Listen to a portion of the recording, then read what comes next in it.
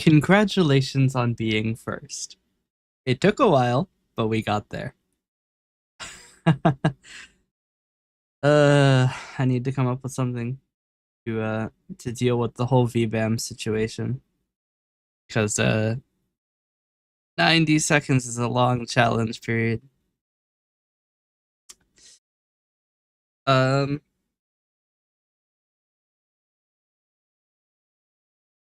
I still don't think I'm gonna buy it because I really don't want to have to do all of the licensing hoops I'm gonna have to jump through. I'm gonna have to buy 2 copies and then deal with it. And I just really don't want to.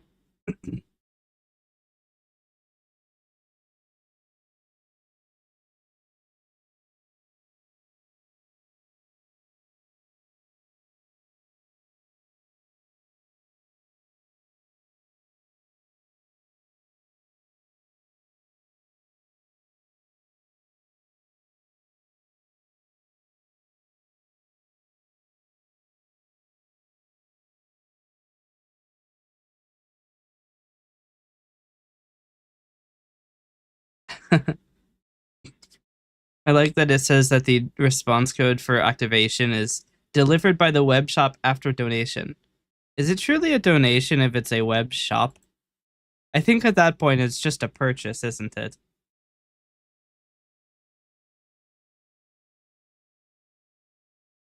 A rose by any other name is still a rose. A donation by any other name is still a donation. And a purchase by any other name is still a purchase.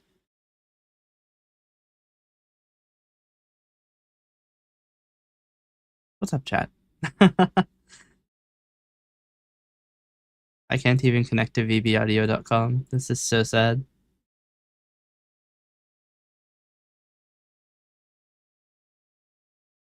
Is it because my DNS isn't resolving it, or is the website actually down?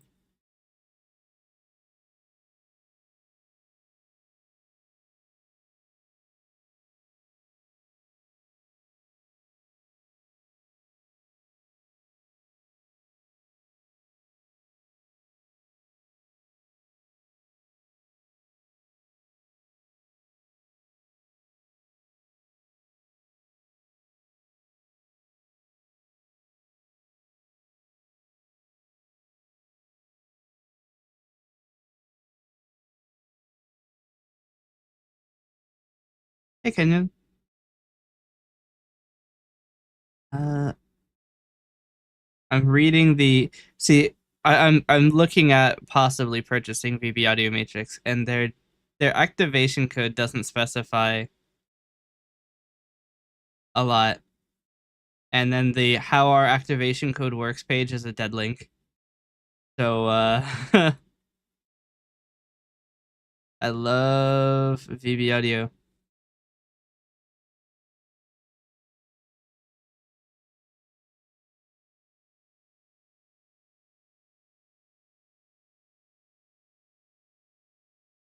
Case of a challenge code change. Read this forum topic. Ah, wouldn't that be nice? I can't connect to forum.vbaudio.com.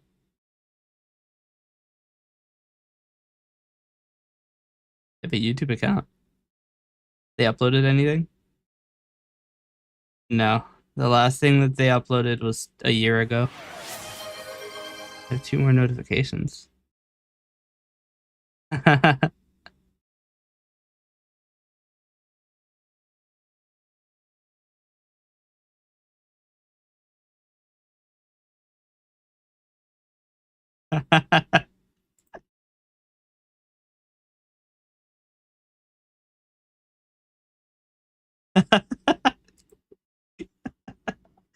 Somebody just commented on one of my shorts and like respectfully, not the voice I expected from your setup.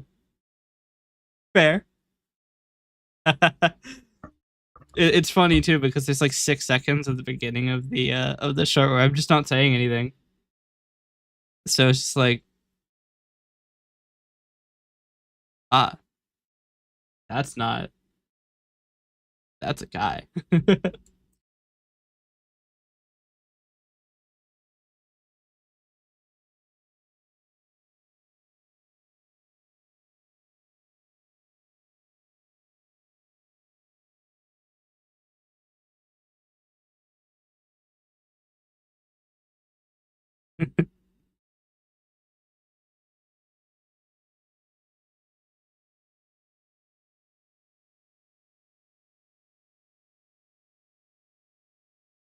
I'm just gonna hide the comment. I don't have any idea for what I should reply with.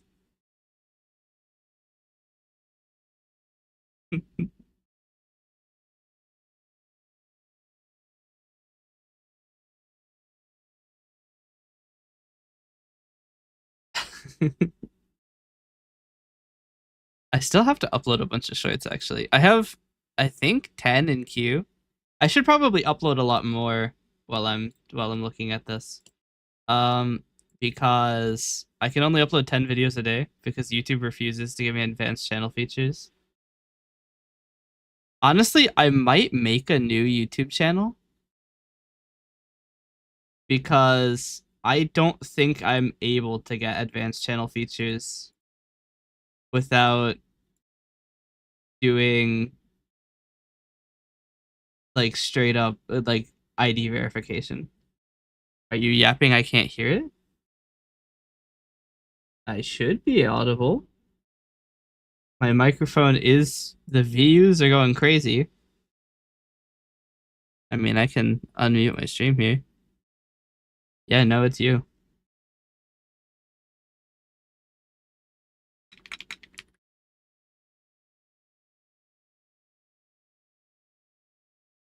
Yeah, that'll do it. um, but yeah, because like I might make a new YouTube channel because I can't get advanced channel features without ID verification. That was off, yeah. Because I mean, like let's I can show you why I'm considering remaking the channel because it's gonna be a lot easier to do before I get more traction. But here's the deal. Feel old for not knowing that. I mean, it sometimes Windows does freaky shit. Like it happens. Windows is very weird. So here's why I'm considering remaking my channel. It'd help if I clicked the right one, wouldn't it? You see this link here or this page here? Establish channel history for advanced channel features. Follow our community guidelines to build channel history. For most creators, this usually takes up to 2 months. It has been 26 months. It's not happening. It has been over 2 years. Drink, I will. We'll get there. But yeah, no, I'm considering remaking my YouTube channel. I actually might I've considered changing my name. I've been Asaria for 2 years now, and I think the percentage of time I stream as Asaria is probably less than a single percent. I'm never Asaria.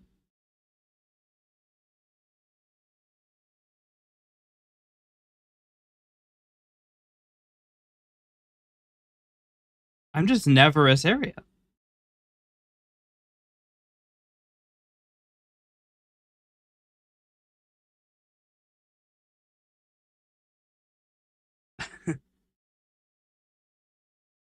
But yeah, this is never happening. It like they're not gonna give it to me without ID verification. I might be able to do a couple things to get around that. I have a couple ideas. But I am not interested in giving Google my ID as a VTuber. And I'm probably not going to use my circumvention either, because that's giving somebody else's ID. Not like somebody who wouldn't know. At least, hopefully, I think they would know if I told them. But I don't want to give their ID either. Um, so we might make a new channel, or we might take the VODs channel and make it the real channel. Because the VODs channel, okay, here's the thing that annoys me, right? My music channel, which has 8 videos and 3 subscribers, 9 videos and 3 subscribers, has advanced channel features. An account I made and uploaded 9 videos on has advanced channel features.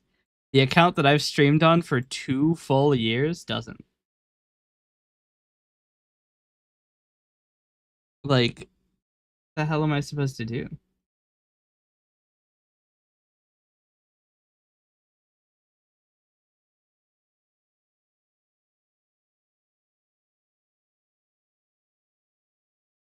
I'm not sure what I would change my name to, though.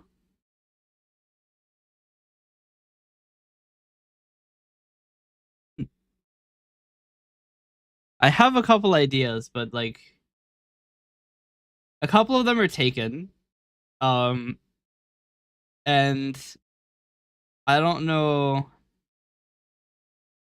I'd have to get a new name. And ideally, I would go to a name that isn't hard to pronounce. I have a couple ideas. I can't say them or else people are going to register accounts for them, but um I have a couple ideas.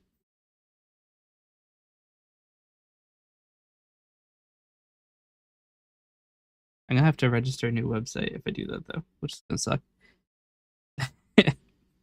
Then Elme is going to take the .NET version. How many ideas? I have like only 2, but um who knows? One of the things I might do, I don't know. What? What do you say? You said 6'7". Oh no.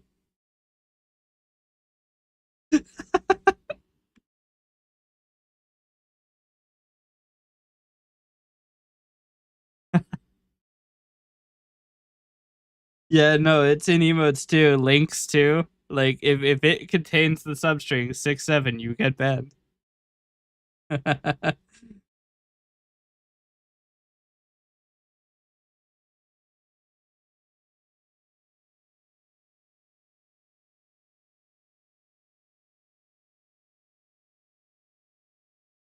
It is unfortunate.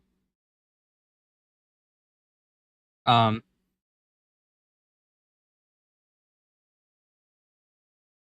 how could you do this to my emote?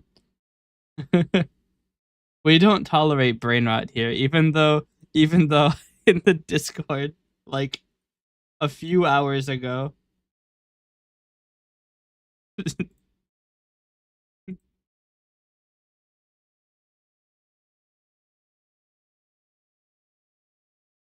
Even though this happened in the Discord.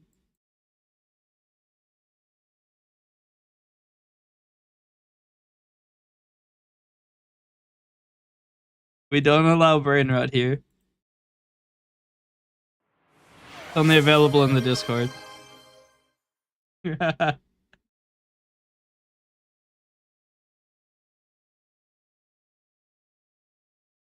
I should make a I should make a model RGB variant that stops it at a random time without actually doing the reset to 0. That I can just be left at a random hue.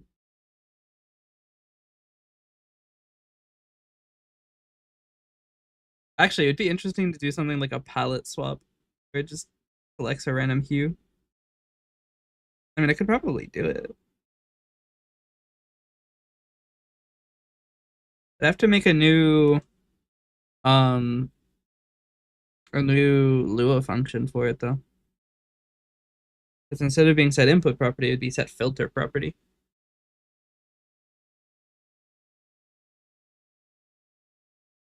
But I could do it. I think the Lua context still has random. I am very afraid of women now. Actually, it does say I'm scared of lemon.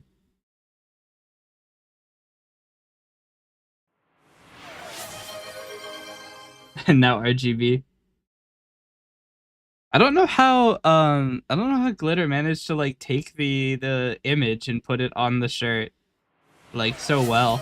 Because I don't think that the listing I sent them has a high quality image of the actual like wolves.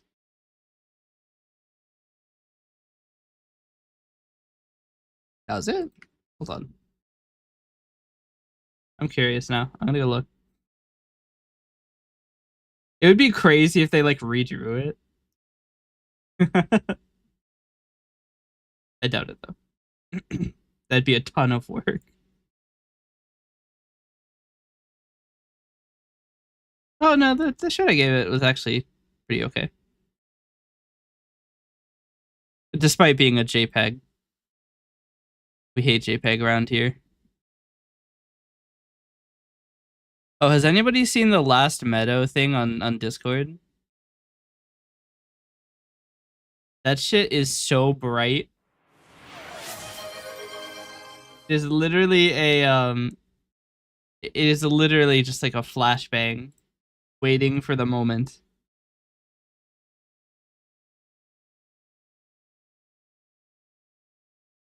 Maybe we take a quick detour to work on coalescence to add a random model or a random hue shift. Let's do that. OBS script provider. This will only be available from scripts because I can't be fucked to do it for the the messaging system yet.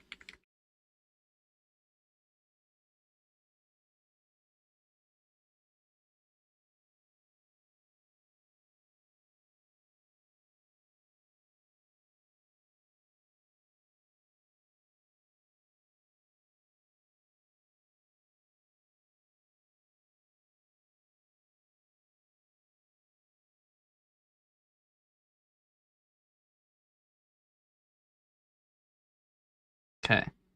So to do this, we need to do os.obssocket.setFilter settings. Oh dear.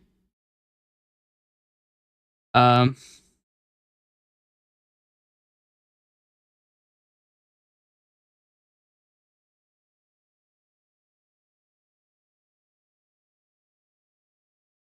Do I not do get source filter? Oh. Isn't this only the overlay?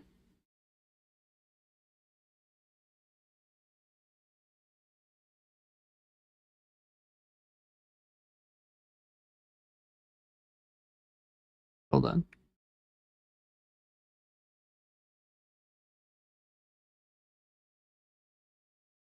I can't remember if this is only an overlay or not.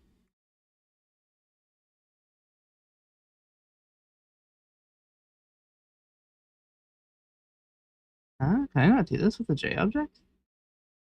Oh, settings. Prop name equals new value. This is nullable. If settings is null, return. These should probably be booleans, actually. Should probably put this on the screen. How am I? I'm doing pretty well. How about you? There we go. I don't need to worry about. Wait, I was holding Alt. I don't need to worry about accidentally doxing my NuGet API key again. So this needs to return booleans. This will return true. This will return false. This will return true. Return false. This will be settings. Apply over existing settings. I'll say true, just because I don't know if it will be good or not. So if settings is null, return false. And I need to change both of these to be Lua value type boolean, and a return value of true if the operation succeeded. False otherwise. Debating whether to play Hades or Truck Sim. Look at it this way. How many hours have you played Hades in the past 2 weeks? Hmm? How many hours have you played of Truck Sim? I would wager that the number of hours in Truck Sim is quite a bit higher. Very few in both? I don't know, man. I think you got more hours in Truck Sim.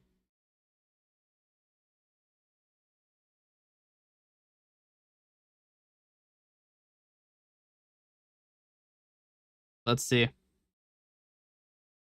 Recently played. You've played 37 hours of Truck Sim in the past 2 weeks. And you have not played Hades in the past 2 weeks.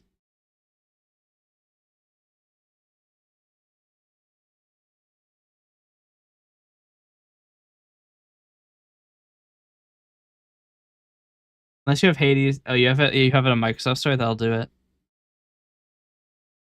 That'll do it.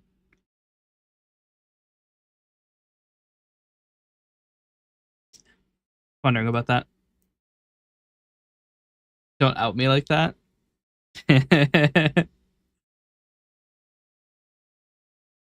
I mean, I could out you a little bit more.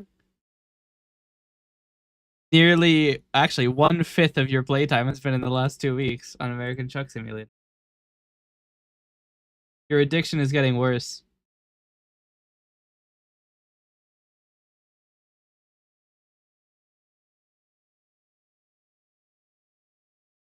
You know, they should take modern games and cut the price by 30 cents. Like, if you're gonna charge us fucking $70 for a game, right? At least make the fucking price. At least make the price 69.69.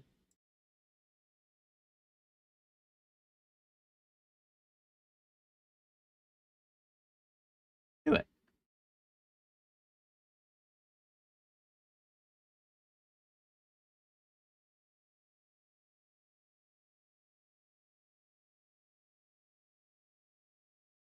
Can't put that one on TikTok. I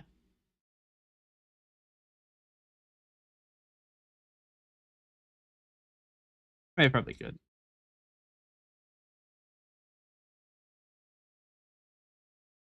That filter enable. Oh. Wait, what? Oh. uh sure. That's not what I meant to do, but that'll work. Oh, I meant to make this a boolean. Return true. It gets out of this block. It failed. Okay. So now, set input filter property should theoretically set filter settings. We also need to make sure that the filter exists. If os.filter does filter exist, source filter. If os.does input does item exist, source, and does filter exist. If os is null, return false. Um,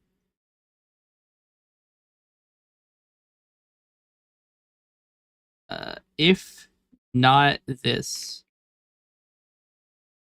then return false because the item doesn't exist. And if we attempt, so OBS WebSockets.net is one of the libraries of all time. If you attempt to request information about a filter that doesn't exist, it disconnects, which is insanely annoying. And if it doesn't disconnect, it hangs, which is also insanely annoying. I'm not that much a fan of this library, if I'm being honest. But there's no getting around it at the moment.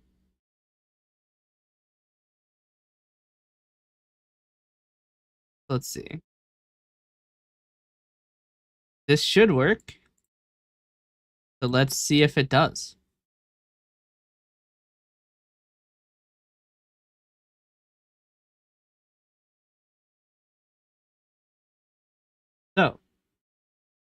We go to my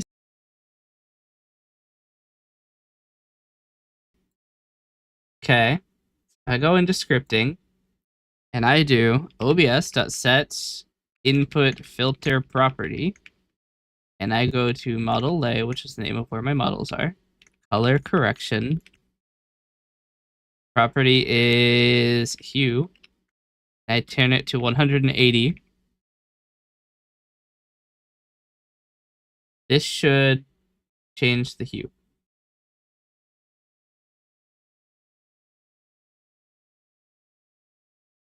I'll do it.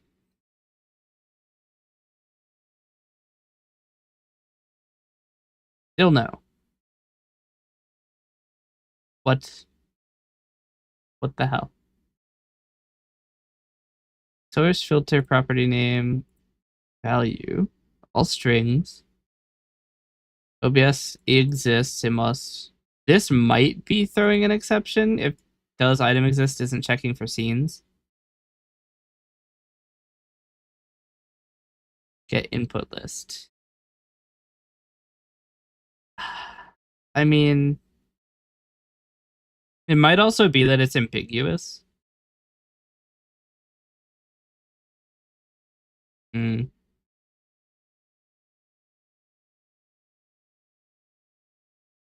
I can check the OBS log really quick and see if it says anything. I really doubt it will, but we'll give it a shot.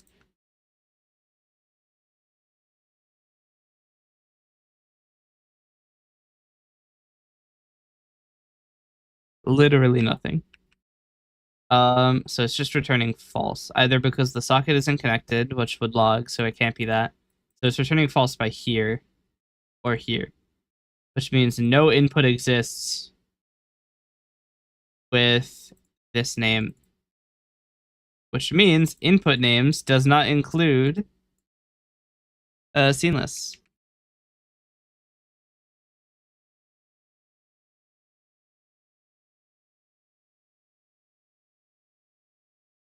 So that means we go back here. We change this.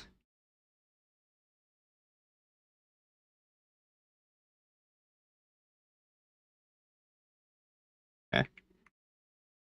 So does item exist is exclusive to only inputs and not scenes. So we have to check, does scene exist of source as well? Which should check if that exists, hopefully.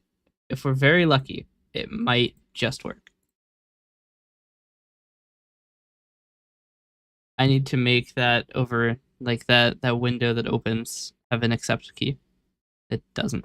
Okay, obs.set input filter property of model lay and color correction. Hue shift becomes 180.0. Still no. Okay.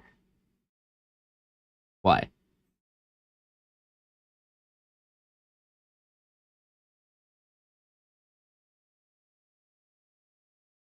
Maybe 180 is not a good value to test with. Try 110. No. Try 1. No. Try 0.7. No.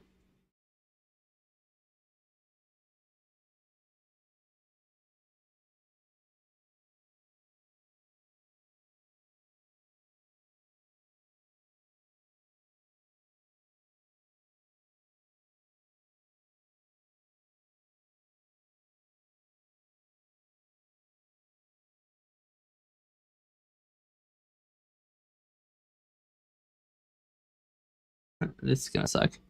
All right. Let's try this then. Create a function to get an input property. So these are JObjects. So this is actually a table. A Lua table. Actually, it's just a Lua value. It's not a specific type. Lua value type dot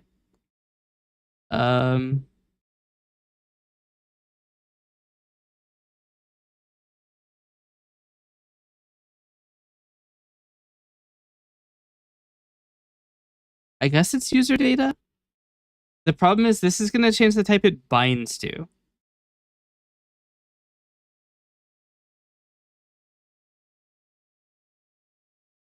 A table if the item was a table, or a primitive if it was a primitive, or nil if it did not exist.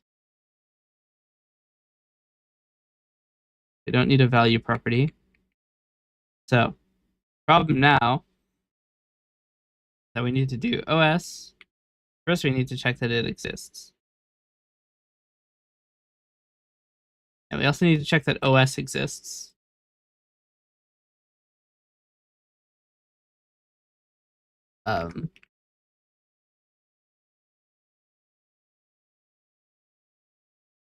Then what we do is os.get input or ob socket get input properties or settings.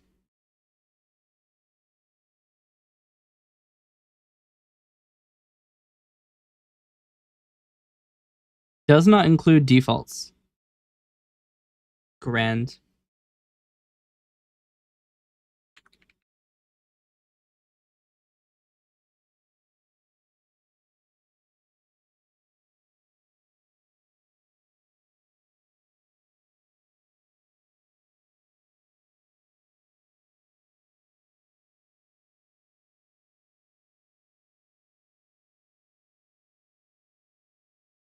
The thing that kind of sucks is that they don't have a way to overlay it. So, guess what we do is object maybe object equals new values at property name. New values at settings at property name. If not, defaults dot settings. Huh? Is this just a straight up? Oh, this is just a J. No, this is J object. At prop name.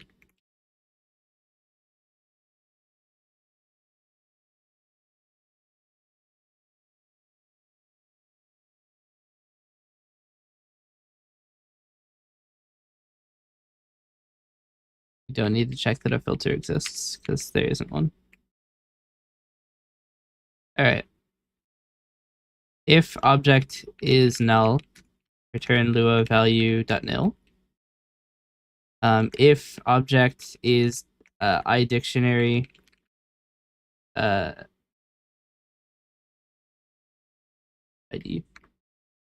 then we do Lua table equals Lua table dot or what ID dot to Lua. Is it? Oh, it might be string to string only.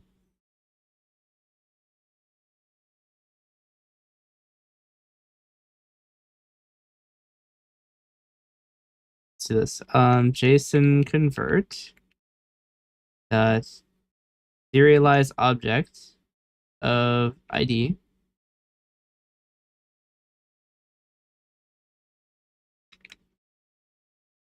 And then we have a dictionary of, it's an object to object dictionary, isn't it? Huh.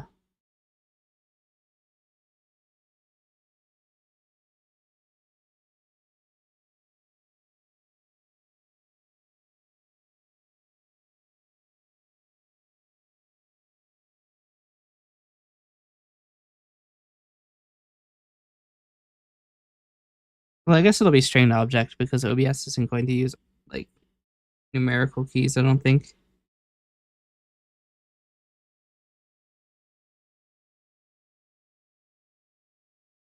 Huh? I thought I had a thing for this.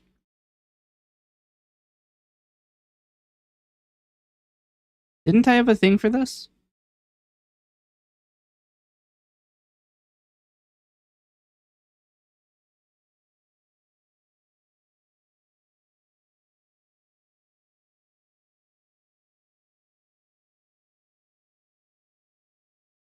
I thought I had an extension method to convert a dictionary into a Lua table.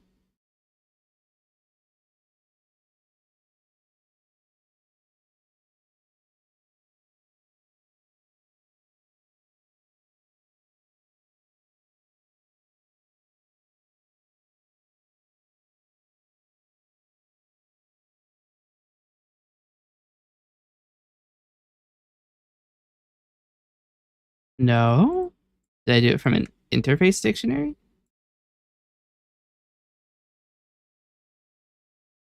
No. I don't have such a thing. I mean, it is kind of a problem though. About dictionary 2. Object dictionary to Lua table. Yeah. It's in OBS script provider actually. This should probably be a generic thing that's available everywhere, but for the time being.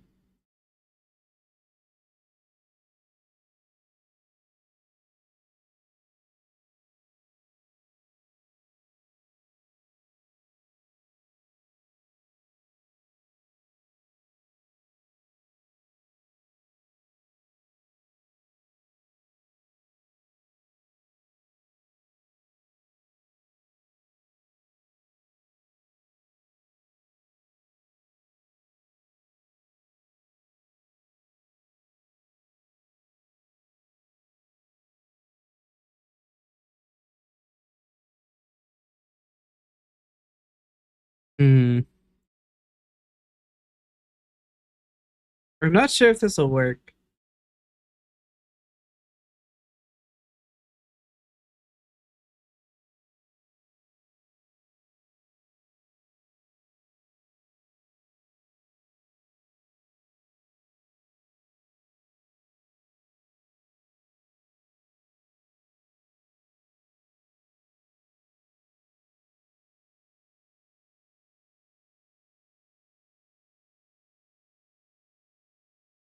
Uh, we can't do that. User data has no operations. So it's gonna undefine anything that we give it.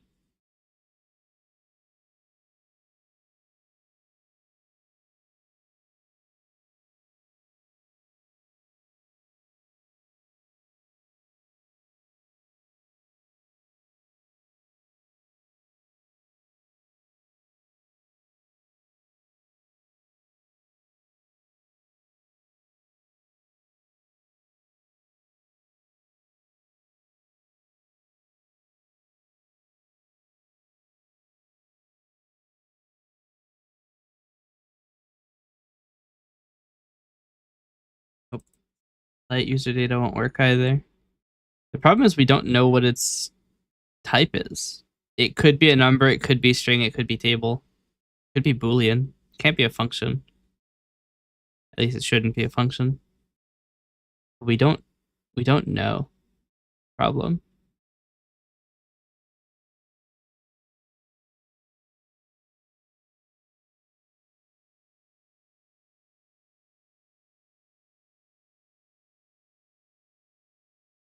The only way I could think to do it is guarantee it's a table, and then if it's not a table, we just make a table for it.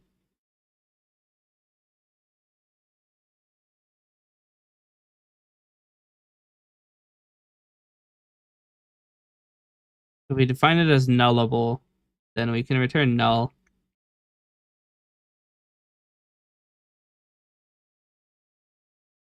And the idea is that we do Lua table equals new table at value equals the Lua value from object return table. And now the response is guaranteed to be a table.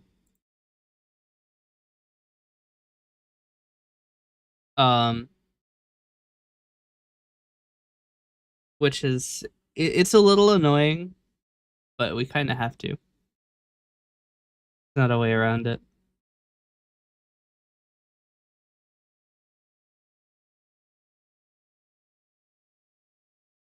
We'll make another one, get input properties.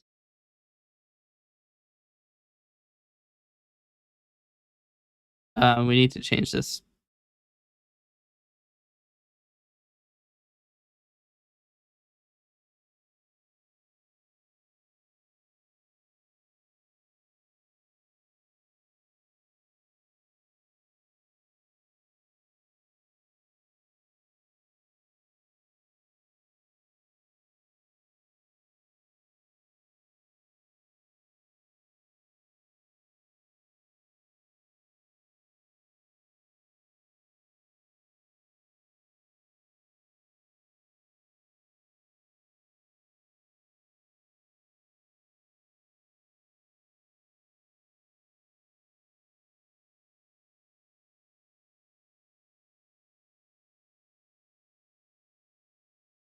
Okay. So no property name specified. We then essentially um string keys equals defaults dot keys. We don't have a way to get keys.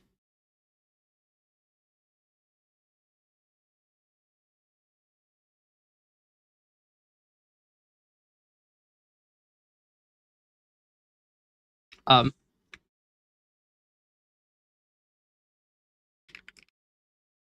Here we go.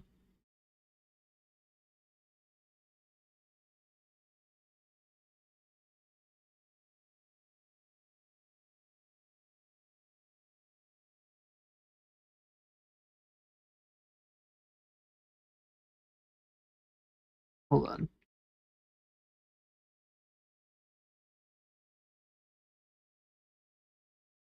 Okay.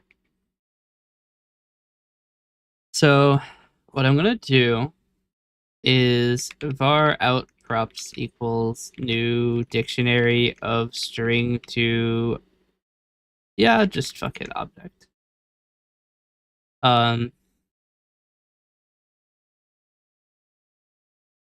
For each var v in defaults out props dot add v dot key v dot value.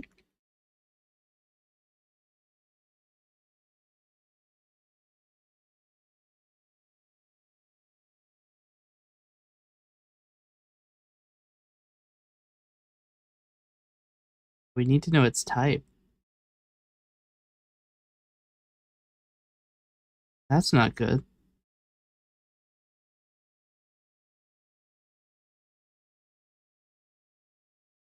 Essentially, we need to deserialize it.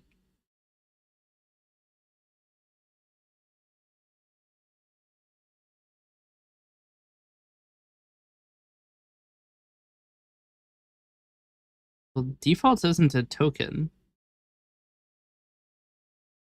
Defaults is a J object, isn't it? Yeah. Okay, hold on.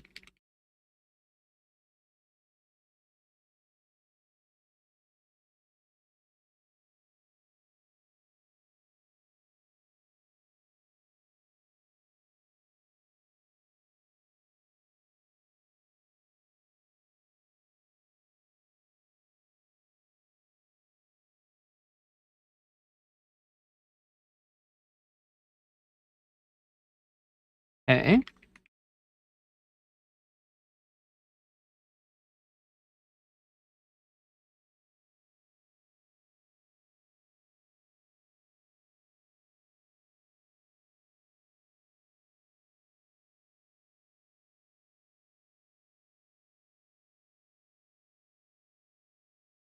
Okay. Why is this nullable but the other one isn't? Oh. Okay. So now what we do is for each var v and default values, out props add v dot key equals v dot value. Then we do the same thing for new value.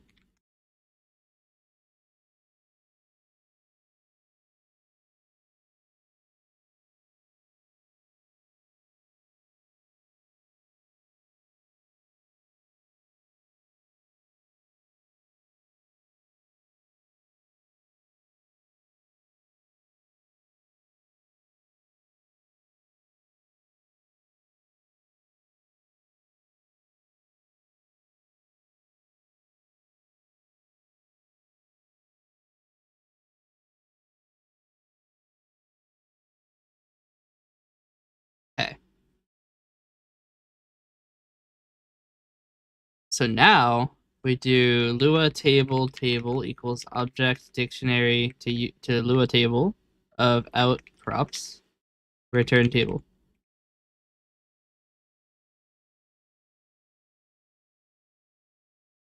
There we go.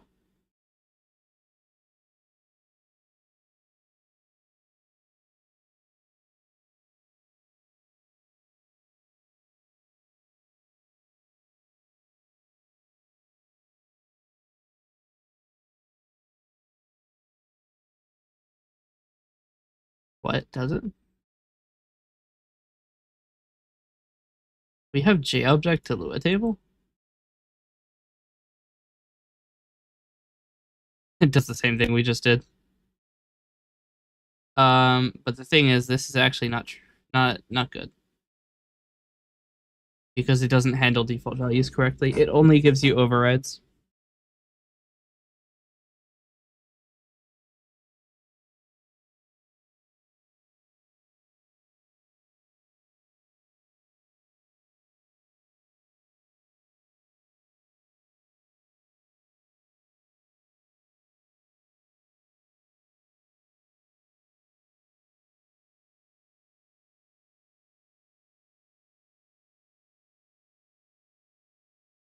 And this is super easy.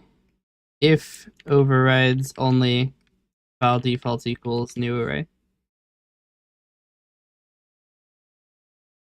We could also just not do it, but then I have to change how this flows, and it's gonna look weird. So we're just the kind of slow way. But I mean, I think OBS WebSockets shouldn't be that slow to get the settings.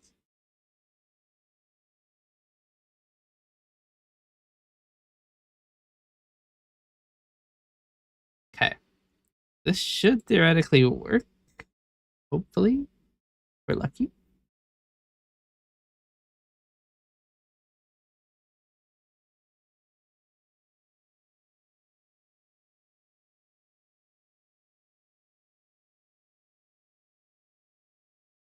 Okay, try again. 5 of them failed to activate.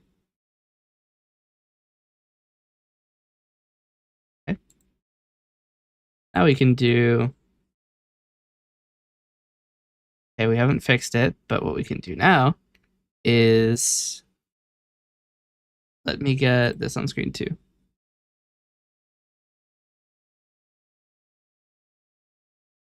So what I'm going to do is OBS get input properties of model lay and not overrides only. Save that into table. Or we'll call it T. And I want to do table to string T. Go into local S. And I want to do coalescence that open message box of S. What is the is this? This should give me okay,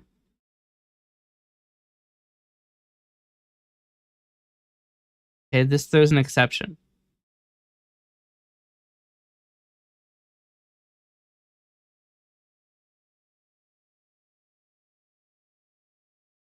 The problem is I don't know why it throws an exception.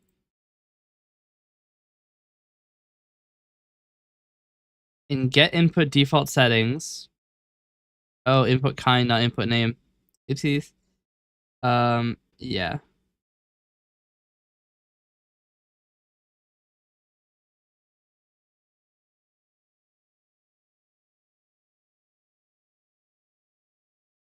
How am I supposed to know what? How am I supposed to know what type it is?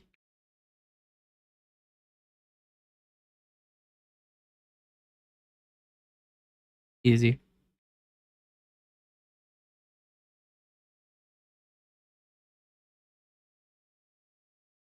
Oh dear.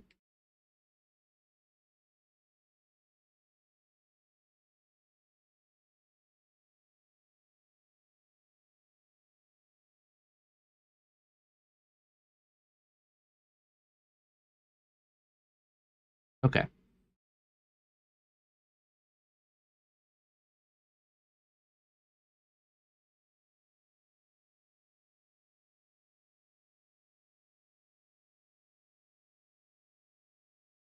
Here we go. Now we go into scripting.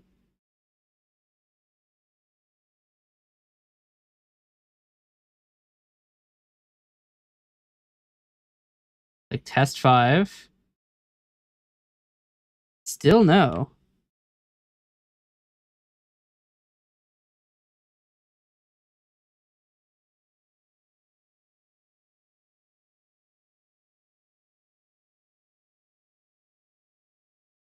Error response exception thrown.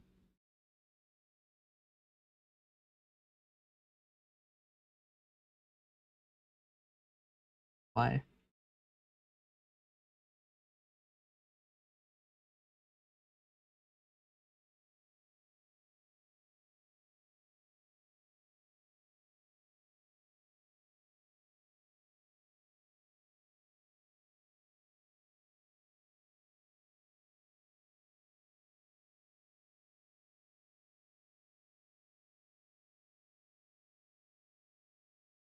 Let's try something.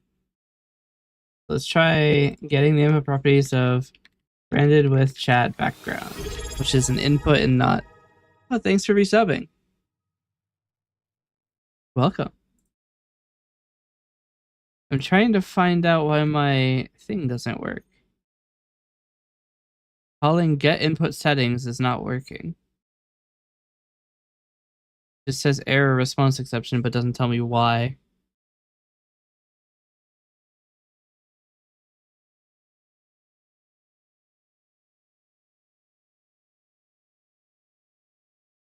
What do I do now? I don't know. I just work here.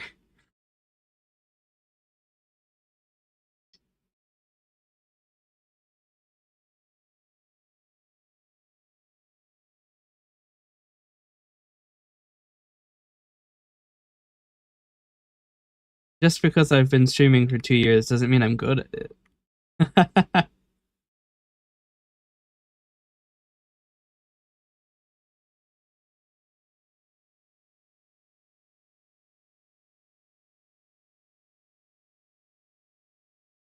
Yeah.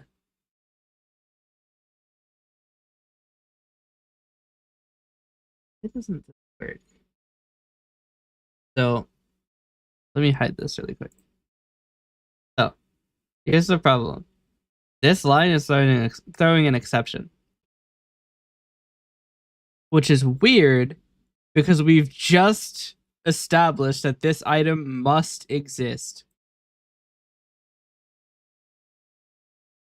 And get input settings is throwing an exception. This is why OBS WebSockets.net is kinda ass. I don't know why this is failing.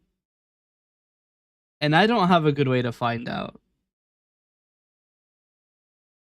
Because I can go up here into OBS subsystem and add more logging for whenever we get an error response.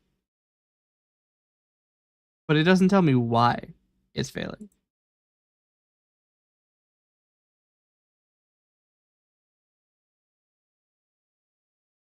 I mean, we could try logging for inner exception, but I don't know that there is one. We could try that, see what happens. Hopefully it'll tell me something. Because otherwise I am really shit out of luck.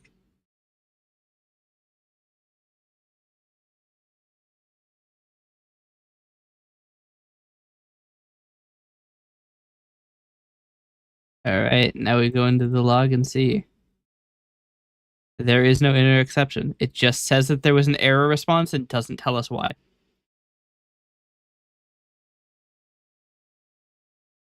Fucking grand cinema. How am I supposed to debug this? You tell me that it failed and then don't tell me how.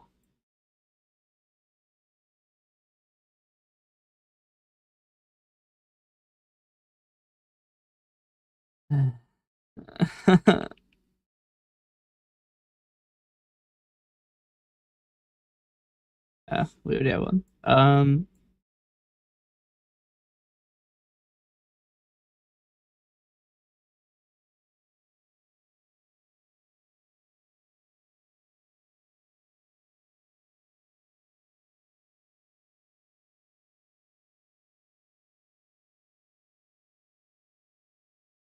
I mean, I guess I could catch a more specific error response exception.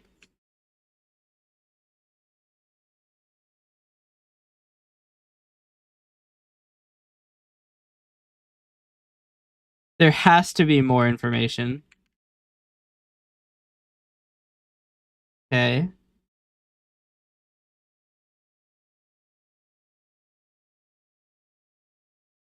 H result.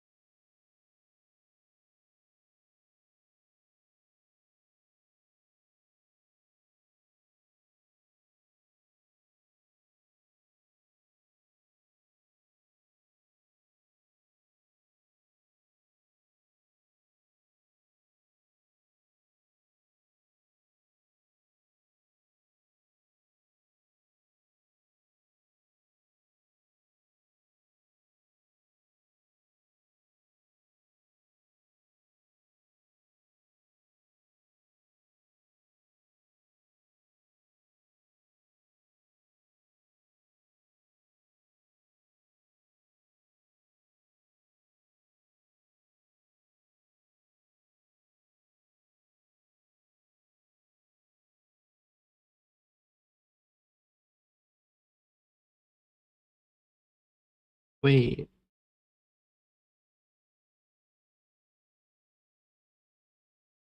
No way. Did I really do that?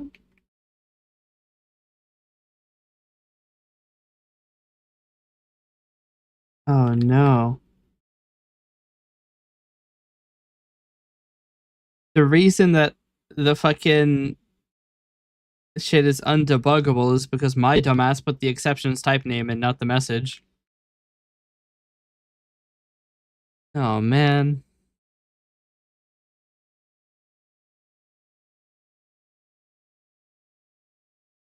Well, I found the problem. I'm a fucking idiot. It's the problem. See, people think that programmers are like really smart. Not so. We're about as dumb as they come.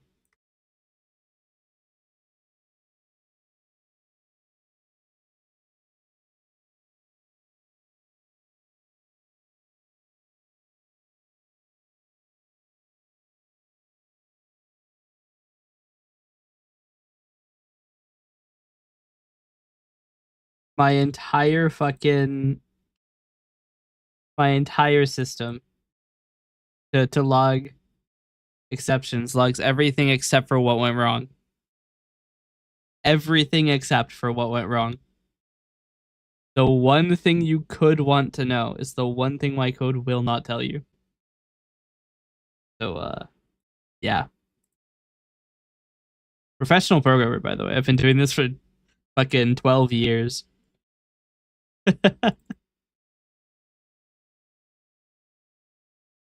No source was found by the name of branded with chat background.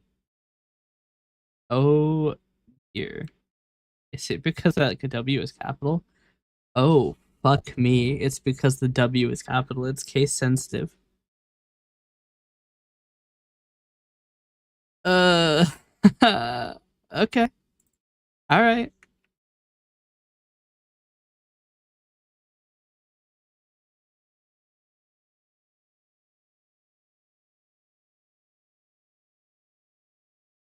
Got it. So you can't get scene filter properties with OBS WebSockets.net. It's just not possible. Because get input settings doesn't work if it's a scene.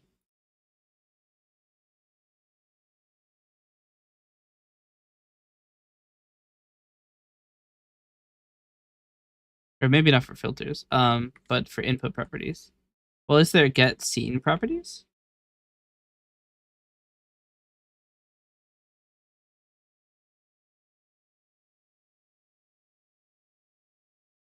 Nope.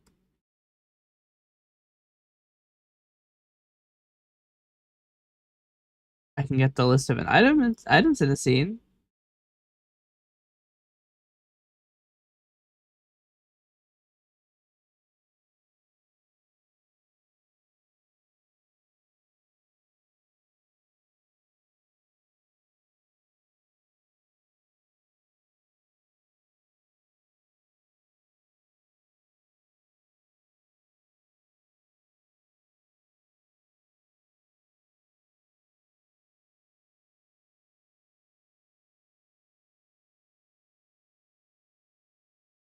Oh hell.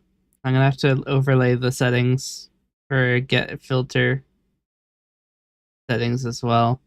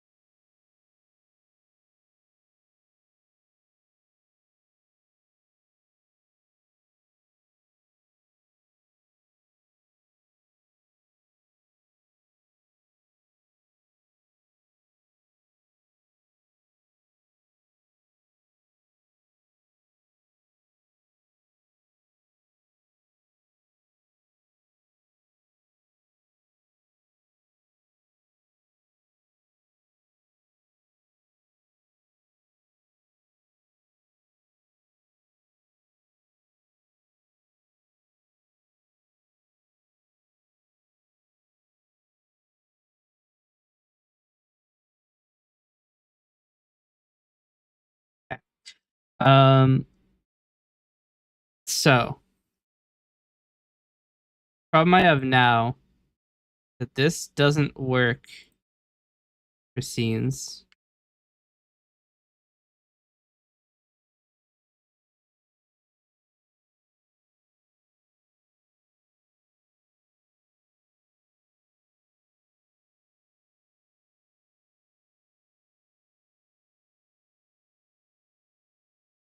I can get input settings, but that doesn't work for scenes.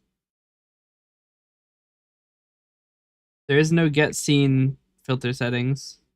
There's no get scene properties. Which probably makes sense. I don't think that they have properties. Well, hold on a minute. Let's try something here. So I can't get scene properties because scenes probably don't actually have properties, right? But maybe get input filter properties will work on a scene because scenes do have filter properties.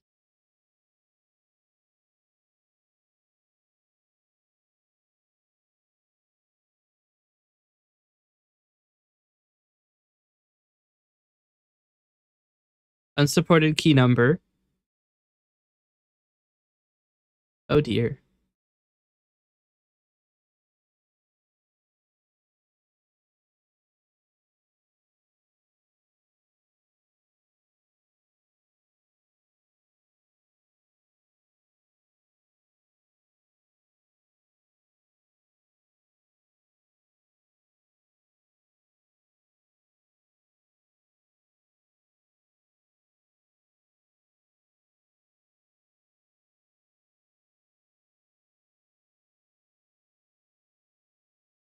Hmm.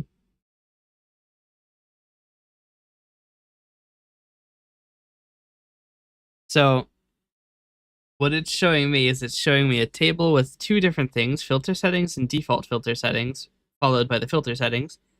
And it is um a little freaky.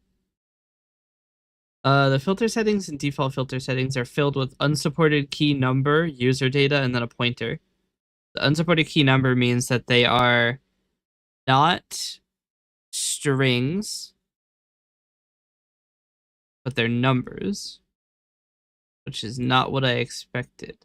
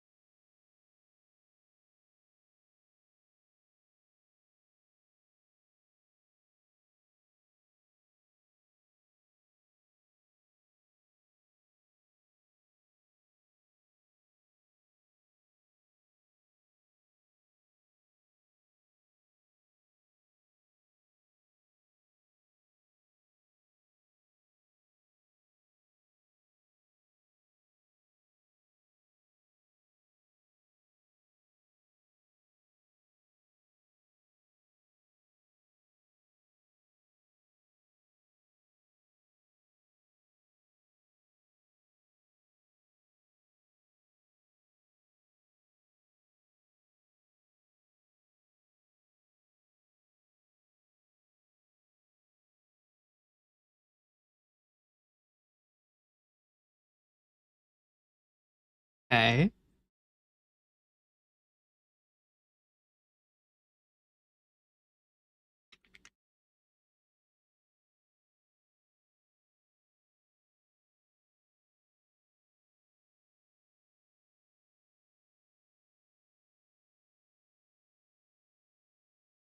This is a Lua value. I don't want the type name.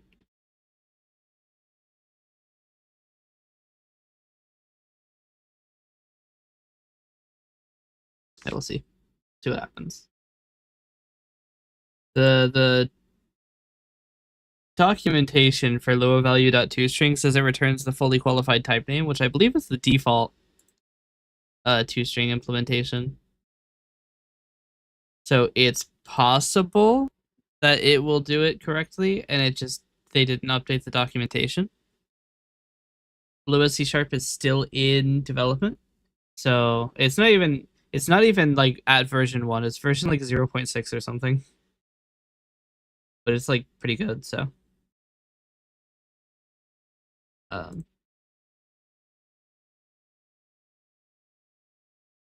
okay, now they're all user data.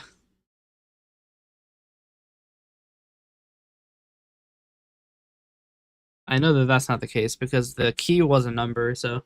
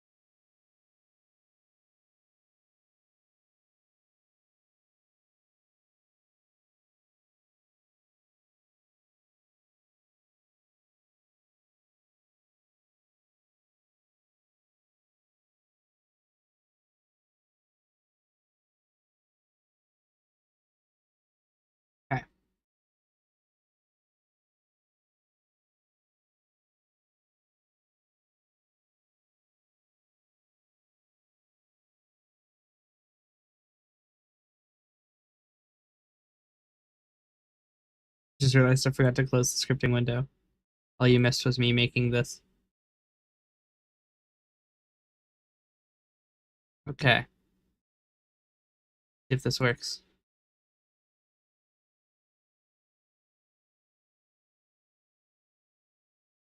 Function's now not exiting.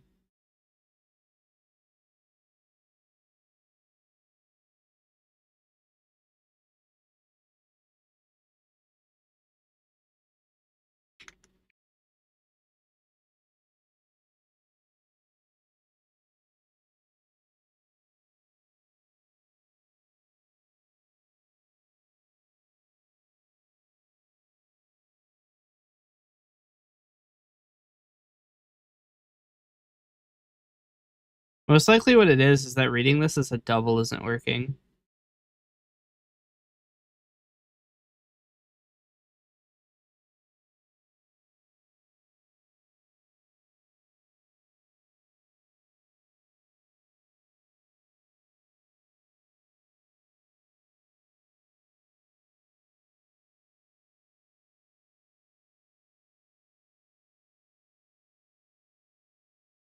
Hmm.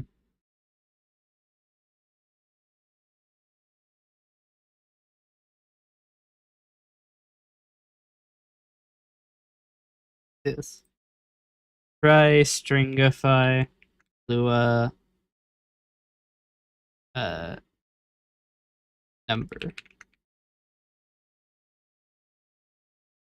If v.try read as double out double d,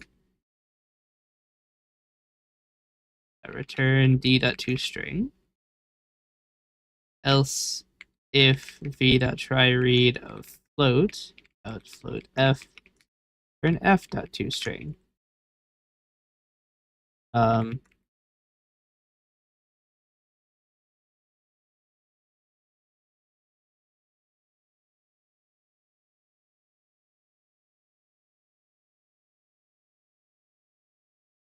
don't remember what types there can be, so I'm just going to handle all of them.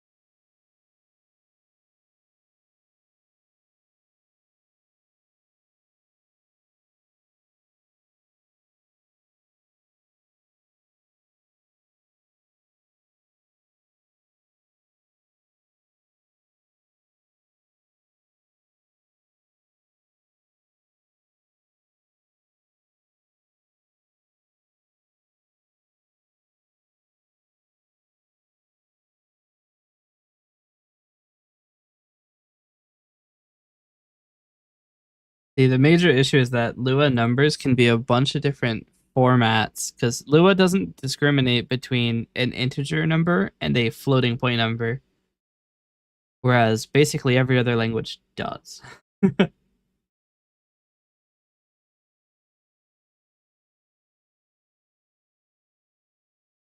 Unsupported type light user data. No, it's not. It was a number before.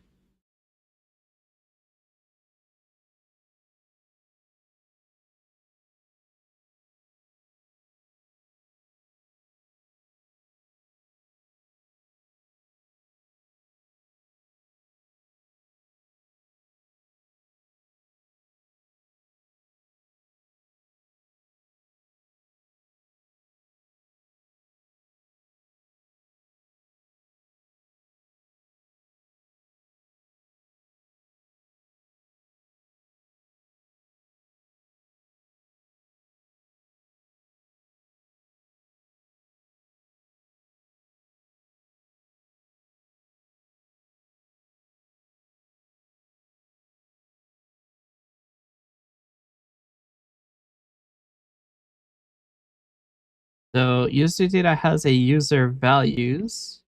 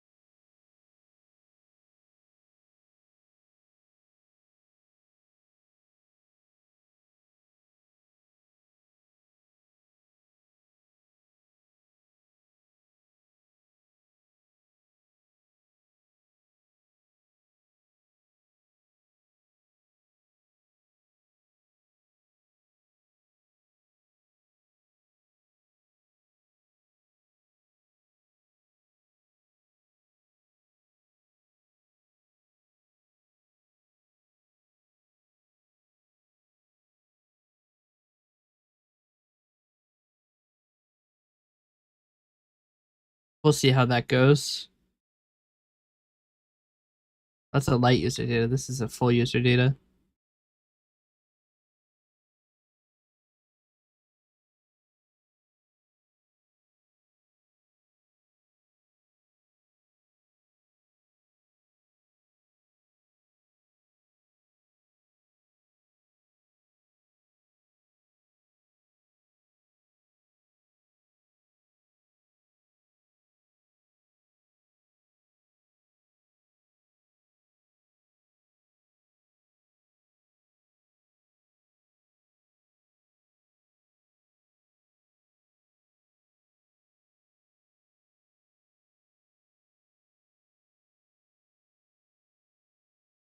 Hmm.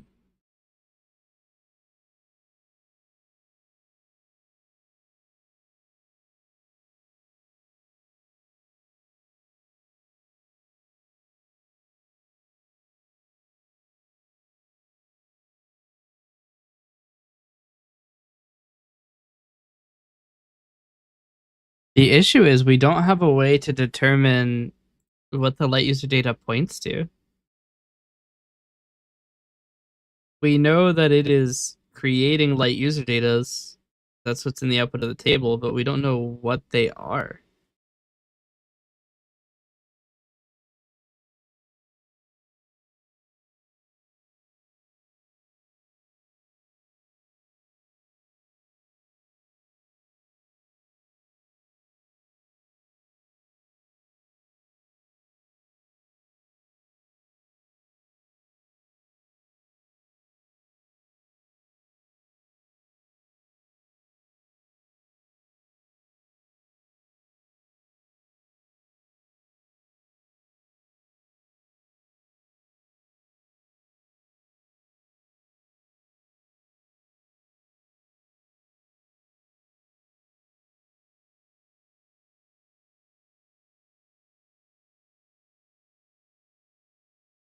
Okay, so light user data is an object directly.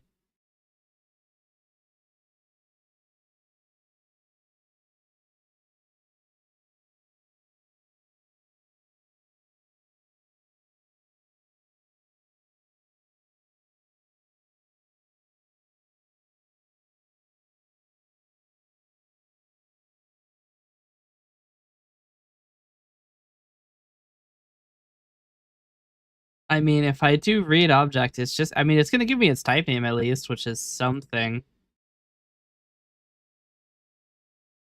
Um,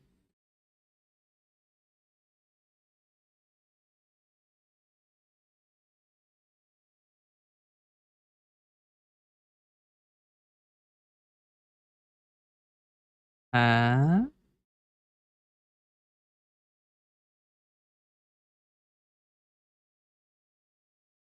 oh no.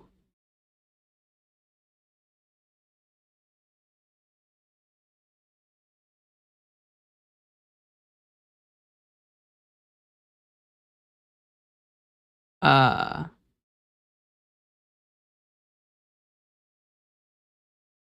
so I might have fucked it a little bit.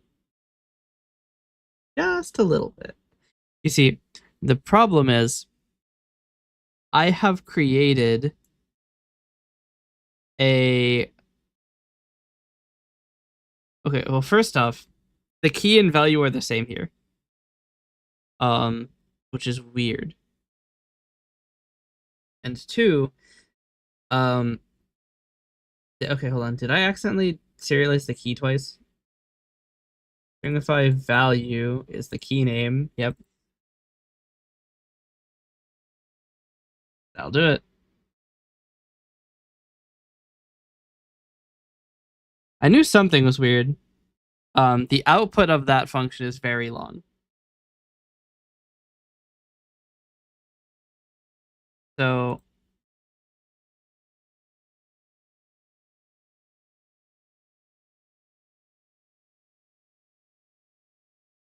the other problem is every time that I have done these um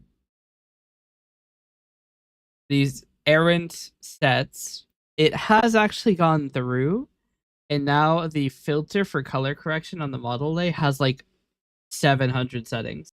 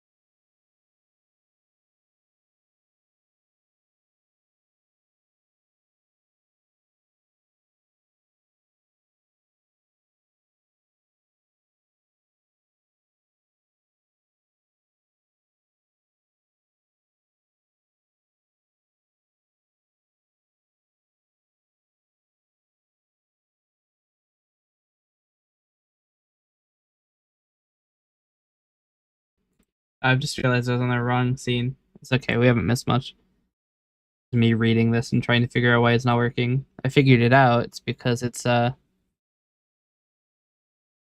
we don't load assemblies that aren't next to the executable as a security thing.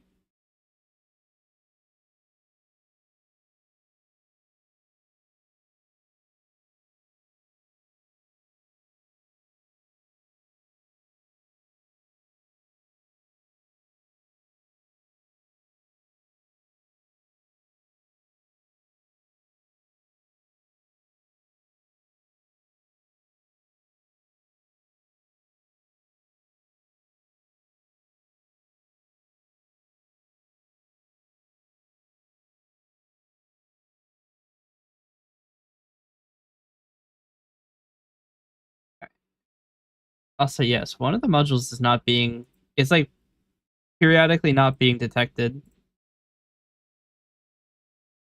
Okay. So what I want to do is I have my output now.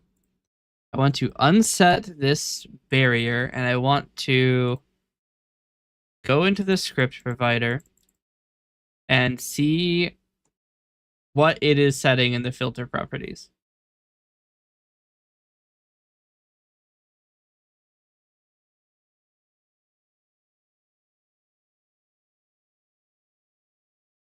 Okay. So we don't want it to reach this line.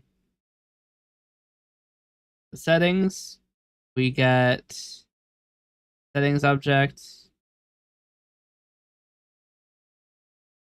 that has not exactly very easy to read. Okay, so there's one setting, and it is hue shift.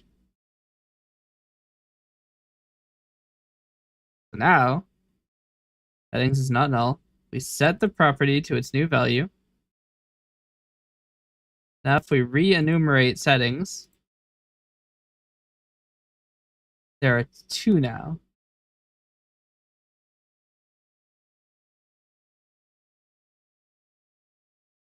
That's because the name was wrong. Okay, let me cancel this by going straight to return false.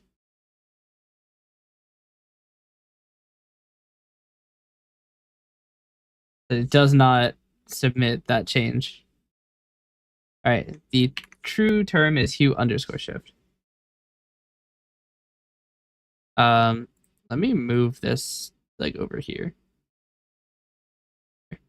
Move it up into the corner. I guess that's not a good corner, is it? Really, the only good corner is obscure content. Put it next to chat.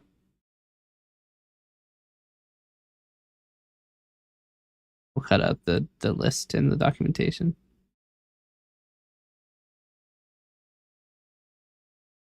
Okay. So it's hue underscore shift is the name of the setting. So currently 0. We do our replacement here.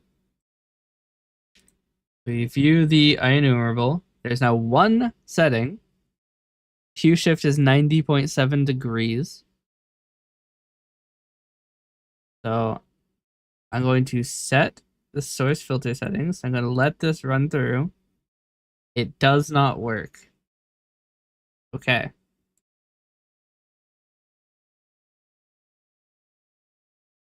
If I run this again with this commented, that it will not set the property, we see that OBS WebSockets.net added filter enabled as true, filter index is 0, filter kind is color filter version 2, and filter settings is hue shift at 90.7, which suggests I might have put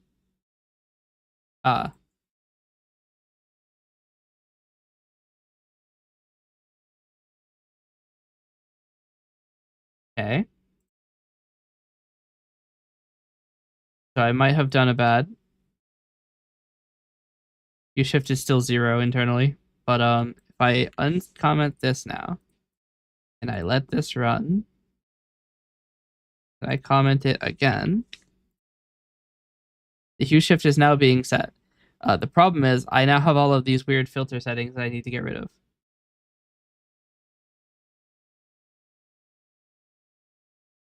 Also, it didn't work. Is another slightly worrying thing. Hue shift is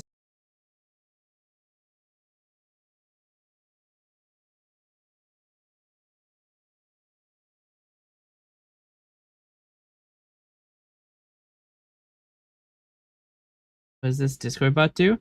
This is actually a bad example. I'm trying to edit my my streaming tool. Right now what I'm trying to do is set up the ability to directly set the hue shift on my filter, and it's not working. Which is it's not going great. So if I set this, execute this again, so it's not just having to be an integer. And it is being set. OBS doesn't seem to think it's being set.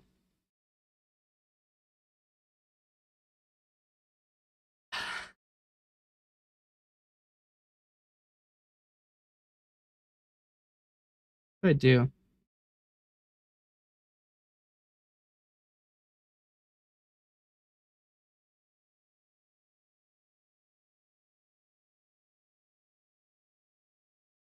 We can set it directly on color correction 2, which should mean it would be fine and not broken at all. But even hue shifting 90 degrees didn't work. What am I trying to set it to? I'm just trying to set it to anything, really. But for some reason, the hue shift isn't working. Like, I've just set it to hue shift 90 degrees right.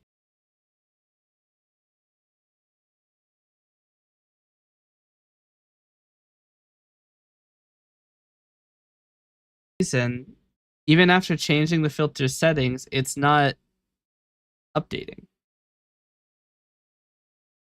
And I don't know why.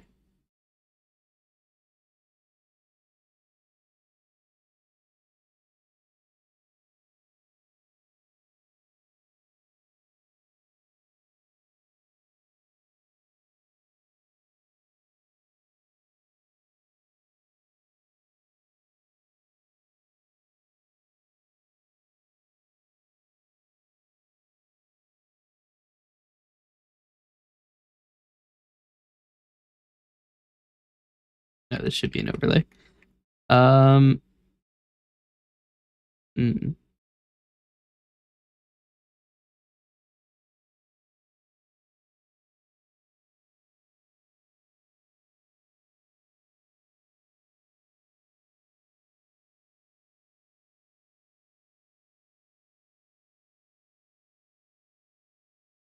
don't know why it's not working.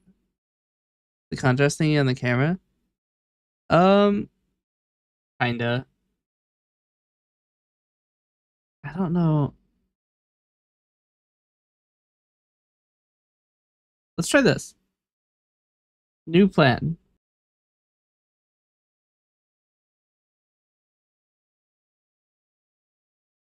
Color correction, right? I'm blue now. Oh dear. Cat? I have clicked the stop debugging button and my computer is now at 1 frame per 30 seconds. Okay.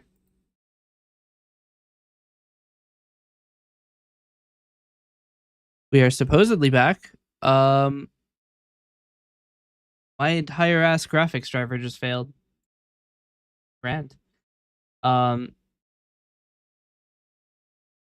Okay. The idea now is I have a color correction, which I have set the properties for. If I read this, it should tell me what the properties are. Okay. The hue shift is set to 113. Right? And now, if I uncomment this line, And I change it to edit color correction 3. Oh my god, this editor. All right, color correction 3.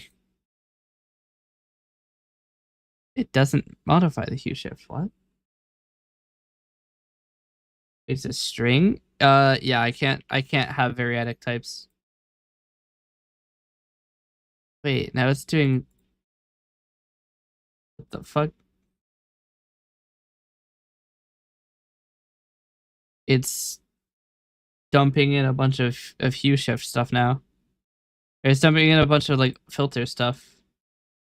I set this to settings. That's settings. It shouldn't be dumping all of the old stuff. You know what? We're just gonna set it to false. This is fine.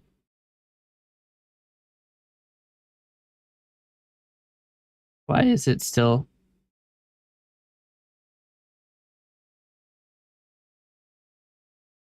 Why is it doing this? Hold on. I'm gonna rebuild the solution. I think something failed, and that the version of Coalescence I'm running in this debugging is not the correct version of Coalescence. I don't know how that would happen considering they write to the same directory, but something isn't going right. I fixed that problem, and it's unfixed.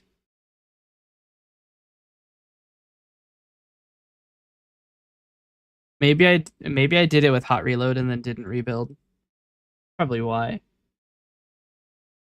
Okay.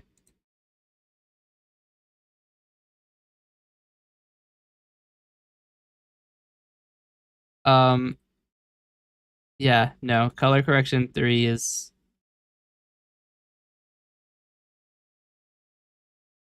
color correction 3 is about as fucked as they come.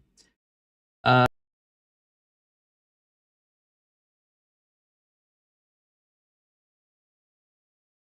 I don't have a way to clean up the settings if it like dumps garbage on them. Okay. So this is creating a hue shift of -90 as we would expect. If we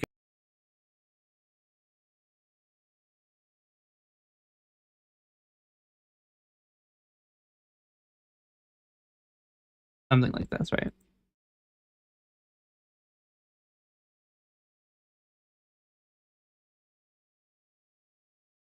Eh? It reset it to 0. Okay. Let's think about something for a second here. Let's assume that it is actually resetting it to 0 because the type of the data is wrong. That would be really annoying because I don't think I can fix that. Because I can't have variadic. I don't think you can overload functions in Lua. And even if you could, I wouldn't have a way to determine what type it is from the Lua context. Or can I? Hold on. No, okay, I can't because I have to specify a type. Fuck. Uh, New plan. Check this shit out. If if double that try parse new value out double d, then settings at prop name equals d. Else we'll do this. And then we can take this, do the same thing for long. We'll call L. The same thing for U long.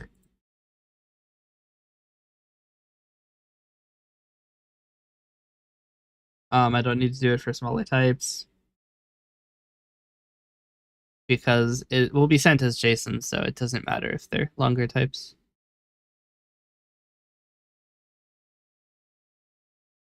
Let's execute this. Nothing has changed.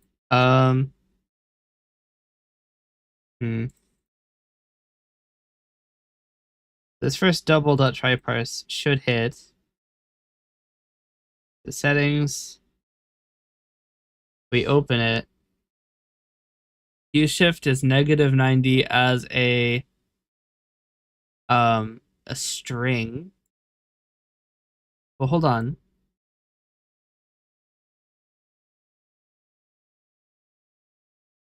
It should put it into something that is correct in OBS. If I now check what the enumerable is now, okay, so it's 2101 as a value, right? So we update it to D. So now it's -90 as a value. Oh, these are not if else. Shit. That's why. These aren't else ifs. So that last one actually always happens. So let's assume it's because the property type is wrong, which would be annoying. But I mean, to be fair, who wants to convert strings to internal types? I don't really blame them. It's just unfortunate. Chat.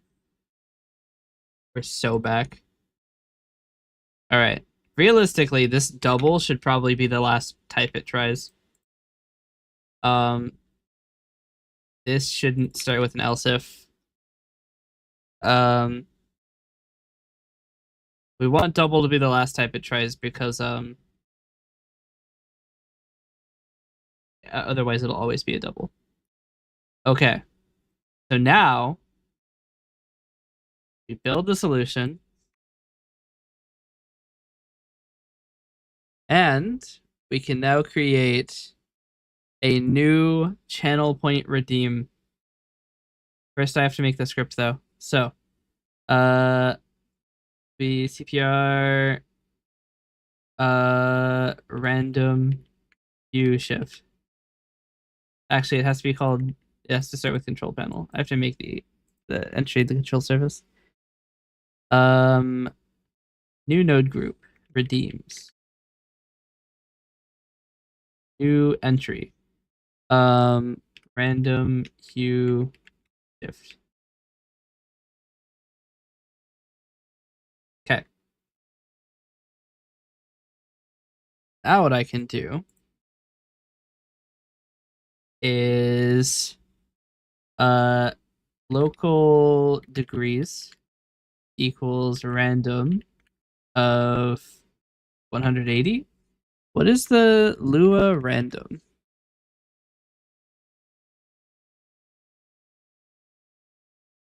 Is it just what's the range?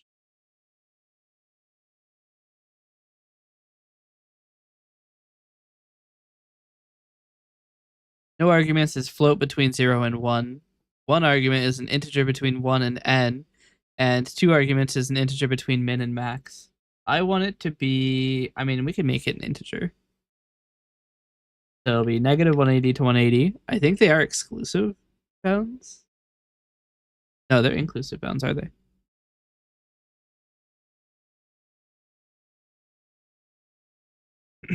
Then we do obs.set input property model lay color correction hue shift or hue underscore shift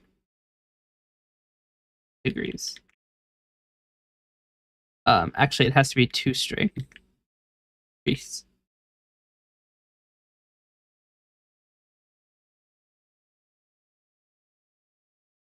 Random doesn't exist. Is it math.random?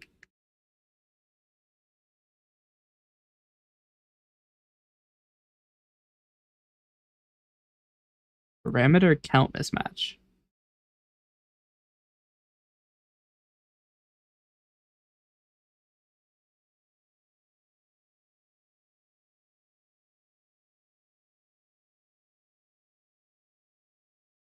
Oh, it's an input filter property. Okay.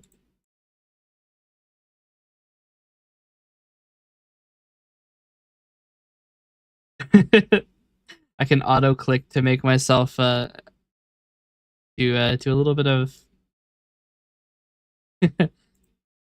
For some reason, it seems to be going through the same sequence, doesn't it? We haven't ever gotten like a magenta color. Hold on a moment.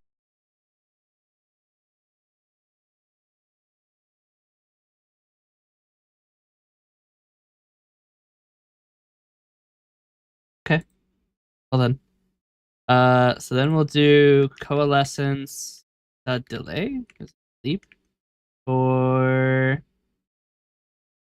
30 seconds. And we'll do set input property, the hue shift back to 0. Which does have to be a string. Check coalescence sleep to make sure it's not in seconds. It is milliseconds. Now, theoretically, this will change my color, right? And then after 30 seconds, it should change my color back to standard. Hopefully.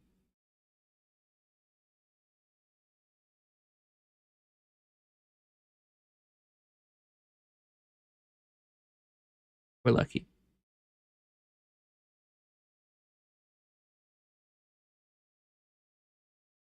Is that?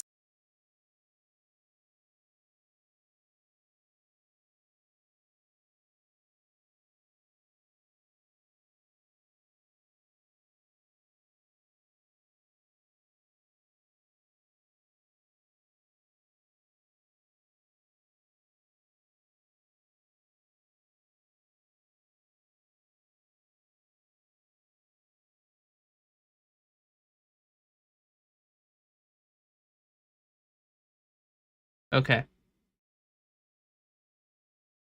Now what we're going to do is bind this to a new channel point redeem.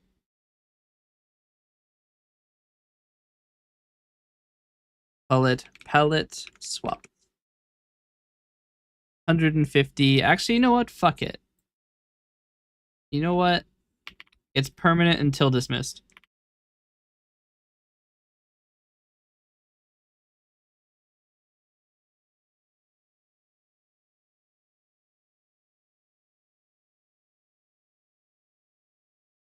Okay.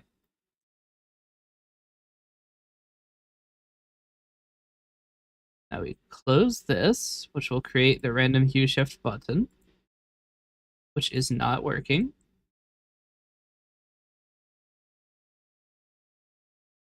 Why is it not working?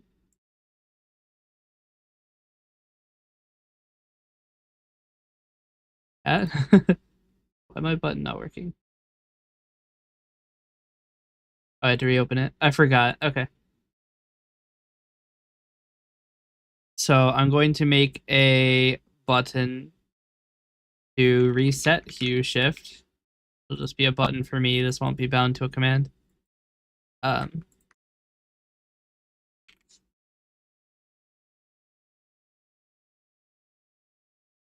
if I close the button editor, it should bind it.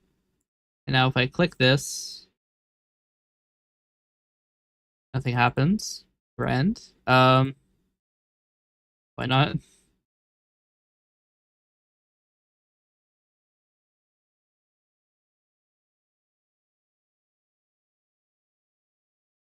Okay.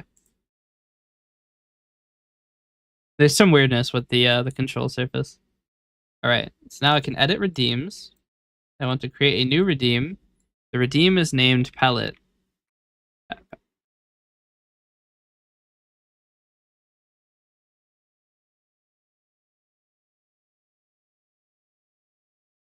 I need to fix that. Whenever you type in the redeem, it always puts the cursor back to the beginning of it because it edits the name in the list box, which changes the name in the redeem box, which causes it to go back to the beginning of the string, which is really bad. What does this button do?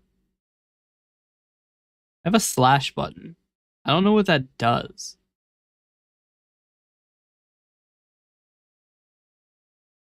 Anyway, palette swap should be live.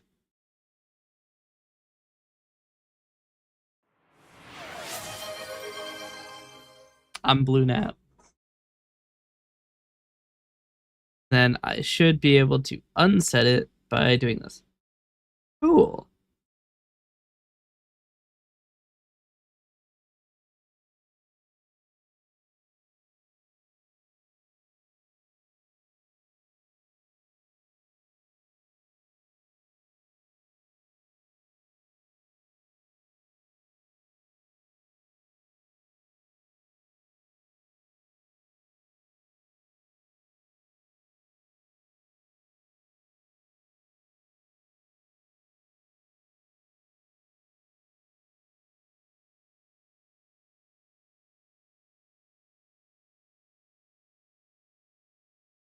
Okay. Have a test button, and I don't know what the test button does. Oh, it's the test for the alerts. Does it not do anything?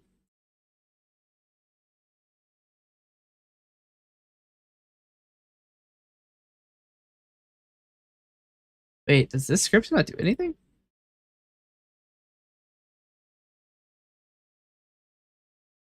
Oh, right.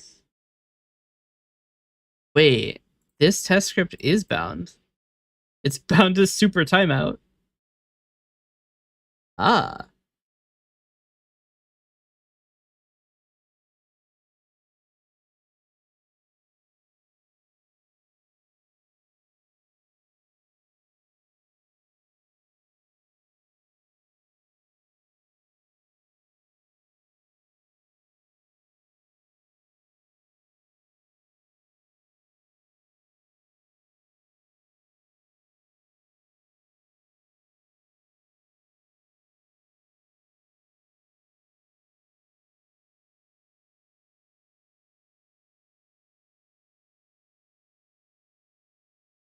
Okay, so we can delete this node now. Cool. So now, theoretically, if you redeem super timeout, it'll play the alert. So let's try it.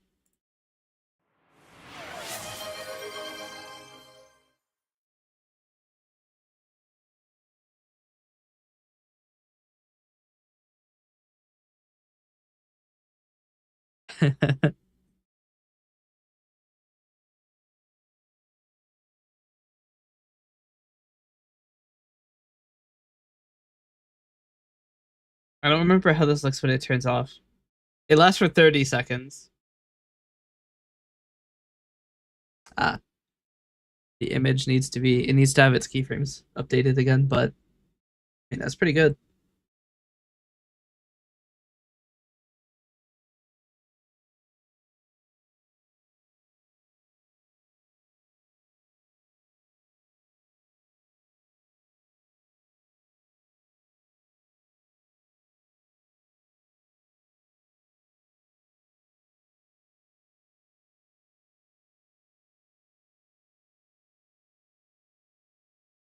All right. Remember when the stream was supposed to be about my Discord bot? It's been 2 hours and I haven't even opened the project. To be fair, yeah, I know it is just that bad. Let's copy this to set input property really quick.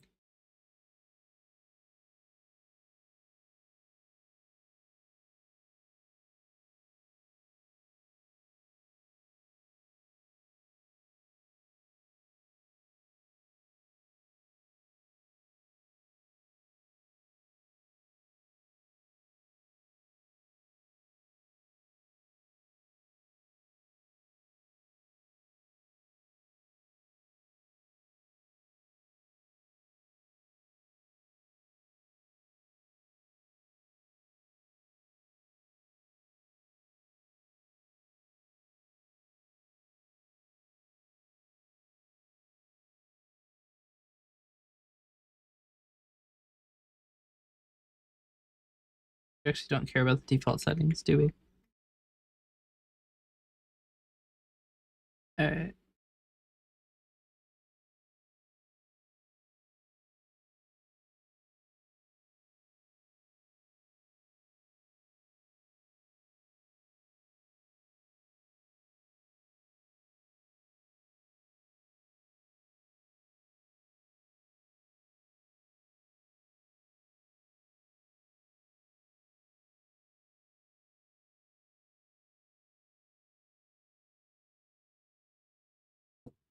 Okay.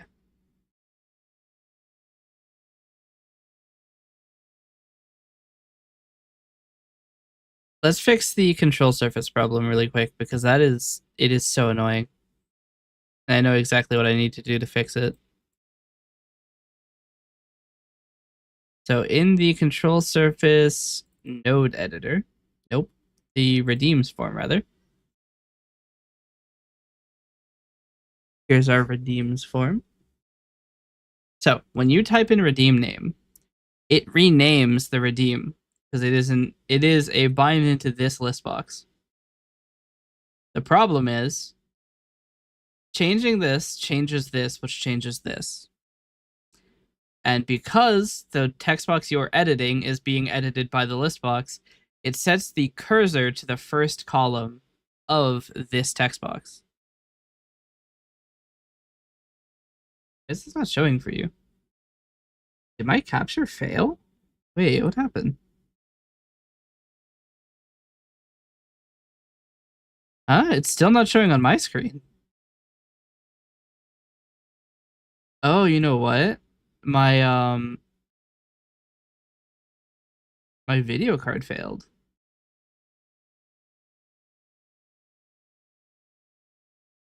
Oh wow. The stream preview is dead for me. You know what? I'm just gonna restart OBS. It won't interrupt the stream because I have a relay. But let's restart OBS so that I can actually see what I'm looking at. Okay. You didn't miss much. But here's the redeem, here's the list box. You edit you type here, which changes here, which changes here, and makes your typing hard. So what we need to do is on text changed, we need to um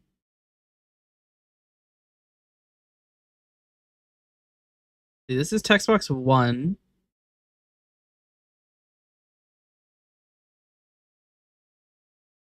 All right. So we need to make a flag.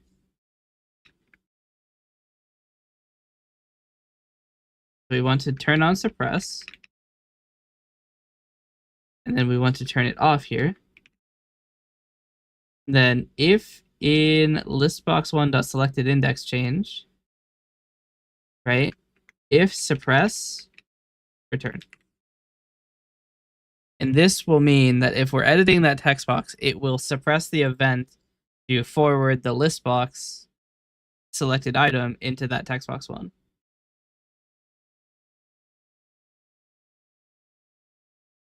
Should make it allow you to edit in these, hopefully.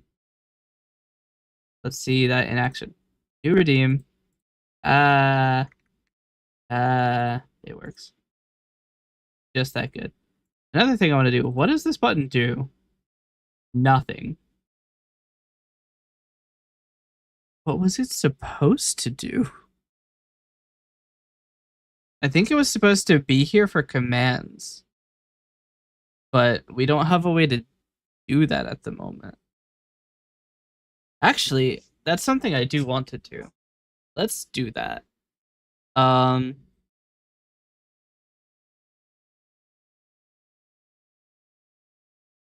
hmm.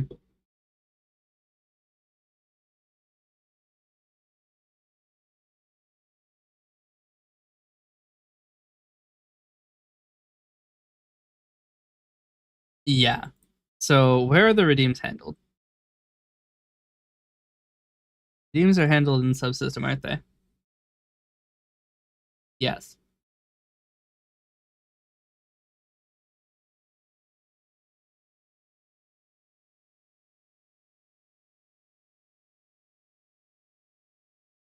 Okay. So what I want to do is this button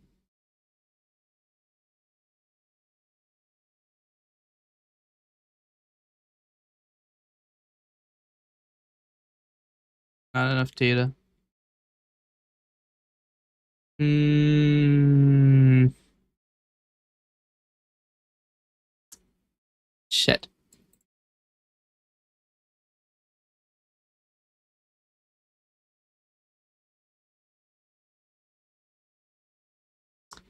Dicks. Okay, so here's the problem. The redeems are a simple string of, or they're a dictionary of string to string.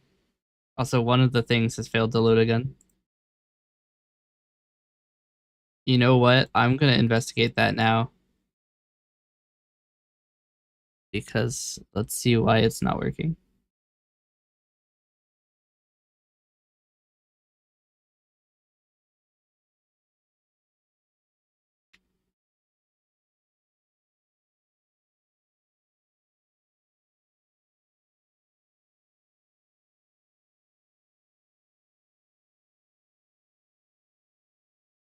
What? Cannot access file coalescence log model change log because it's been is being used by another process.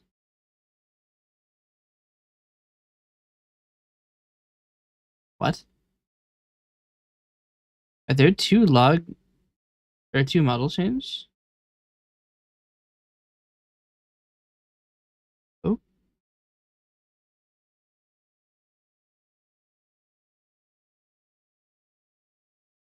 Okay. So weirdly enough, there are two instances of model change attempting to open, and then neither one of them succeed. The model change is actually not working. No, it is. That's not the missing.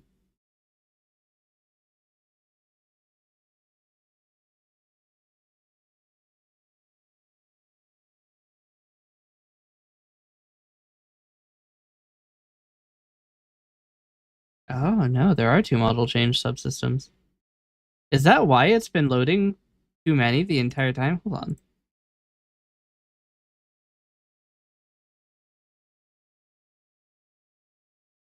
Just gonna keep reopening this until I get the correct number of systems. Or I guess the incorrect number of systems. Okay. Yeah.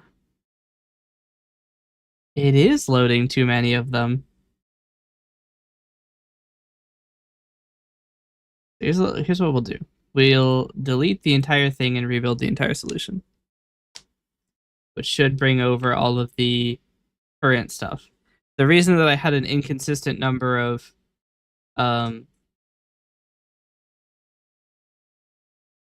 things running is because there were two copies of model change. That's why it was causing issues. Got it. All right. So what I want to do is change coalescence from using a string to string dictionary probably to using a JSON file. There's already a JSON file for the nodes. Actually, I could do it in the node editor. Hmm.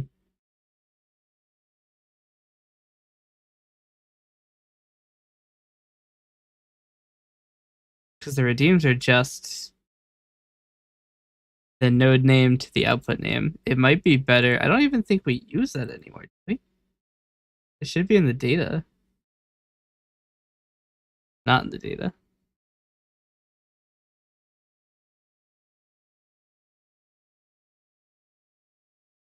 Okay. So let's do this. In the control surface node editor,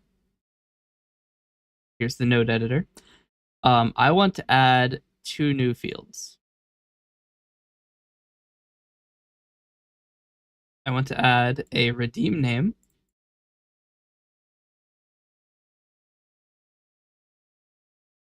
And I want to add a command name. I did not mean to create an event for clicking on a label.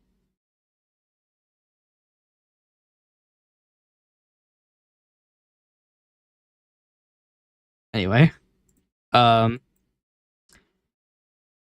this will be a command.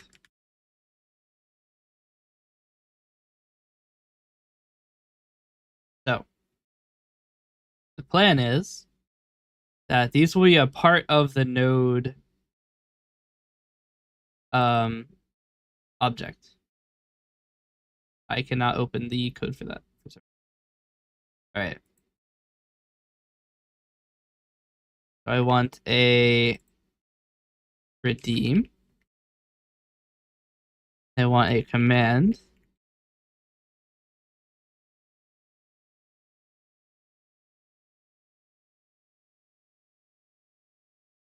So in control surface, there is a control surface node, which is the actual thing. So I want this node editor in its constructor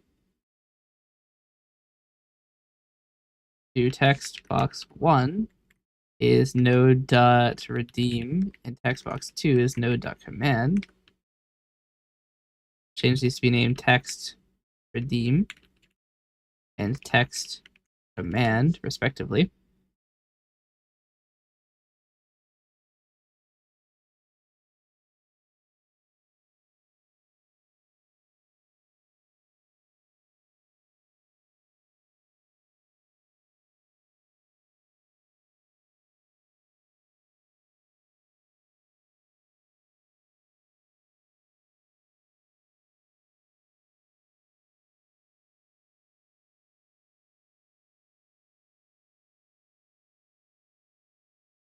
Okay.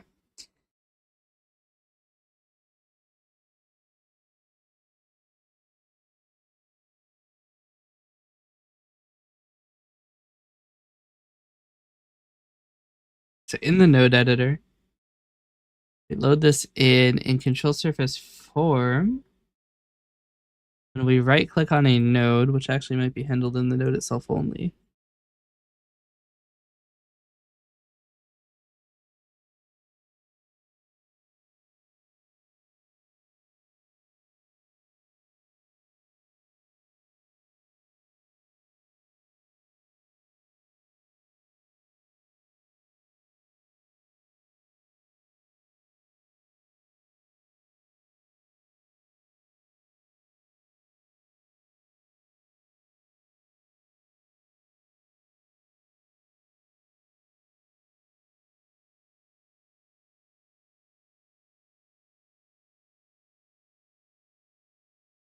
Okay. So the idea now is to get rid of the node redeems settings object entirely.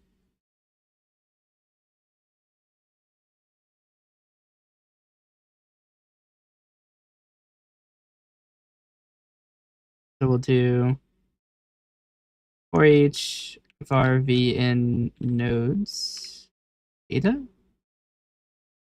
maybe data dot node groups dot select many x dot nodes.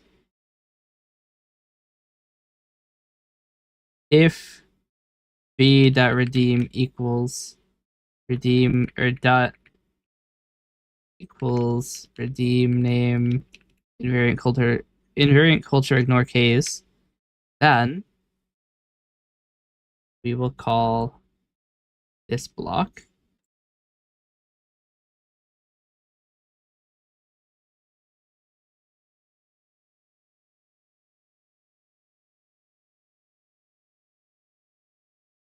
We don't need to do this filter. We already have it.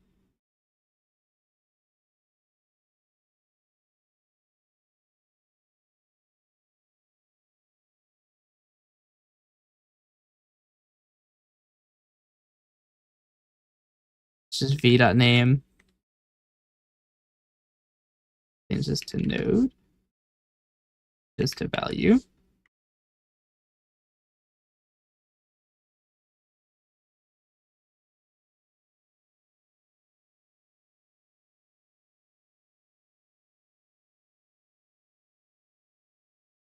Okay.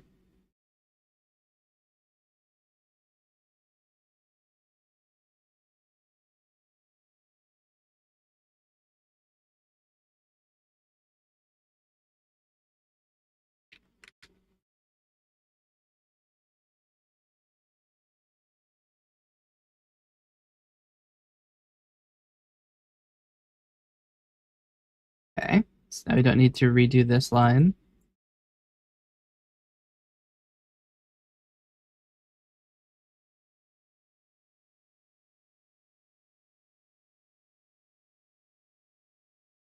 Currently, we only support Twitch messages. We don't need to check this anymore.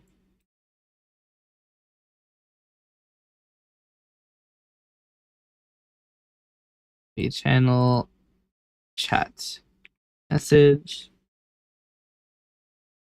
Be command. Or no, this will be text rather. And instead of checking redeem, we'll do command. Controlled surface node editor. Designer.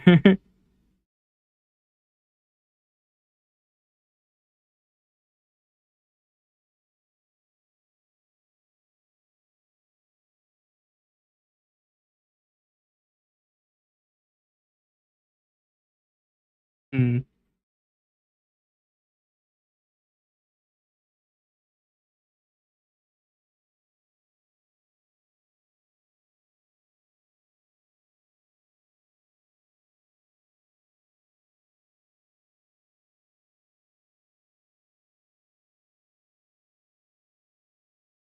I want a checkbox. I want a combo box.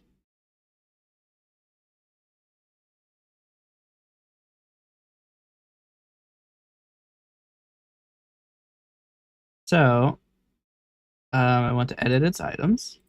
I want to add user mod, lead mod, Jared broadcaster. Or we'll say guest star. It's shorter, and then broadcaster,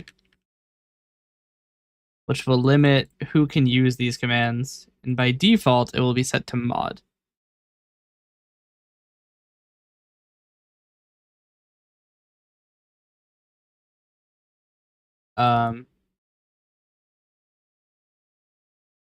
We want to edit this. Oh, the other thing is we need to make on edits for these.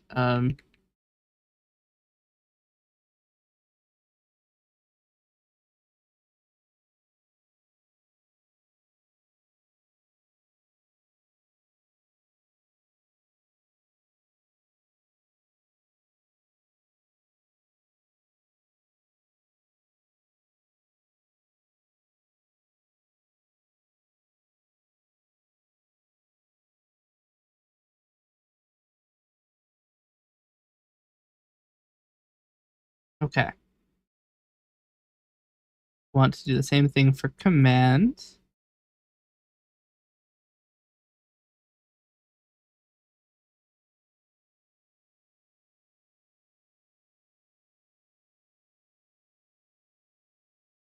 Okay. And now for changing this, we need to go to the control surface JSON data. JSON control surface node rather.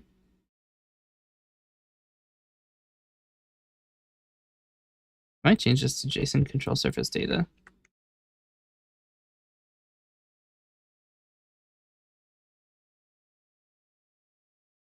That they sort next to each other.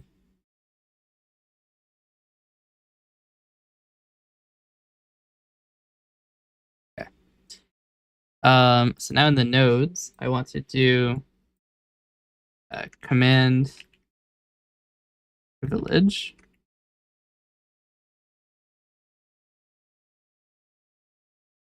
Then we'll do editing.command privilege equals combo box one dot selected item. Cast to string because they are all strings.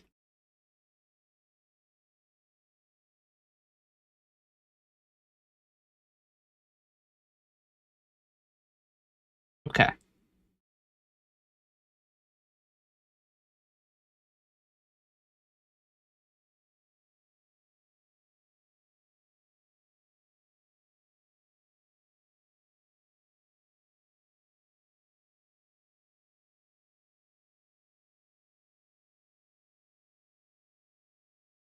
Actually, I guess I could do a an enum for it.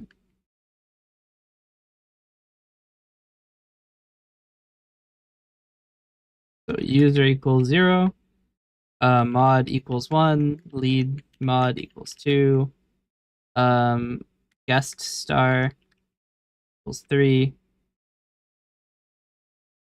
and broadcaster 4.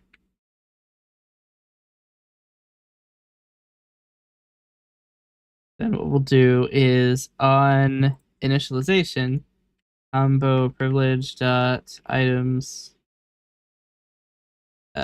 equals or dot add range enum dot get values of type of command privilege.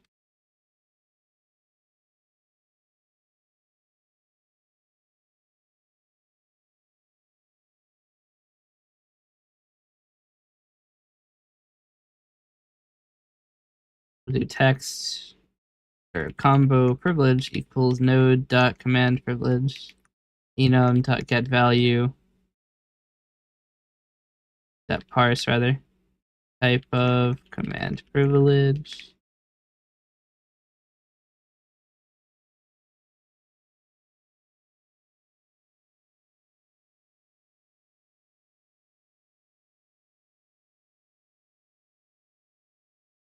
We'll try this because this can fail.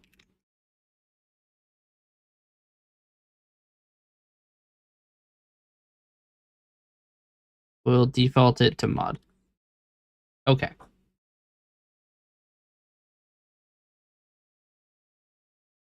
So this should work.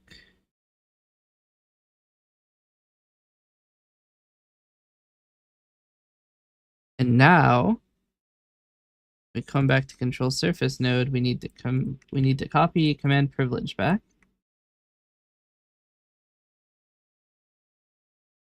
We need to go into the node or the processor here. We need to check that the command privilege of a user is high enough. So command privilege level equals command privilege dot user. If dm.get value of is mod greater is true, then privilege level equals mod.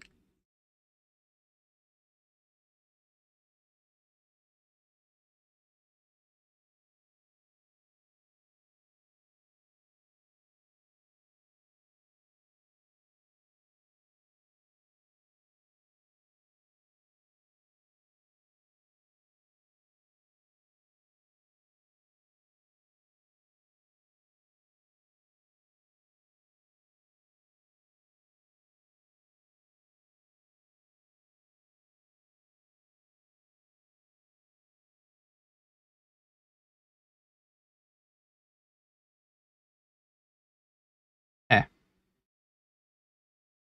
I should probably check really quickly what the output of this actually. I have help documents, don't I? Check this shit out.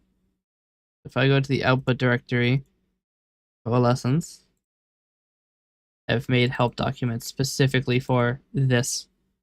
So we go into the developer page, go to the system listing. It's at the bottom of the page. Apparently it's supposed to be named developers system listing. Awkward. Go to Twitch. Go to messages.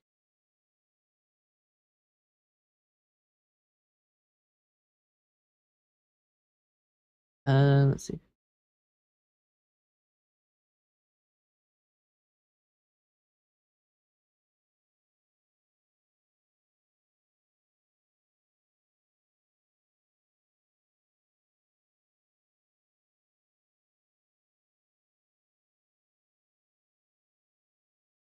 Event notifiers is channel chat message, contains Uh, Weirdly enough, not a way to tell if they're a lead moderator. This is moderator is a boolean directly, actually.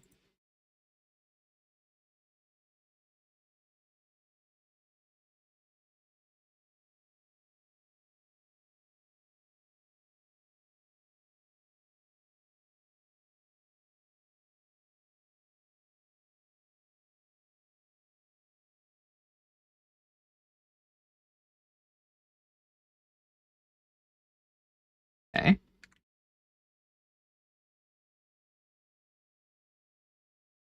Oh, actually, we can add another command privilege level for VIPs.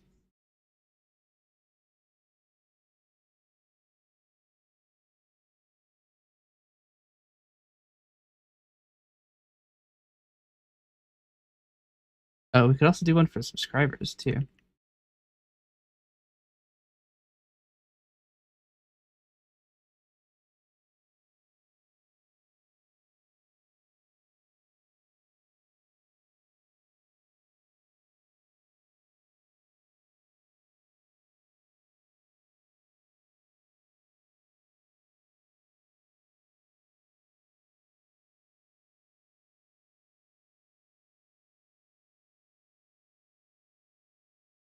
Okay.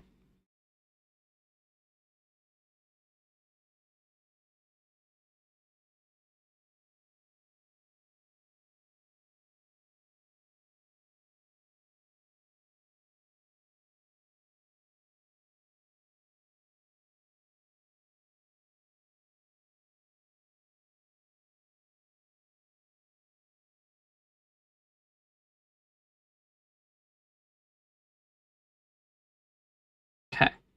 So we're going to immediately lower somebody's level if they're from a shared chat because we don't want other moderators running commands as us.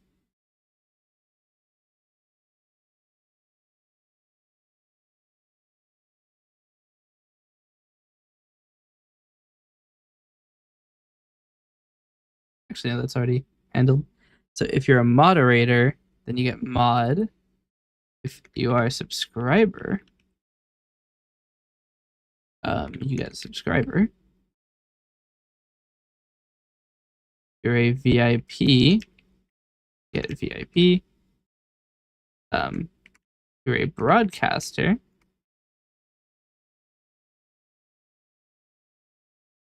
then you get broadcaster. Slight problem is we don't actually have a way to tell if the broadcaster is you.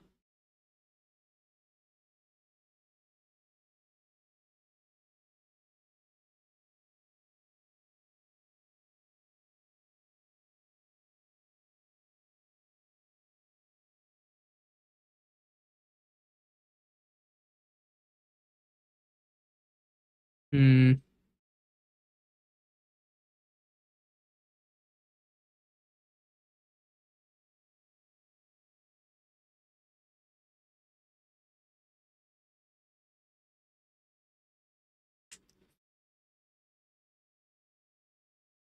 The lead mod and guest star are both not actually detectable.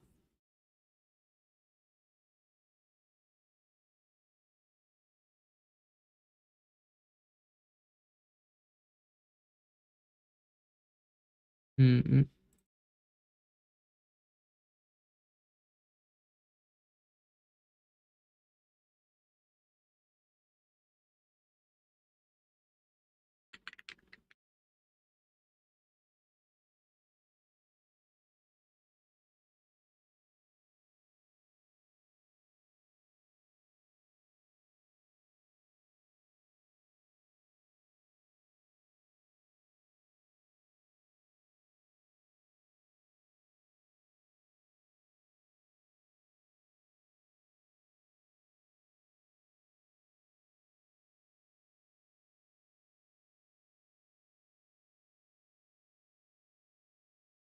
Hmm.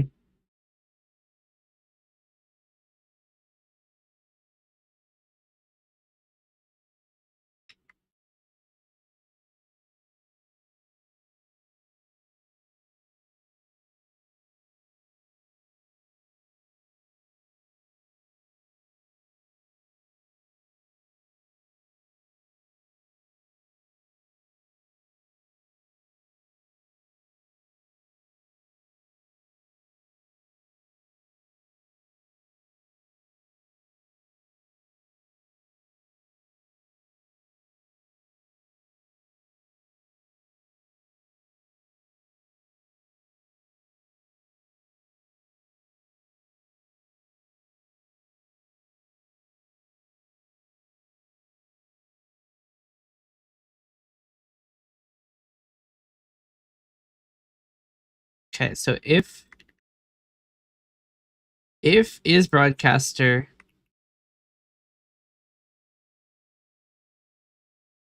and is current user, then we get broadcaster. Else, if is broadcaster, then is guest star.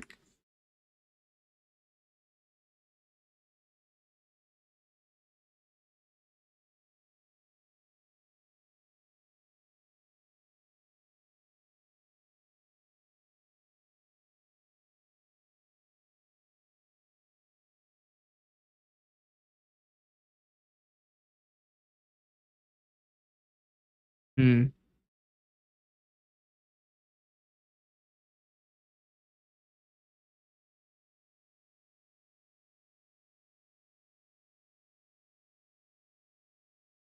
I need a lead moderator message to see how to detect the badges.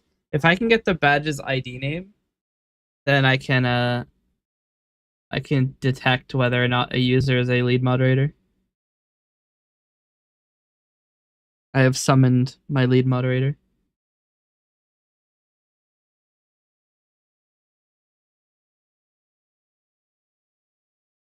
Oh yeah, it would help if I was running the thing that'll actually log it.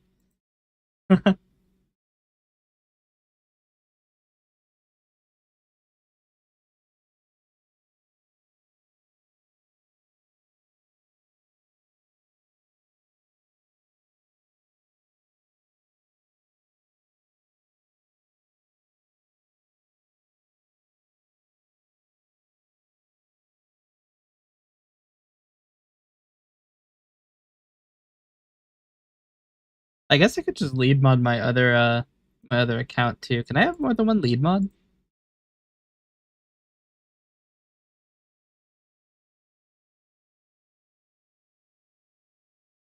I want to say you can have up to 5.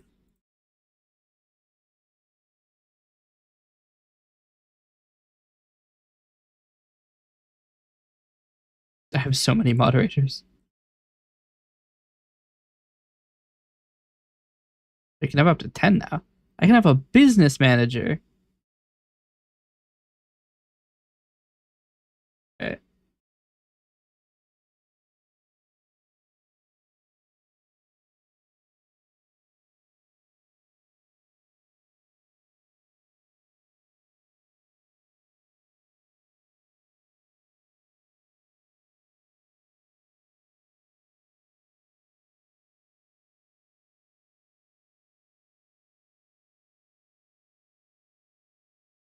Cool. Now I have the now I have the message.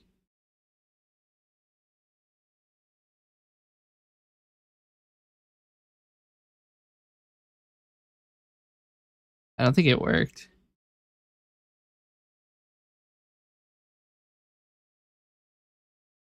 Missing required scope channel read subscriptions. I think I'm not connected to Twitch. Be re-authenticate. To be fair, it has been like 2 weeks. Okay.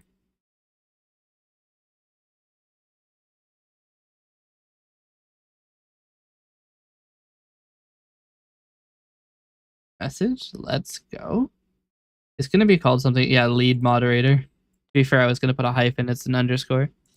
So now we can detect is lead moderator with event.isModerator and event.badges.any xx.id that ID equals lead moderator.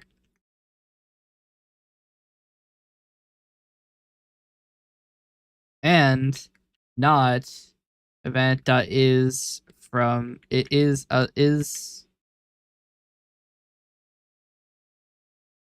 oh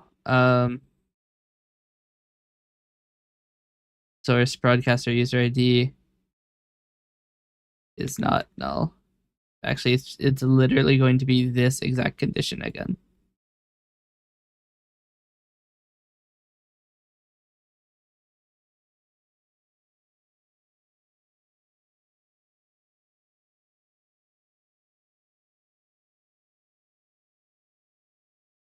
the long condition, this one.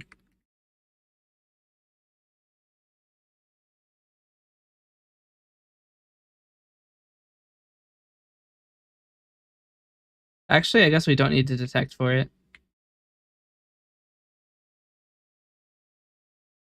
This should be true, but we'll keep it. So we're not going to detect that it's not a lead moderator in the other chat because you may want that.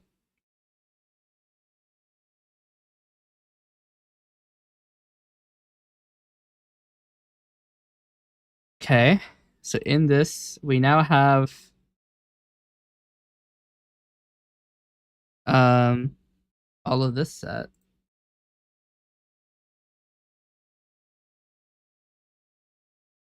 All right. Are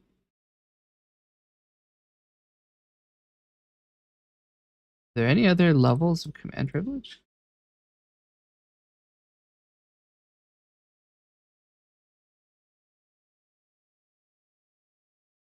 No. I mean, theoretically, we could do a quick lookup to see whether or not you're a tier 3 sub, but I think that that would probably not be worth it. It would be a lot slower. We don't actually explicitly get your tier.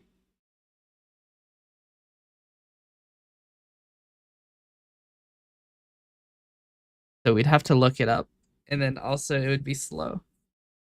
I mean, I can call something like TAPI Helix connector TAPI dot Helix dot subscriptions dot get user subscriptions, I think. Get broadcaster subscriptions. Yeah. To get the subs. But I don't think it's worth it.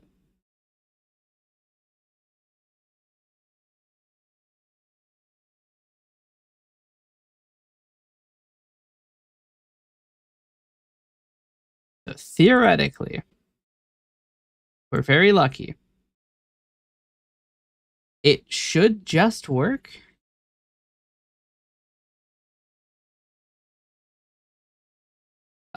Right. This is just gonna be erased code.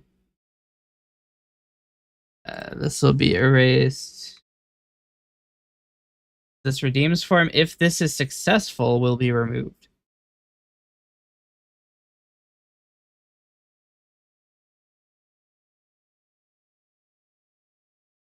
Okay. This redeem will be palette swap. Command will be PS. Oh. The command privilege options are not correct.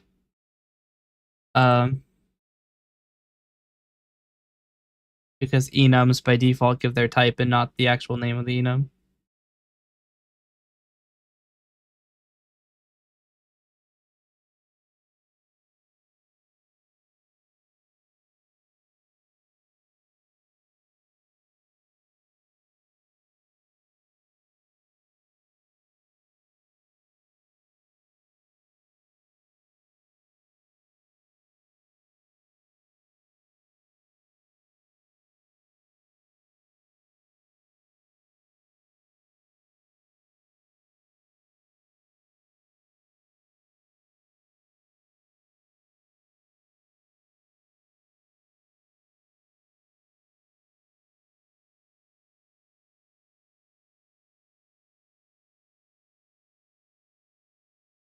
Actually, this is going to be the direct name.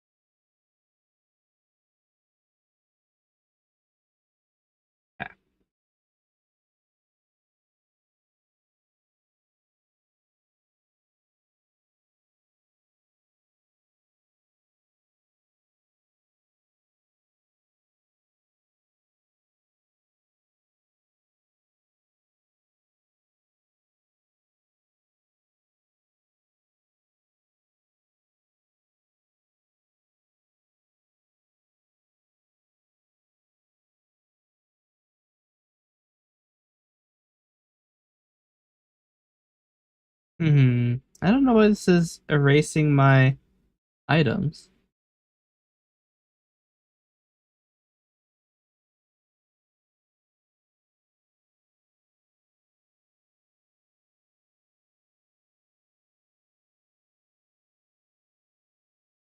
There we go.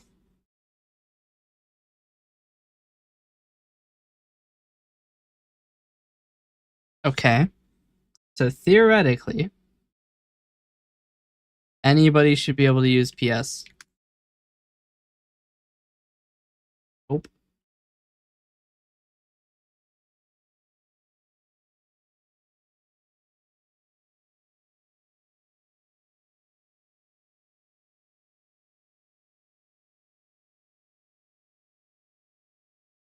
Oh, there's not an exclamation at the top of the command. It's just PS. You know, it's still not working. What?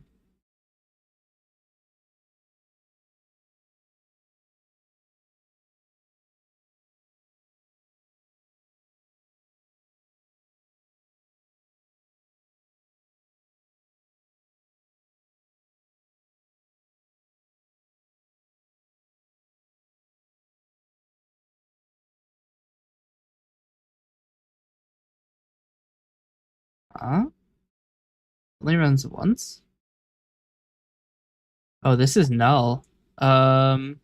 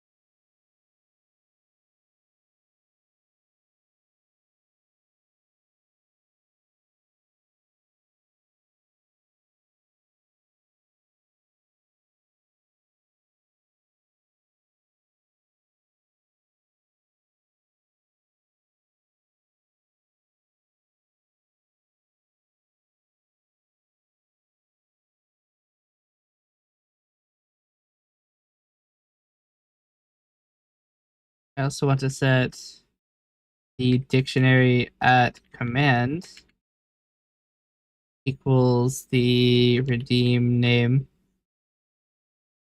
Uh,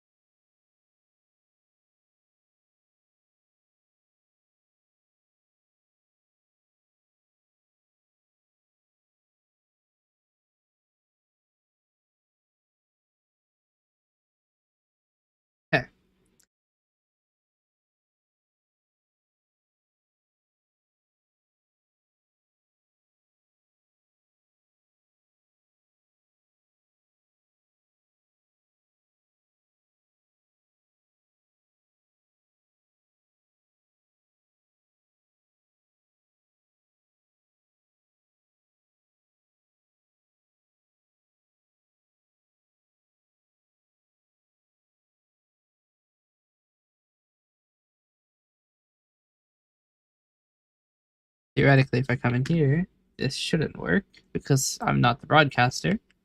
But if I come in here and I do it, it should work.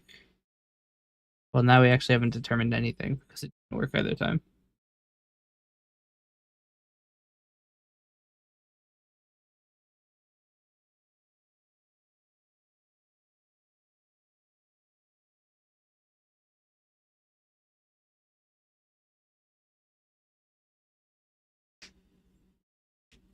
I keep forgetting this since I'm moving all of the things out of the build directory. I don't actually get to check to see if they're up to date or not. Here we go. If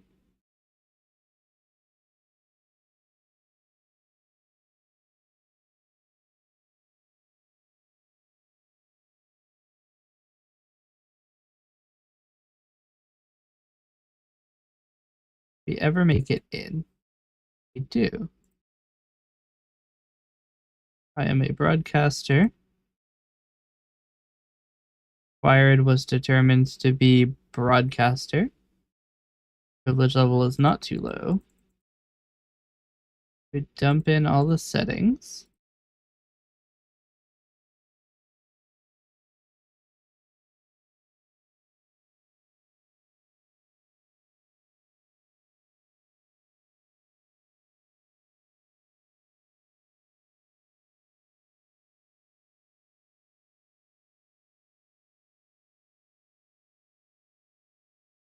Would help if I was running the right command, wouldn't it?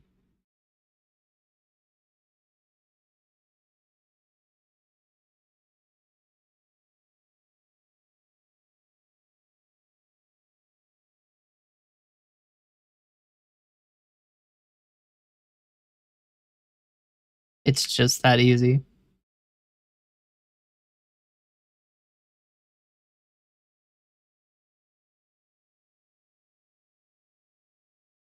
Okay.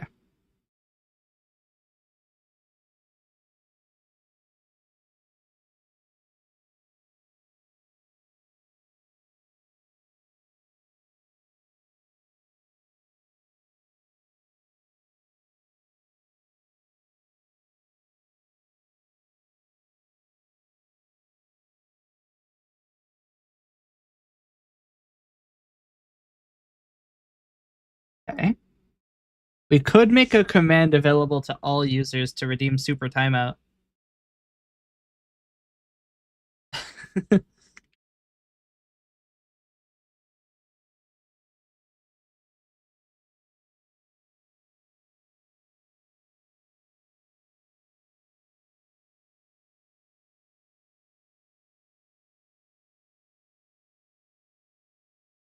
Okay.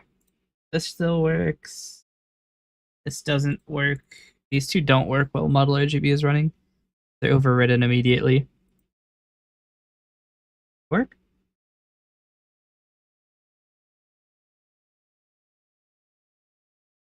No.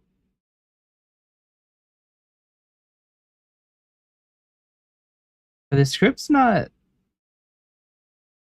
No, they're not one at a time. Why is super timeout not running?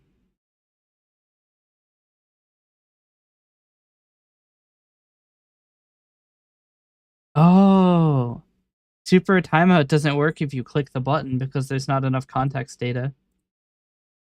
Interesting. So because there's not information about who ran it, it fails.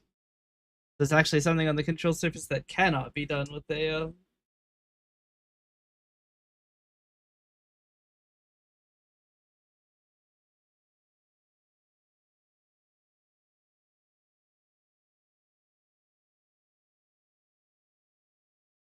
Remember when this was supposed to be about my Discord bot? To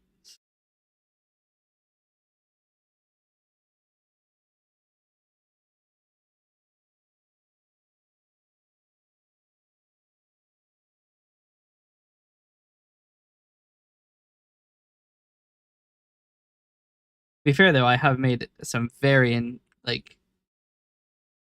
very good quality of life changes to Coalescence.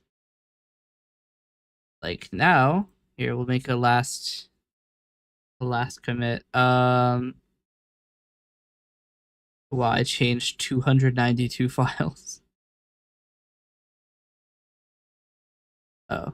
I need to git ignore this. Hold on. The problem is that it's all in the signs directory is new, and most of those files are artifacts, which we do not want to include.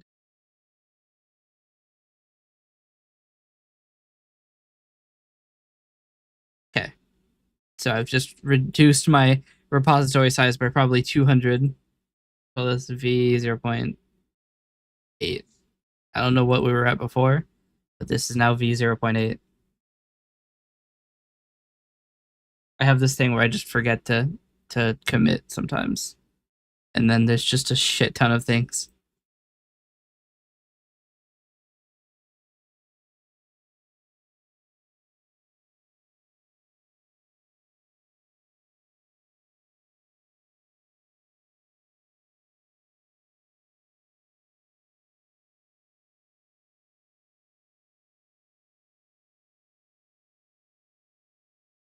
Okay. Remove control surface redeems form. See, I remembered to commit this time.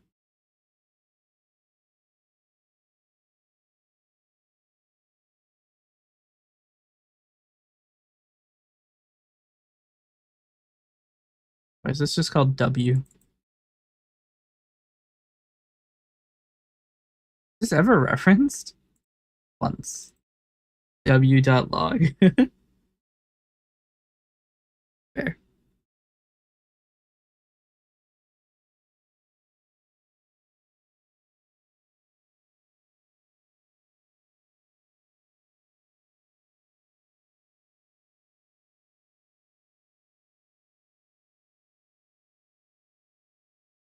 Okay. All right. Is there anything else I want to do to the control surface? Because now, where I've got all of the edits fresh in my mind, is probably the best place to do it.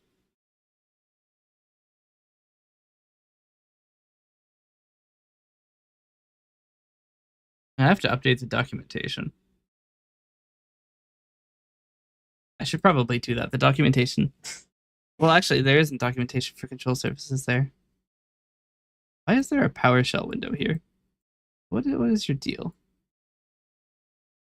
Oh my god.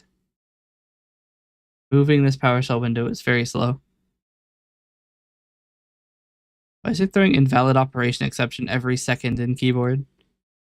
I mean, keyboard isn't done. Honestly, I should probably unload it so it stops building. Hold on. Keyboard is not finished. The plan is, because there's a lot of things that use hotkeys, keyboard is the best way to represent that. Problem is, I took it from the chat controller thing that I'm working on, and we're not quite done with separating it, so it just throws an exception every second. It's okay. We'll get rid of it for now.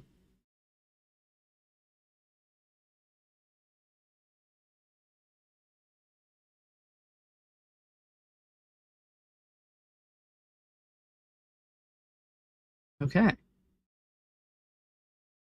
What happens if I have so many scripts? Oh, that's another thing I wanted to do, is add accept and reject buttons to this little name script window that appears. Let's do that now, because it's not going to take very long. This script form button.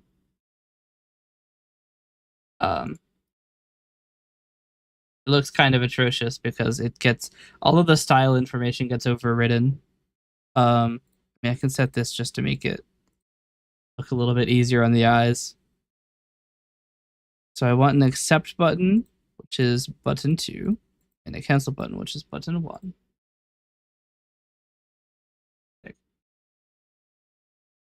Now if I press escape, this button will act, and if I press enter, this button will act. I also want to change button 1 dot foreground color equals color.lime. Button 2.4 color equals color.coral. I want to change this to button exit. Button save. To be click exit. And click save. The only difference is that this one annuls the text box first, which signifies, because the text box is public, so the next, or like the thing that's opened this form will be able to tell. So let's just make sure that that's worked. So escape. Escape is not accepted. No, it doesn't work.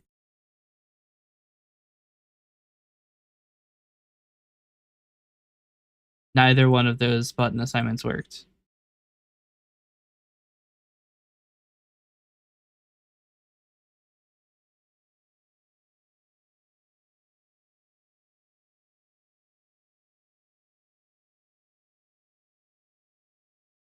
Oh, I have to rebuild solution, that's why.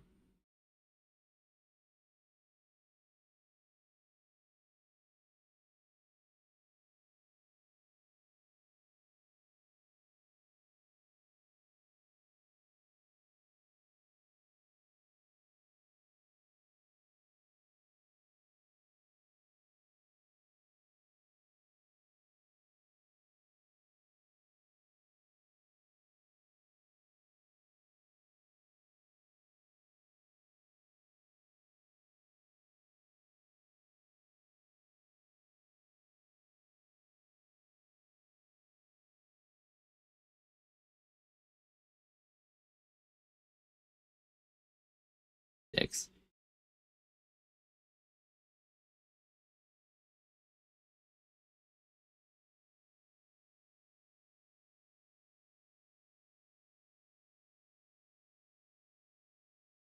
Okay.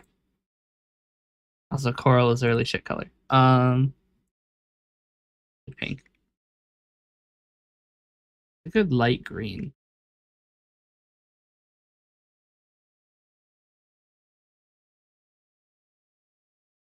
A lime green. That's not going to change the colors.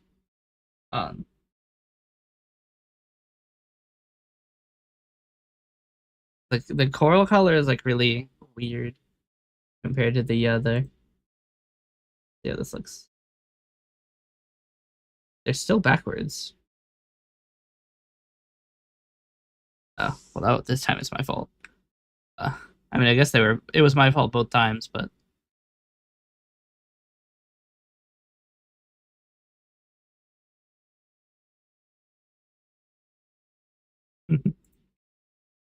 I could just create another one. There we go.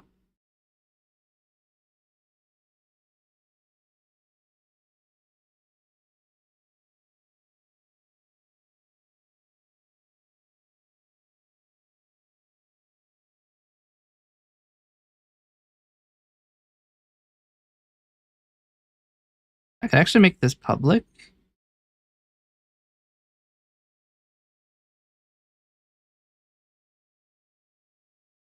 And then, because the main thing that's opening these buttons, the new script form, this is actually a better name for this would be script name form.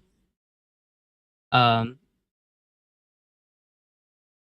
would be button cancel. There'll be button save still. So now,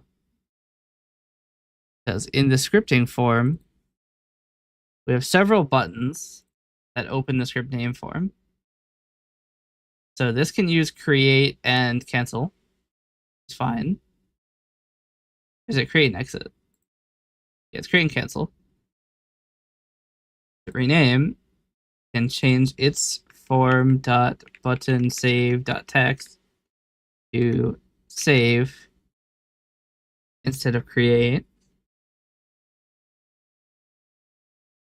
Clone can change button save dot text equals form dot button save dot text equals clone instead of create. I have to go back over here. Here. Yeah, no, I did do form dot. Okay. The idea there is that now the buttons say what they do.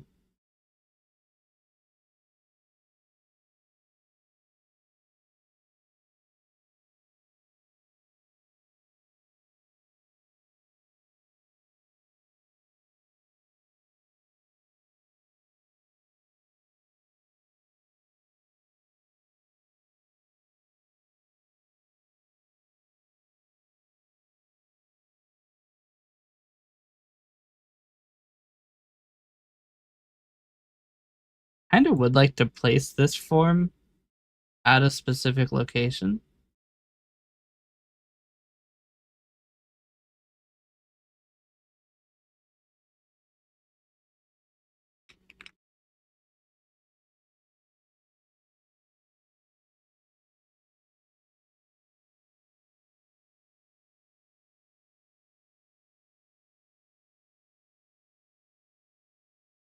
Oh dear, none of them have names.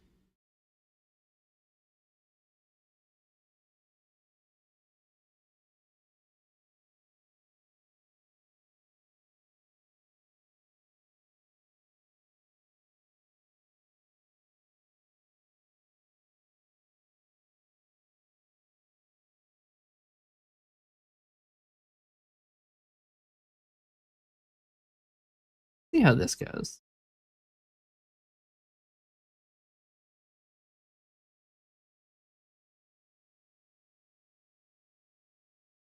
I don't think that did anything.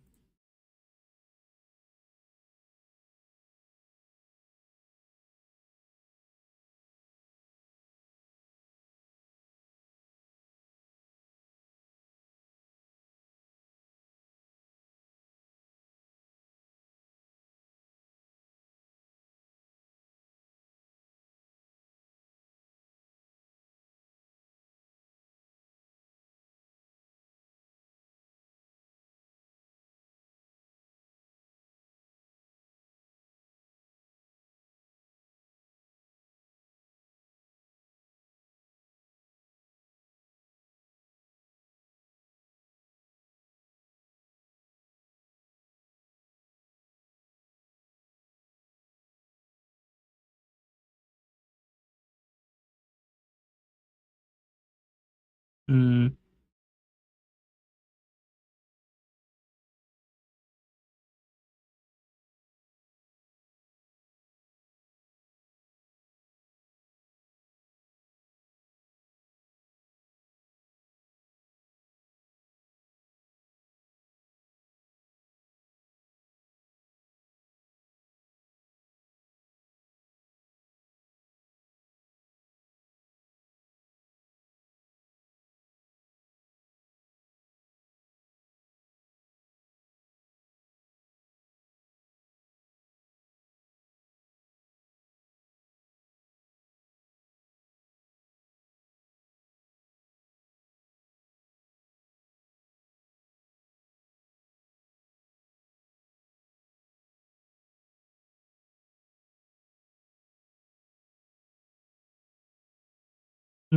Why is it not taking the location that I give it?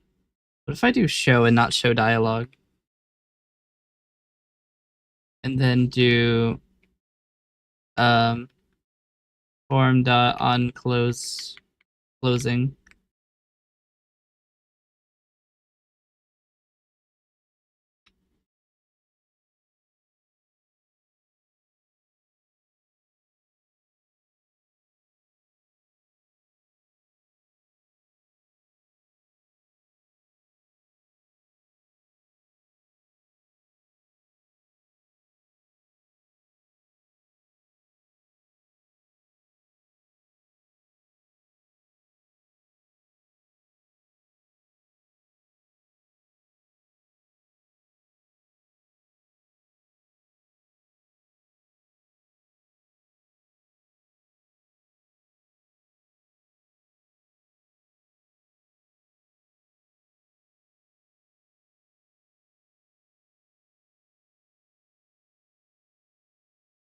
Okay, so 224. So form.show is overwriting its location. Move back up here. Put a new line after this. Overwrite its location again.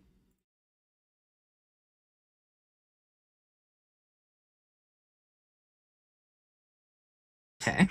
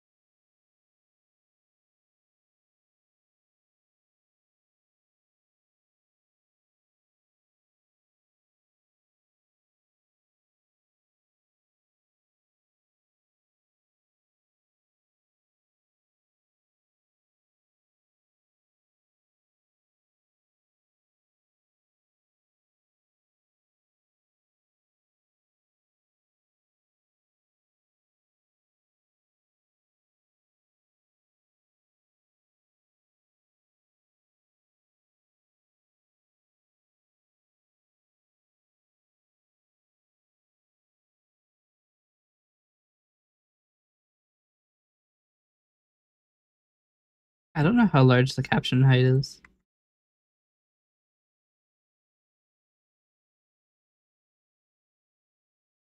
System information.caption height.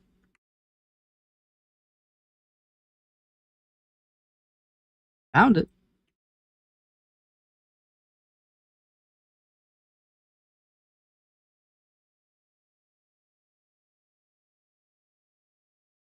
Okay. So we have to use this format of setup.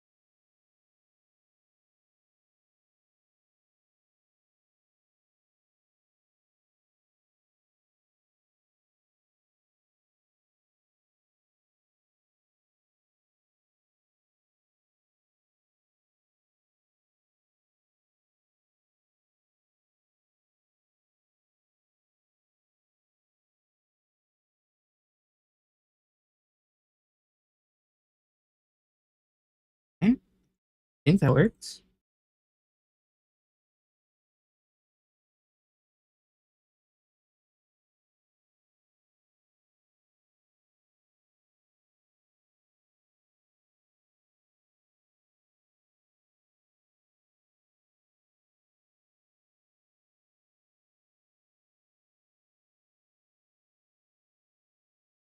Mm.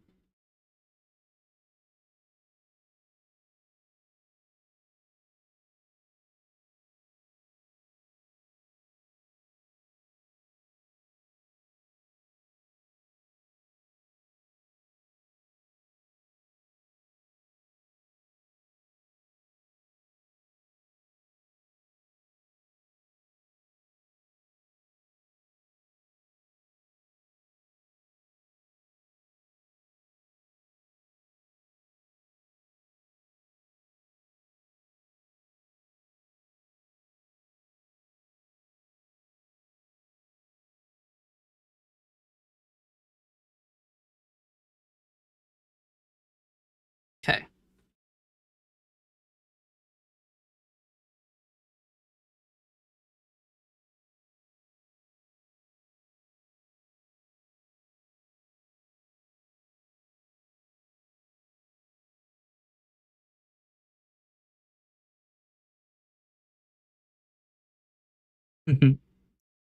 I've also just realized that in the delete script routine, I did misspell delete.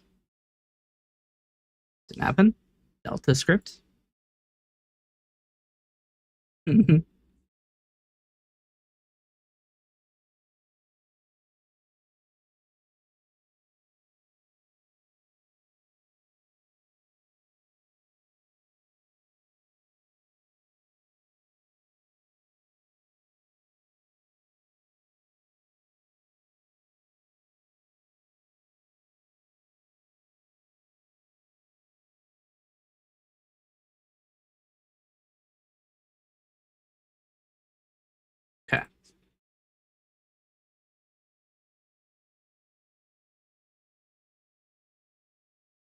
We should also probably change these button names.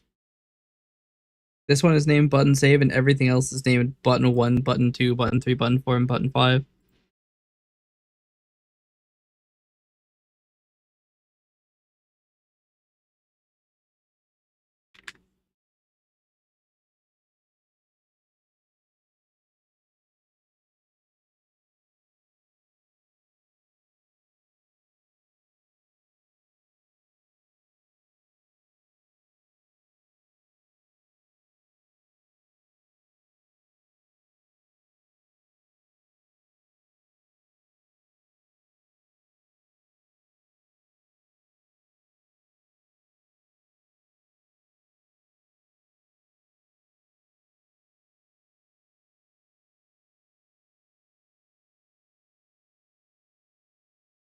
Okay.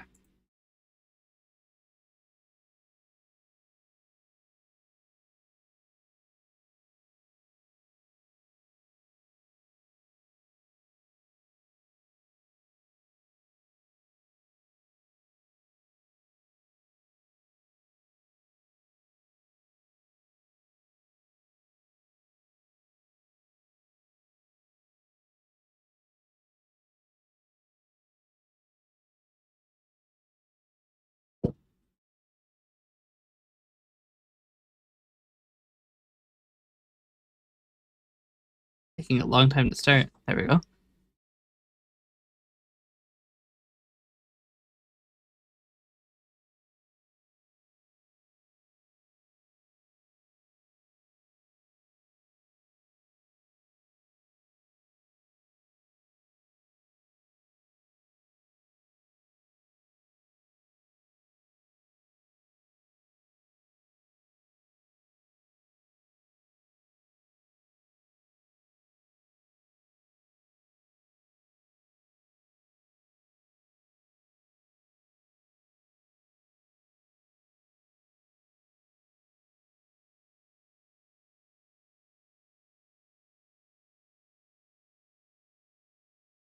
Also, just realized the control surface should probably be a resizable form. I think it previously was, and I removed it.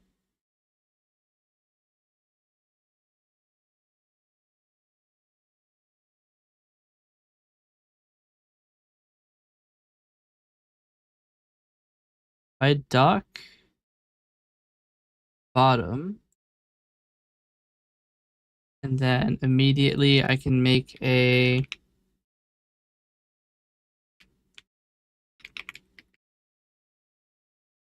do FL1PHD equals height minus flow layout panel 1 dot height, and then we call on resize.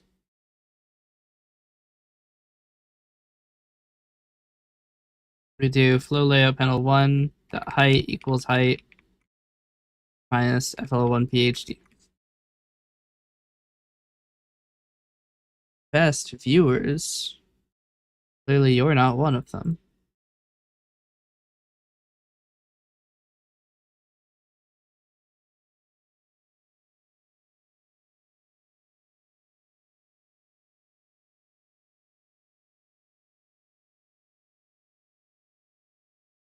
Oh, I forgot to change the size. The size handles.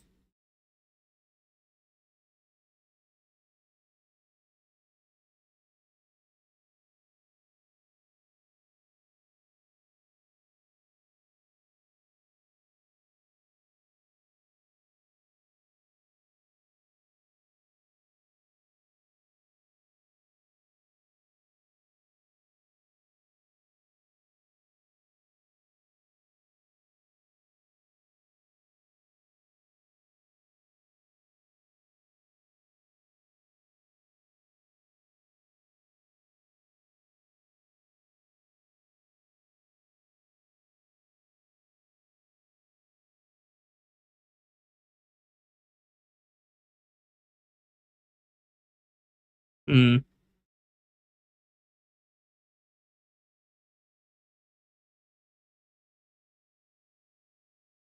it doesn't flow well.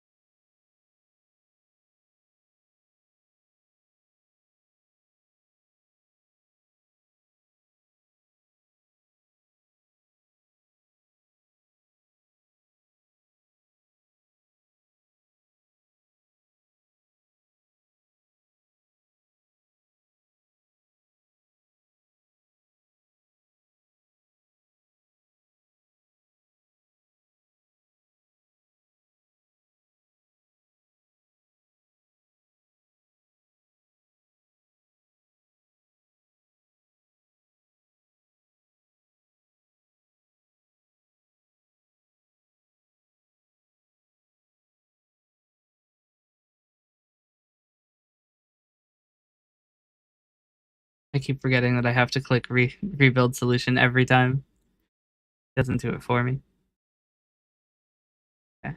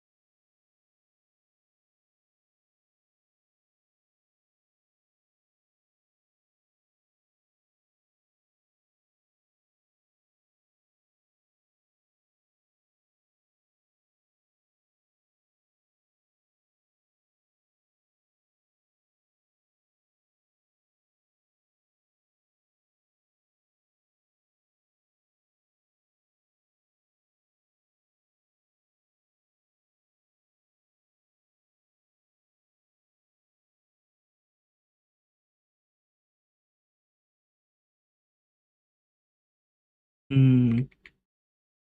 Um.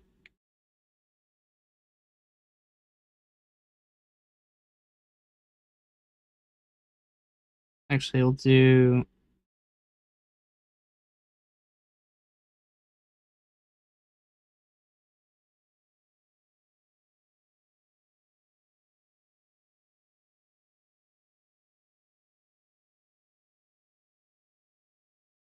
I want to move this button to be placed correctly. I didn't restart the fuck. All right. I want to move this button on the control surface. I know you can't see the control surface. You're not really missing a whole lot. Um,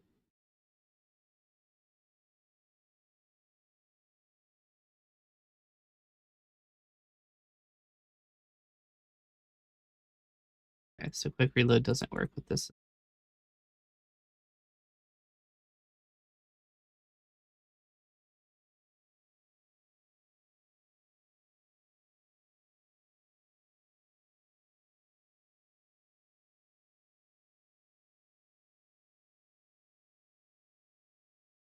Like a lot?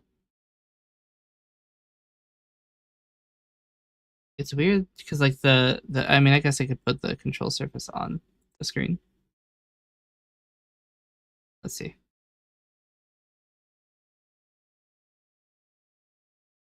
Here's the control surface. Um oh a little smushed. The goal is when I resize the control surface for the node group button in the top right to move sensibly. Ideally, it would have the same right margin as the buttons to add a node. But those are positioned in a way that is different than this one. They're based on the flow layout panel's width. Actually, I guess the flow layout panel has the same width as the form, doesn't it? Oh, why did it stop responding?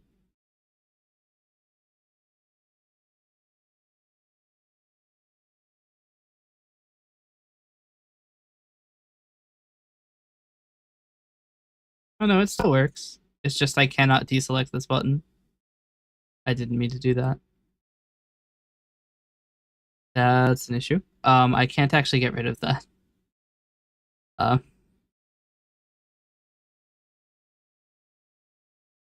Let me just edit some data here.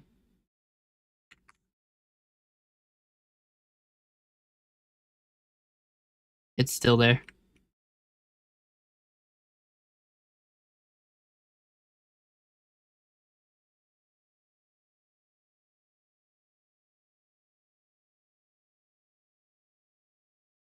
There we go. I had not considered that. If you click add node group and then immediately hit close, it will create a node group named unnamed node group.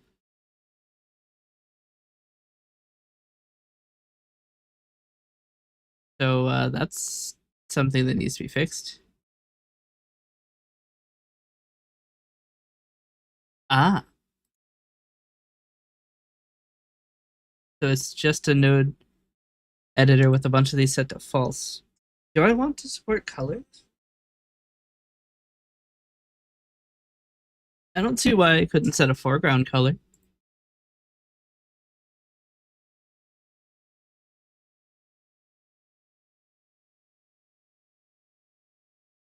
I'm not going to set a background color, but I set a foreground color.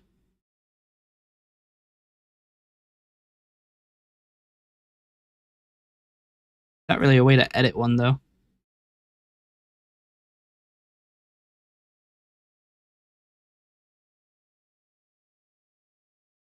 Actually, we can. All right. Well, then create items. We need to reload items. In node groups, we create our node group.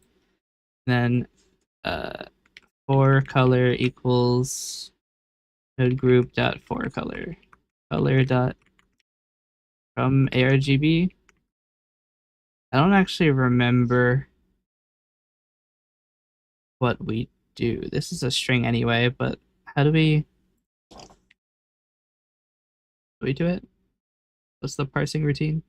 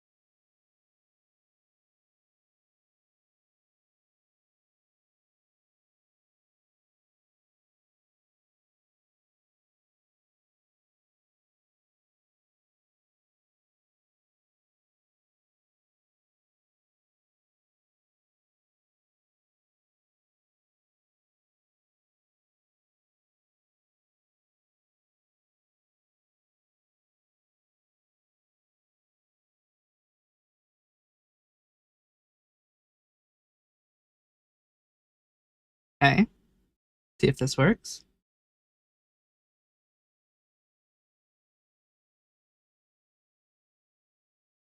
I didn't. Two things. One, there's not actually a way to select the color. I've made it able to handle it, but the node group editor does not show the foreground color or the preview.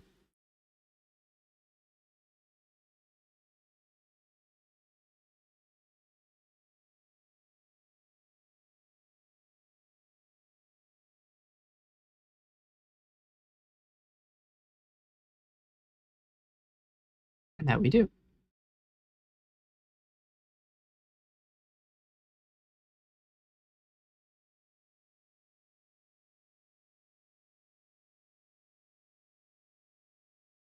They're also disabled.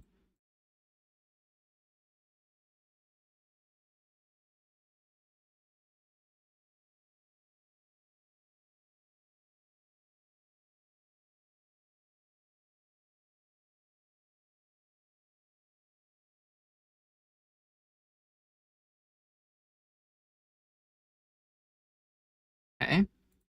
To be able to set this to a color. And with models, we can change this to a color.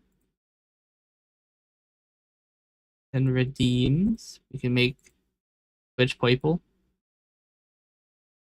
It looks kind of trash, but it works.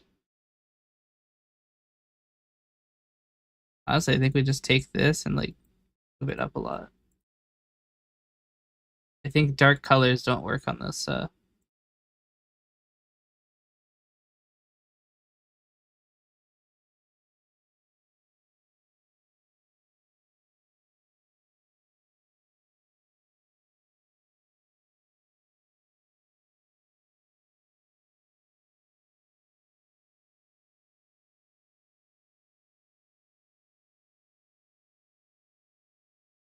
right. Now, the first thing I want to do once loading the control surface form is immediately call not reload items, but resize end.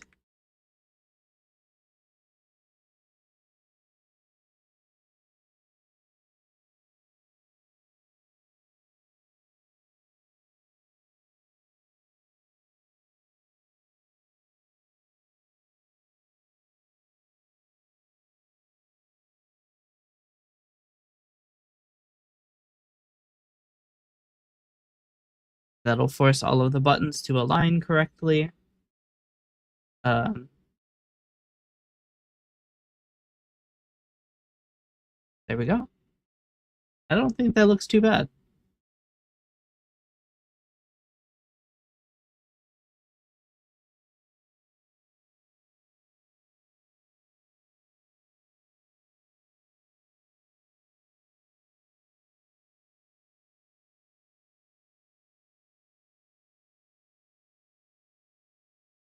Trying to think of what else I would even do.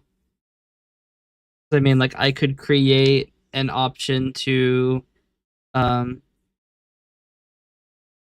like scripting things to create buttons, but the buttons just run scripts, so it's like you might as well just create a new script. There's no point in going into a button and then like doing that. It's not necessary. I mean, maybe triggering buttons, but then again, they just run scripts, so it's like there's not really a need for that either. Everything is just a script by another name.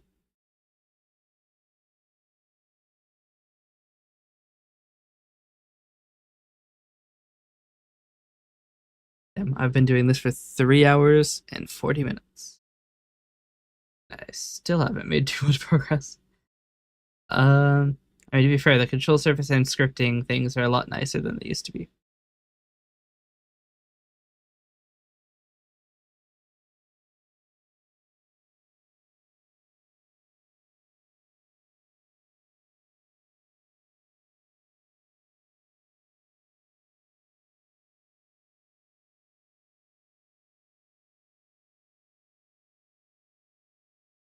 Yeah.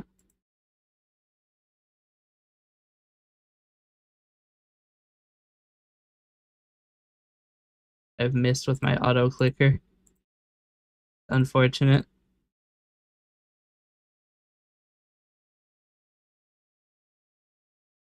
Surprising how like slow it is to run these actually.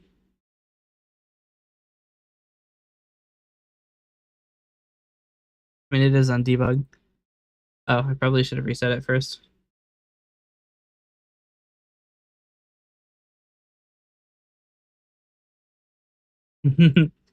Okay, so I want to clean the solution. I go and manually clear the signing folder, the signed folder of all artifacts. Okay.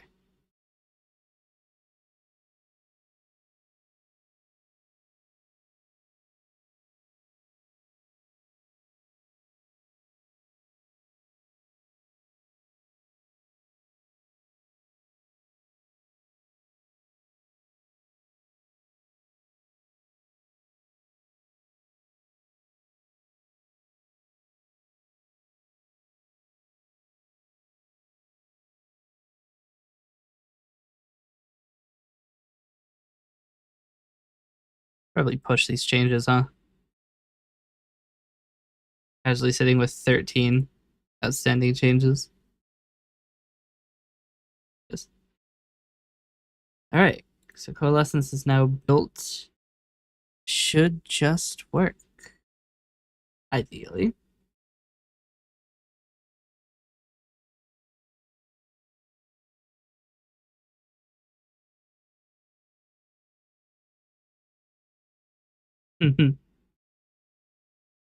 Model RGB is actually supposed to be in the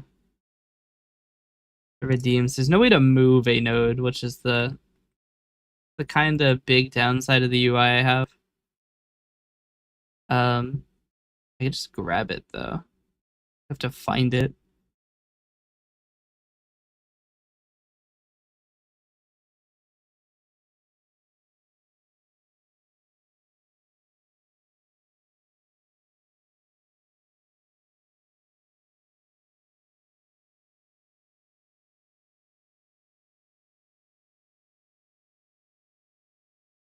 There it is.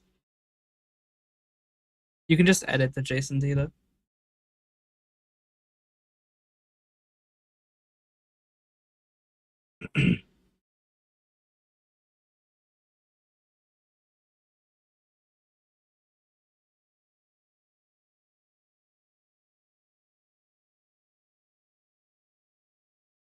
I could probably make a back color now that I think about it.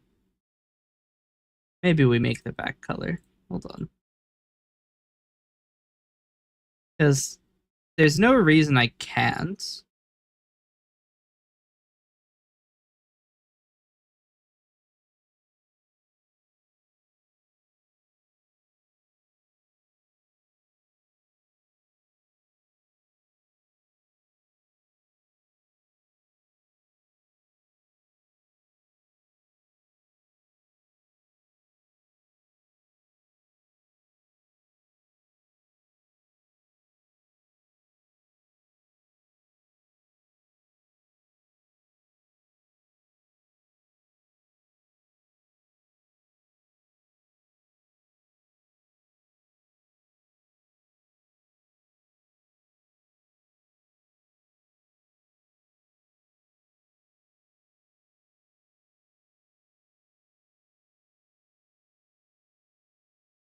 What is this default to?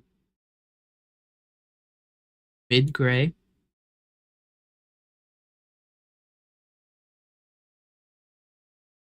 We would want this to go to a different value.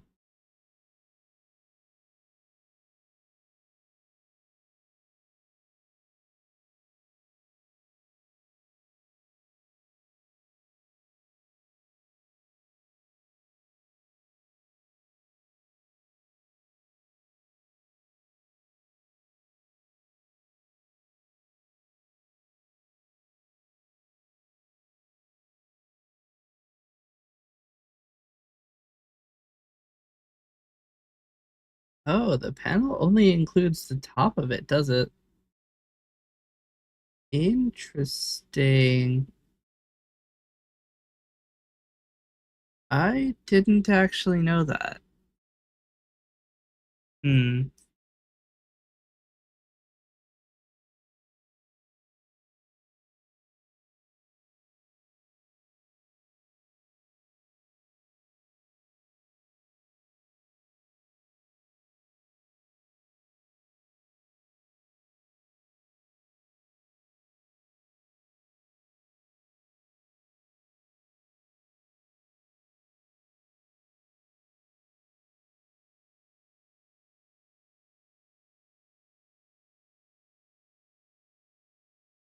The other issue is that the this specific font compared with this panel height, the font is placed too high. So I can either increase the panel height by something like 4 pixels, which will fix that by making the control surface even larger.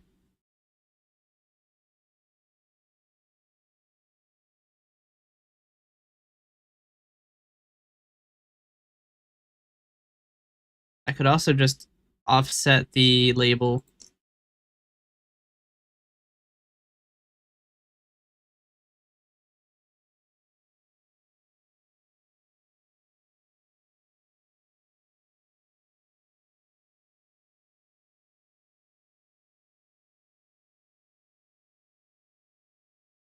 I think I'm going to take the panel back down to 24 units, or 24 pixels, and then move the label up 4 inside of the panel, which will actually move it outside of the bounding box of the panel, but I think that it'll stay under the panel and not go to the above controls. Yeah, I think that looks better. What you do now is if you set the background color to something like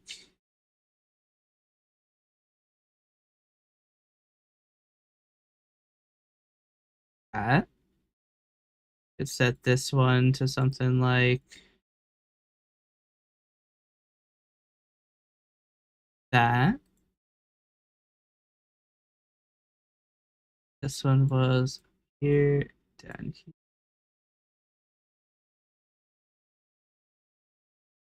Oh, wait, I'd want it down. Like the same color. I think it's supposed to be closer to like blue.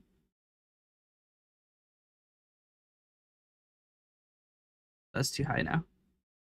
The other thing I need to do is set the um need to set the node group editor to include its colors.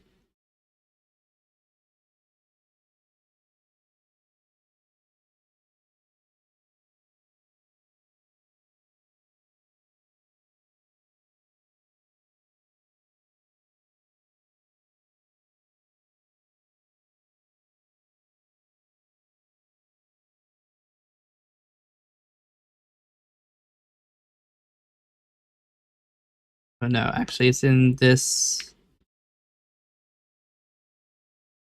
in here. So I don't know what the labels are.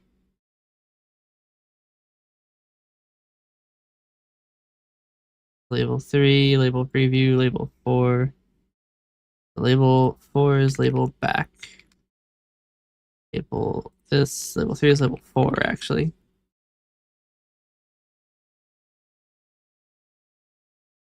Right. Label 4.4 color equals node.4 color value.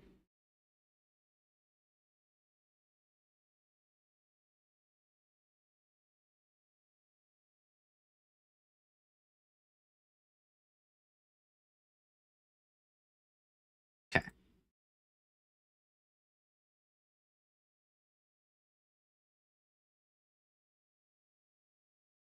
I don't know how, but things are getting moved further and further to the left to where I can't see the button I need to press in coalescence.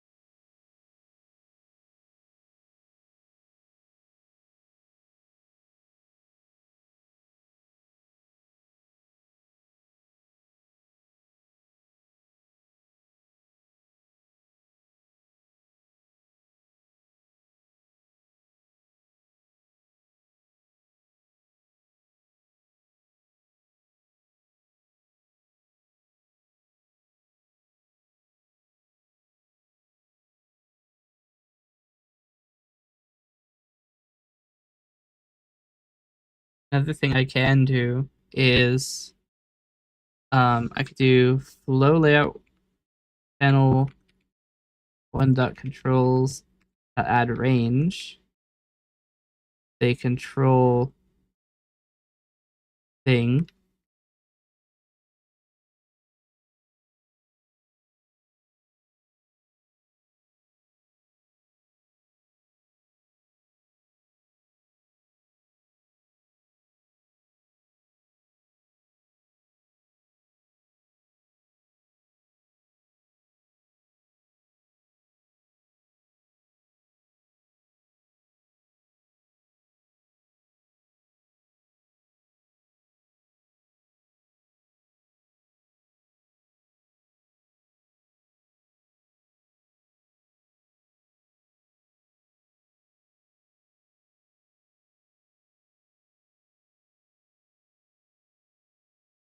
Okay.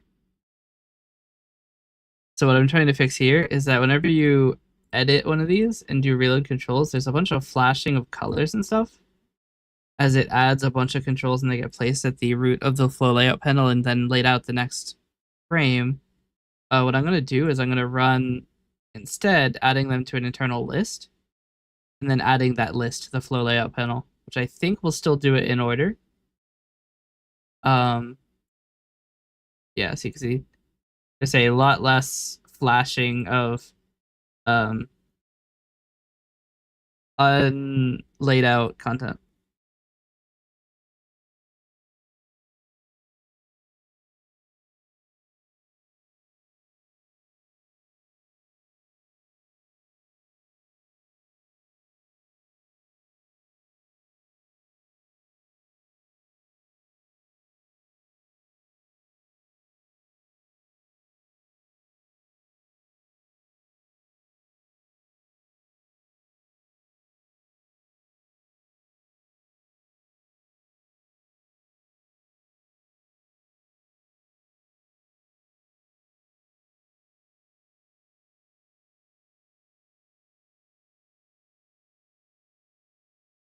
Another thing I can do is store your windows size. So on resize end, we'll do settings, control surface subsystem, subsystem registry dot get.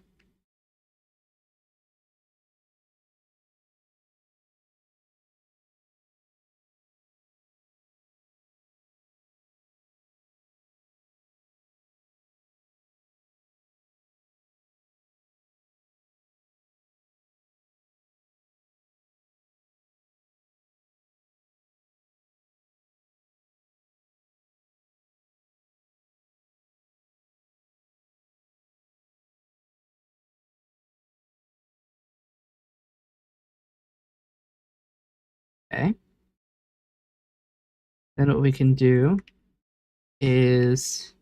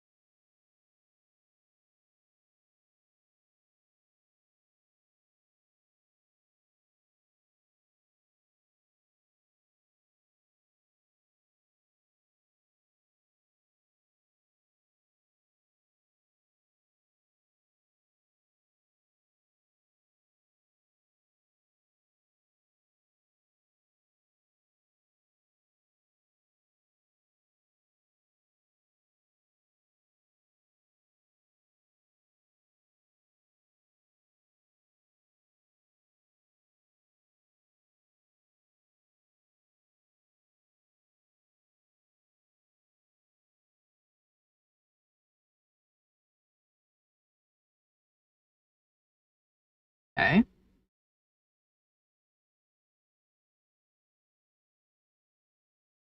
So now the control surface form will attempt to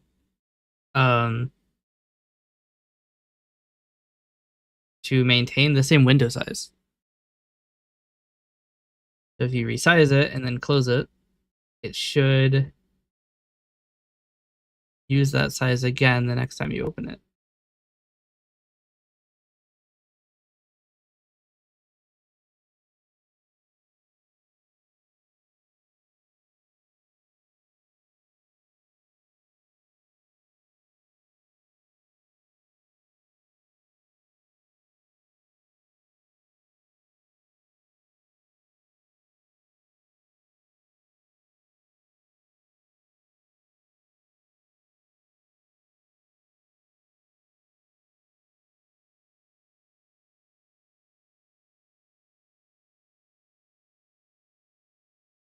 Uh-uh.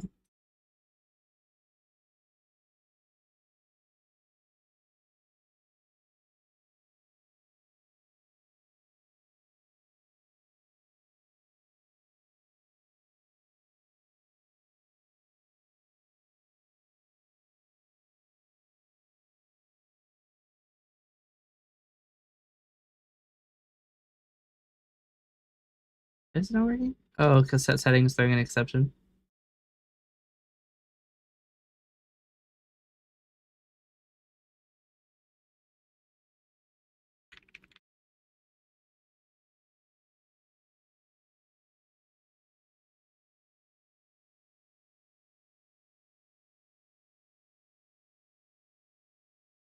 By default, set setting is disabled. You have to explicitly opt into it. Oh.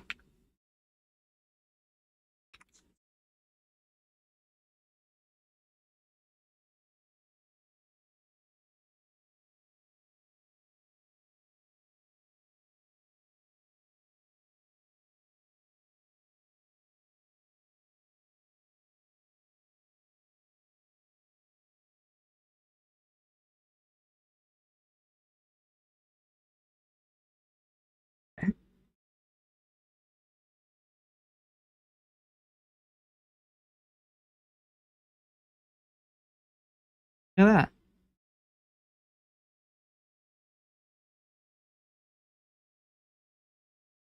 Some things have gone a little bit awry. Um,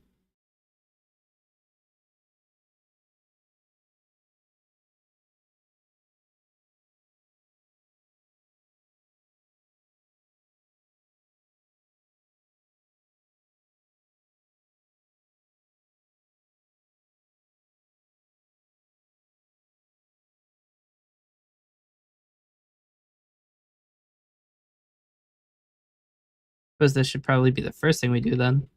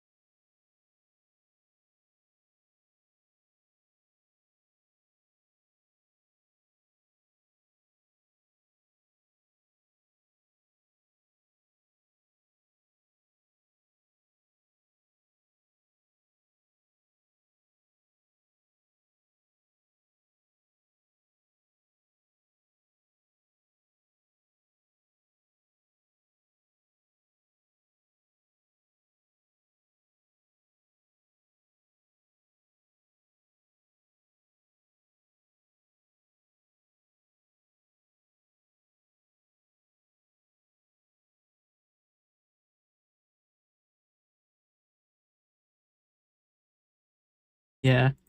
This client size thing overrides it. So what I'm going to do is I'm going to store size s equals this greatest size, this dot size, and this dot size equals s. I need to overwrite it before it runs and after it runs. because before it runs, they need to have the correct location values. And then after it runs, they need to have the new size. If I make this a simple size, it's still doing it. So I need to suppress the designer changing the size on like its own.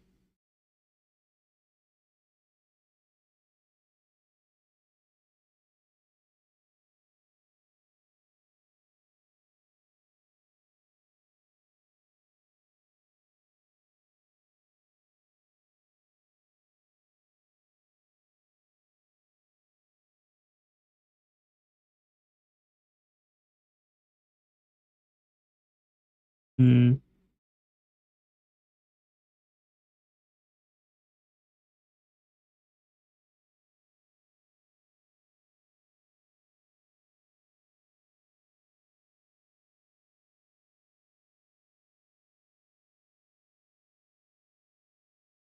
So when it changes the client size, causes all of the components go and be the wrong type.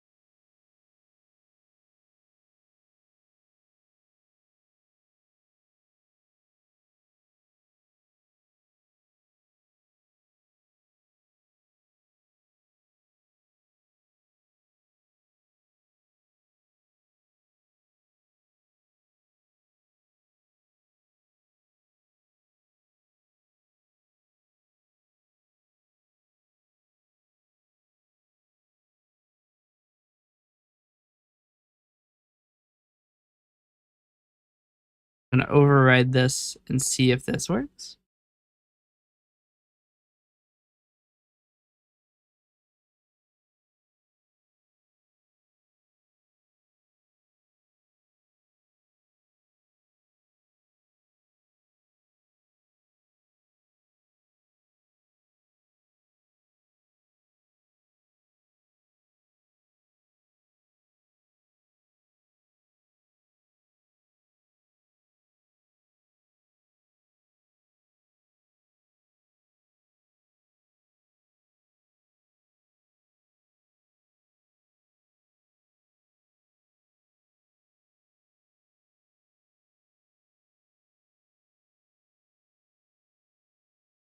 I'm gonna spend the entire day working on this. I'm not even gonna touch the Discord bot. To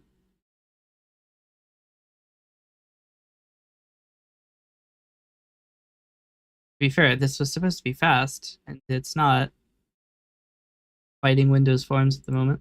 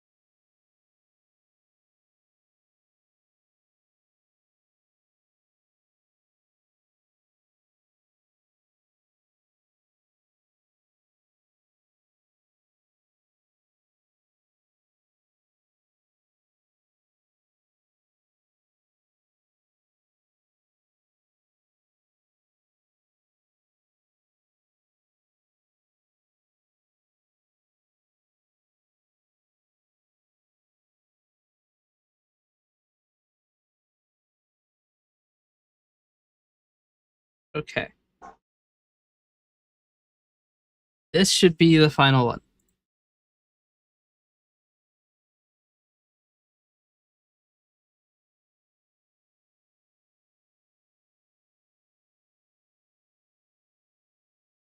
Okay. Now, what if I don't have a preferred window size?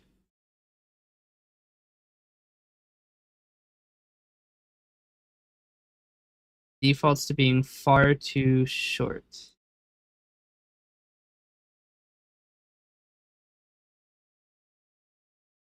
So if you don't have a preferred window size, it'll default to 484, 495.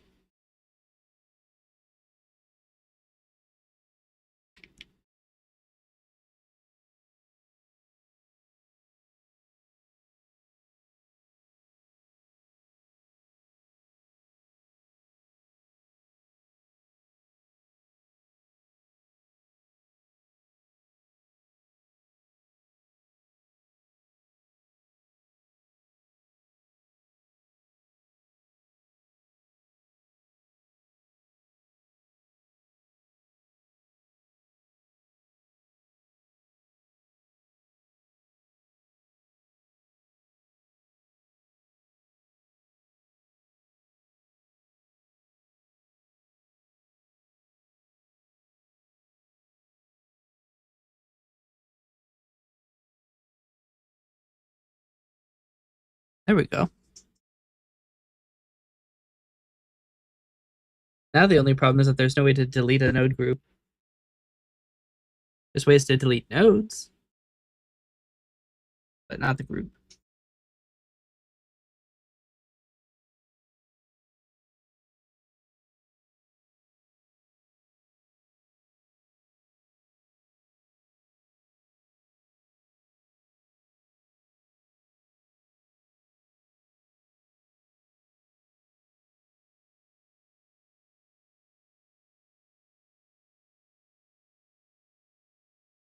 All right. Let's get down to the bot stuff now. It's been a long time, but hey, that's just how it goes sometimes. You think it's going to be fast, and then it's not at all. And it takes 30 times longer than you thought it would.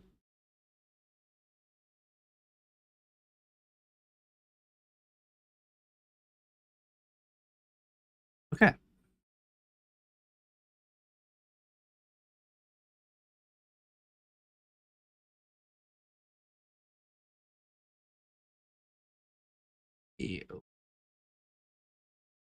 At the bottom of the window list. This doesn't need to be pinned.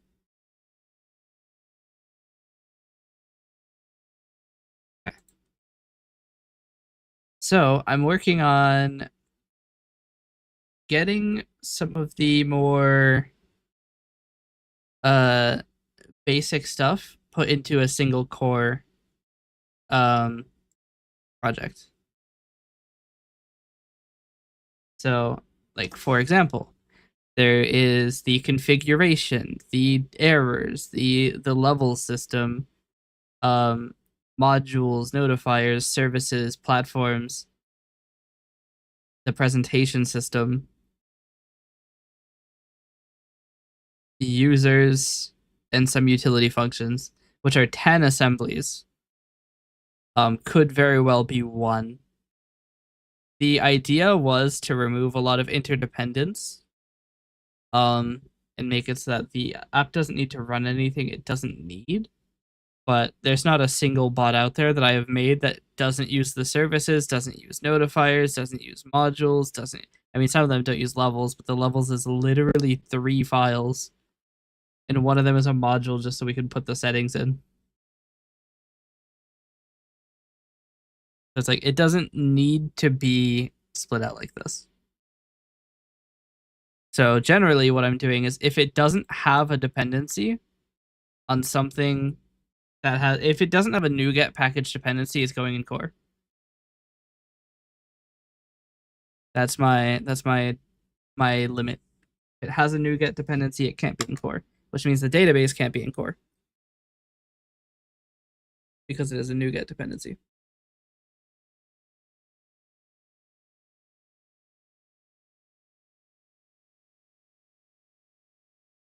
So I've been moving some things over. We have configuration errors, logging, and modules in. So we can unload these projects. Errors can unload, logging can unload, modules can unload. It's not super hard to bring things in. So like notifiers depends on services. So let's go down to services. Let's collapse all. Down to services. We take the entire thing because there's no dependencies. We take the entire thing and we copy and paste it into bot.core under a new folder named services. There's a global using bot.logging. I think we can live with putting these in here.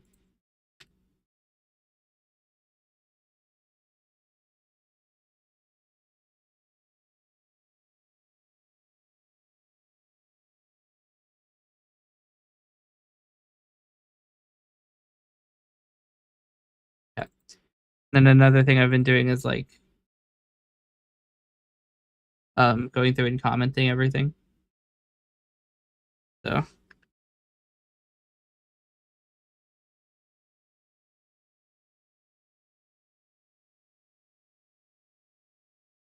honestly, this is ambiguous with this because this can have no parameters, which means we can then use a primary constructor.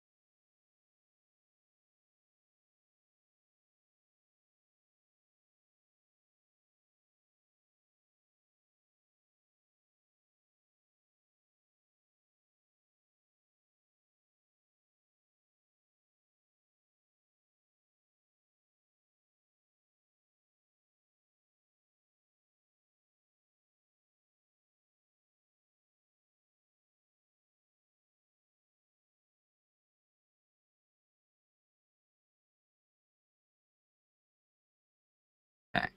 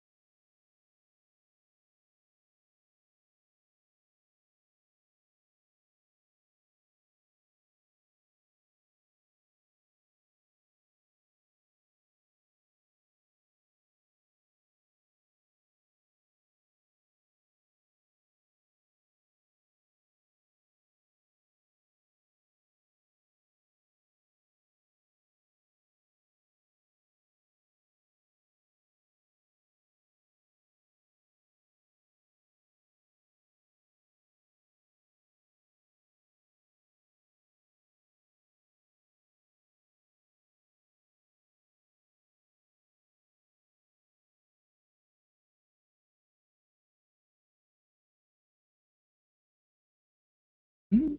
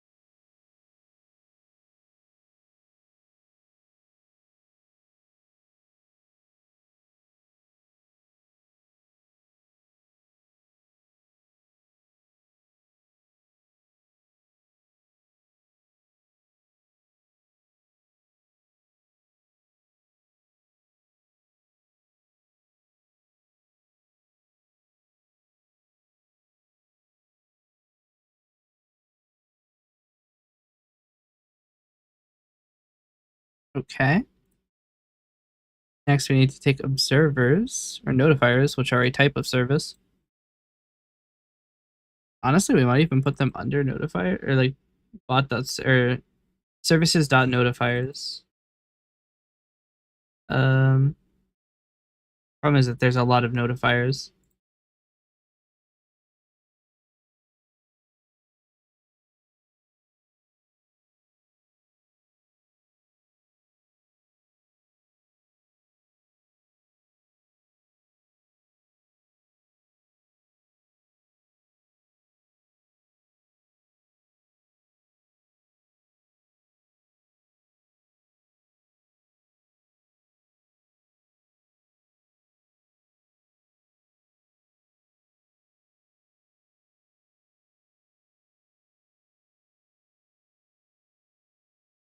Hey, Nox.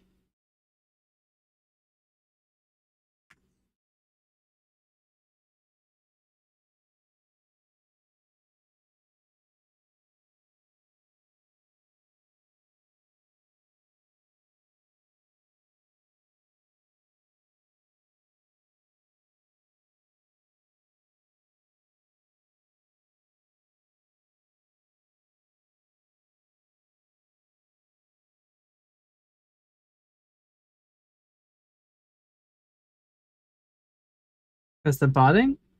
Um, Not really going that great, if I'm being honest. So here's the thing. I spent 4 hours working on Coalescence instead. But hey, my control surface is now crazy. Um, if you want to try something, if you wanna have a little bit of fun here, do exclamation PS.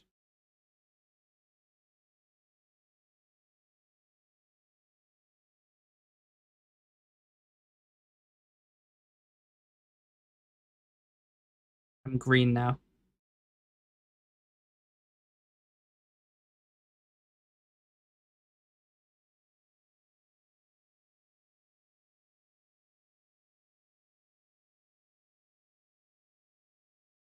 Look at what you've done. What happens if you do it again? Well, I don't know.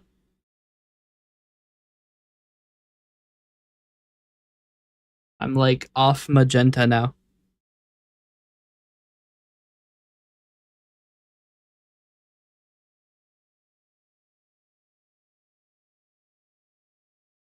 See, the funny one is you have to wait to do it again because Twitch won't let you do it very quickly, but I can press the auto clicker.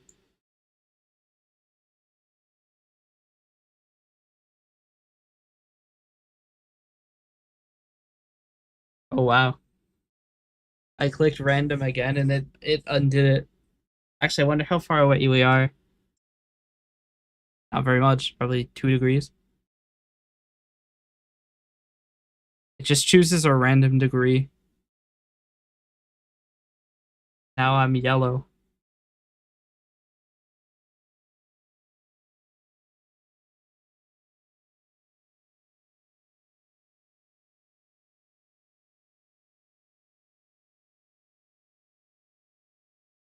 I'm jaundice.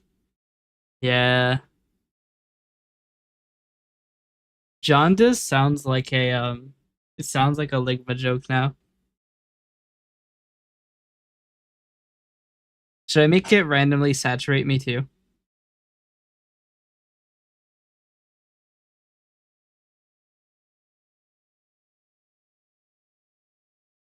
What are my options for saturation anyway? From -1 to 5.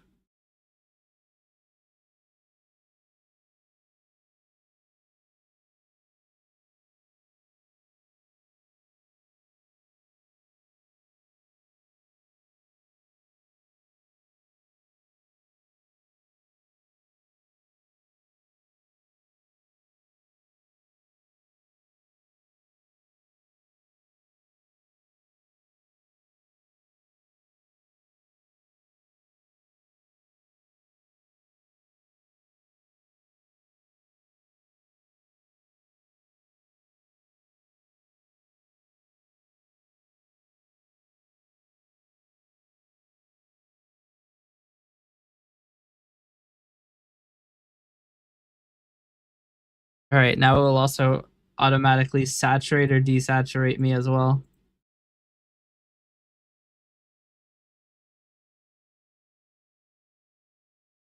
Just not getting one. Oh, yeah, no, it's possible.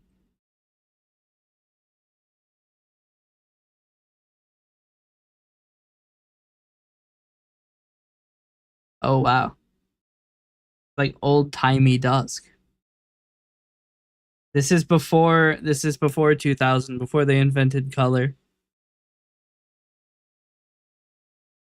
You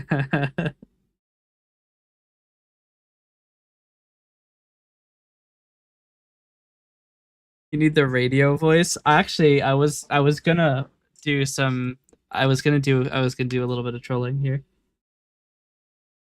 Hear me out. I have FL Studio. FL Studio has asynchronous I/O. I can take my microphone, put it into FL Studio, filter it, and take it out of FL Studio, then send it over the network into OBS. I have that power.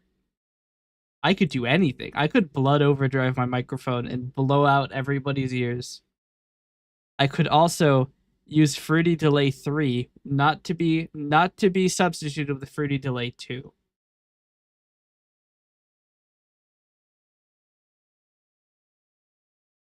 Just use voice mod? No, I refuse.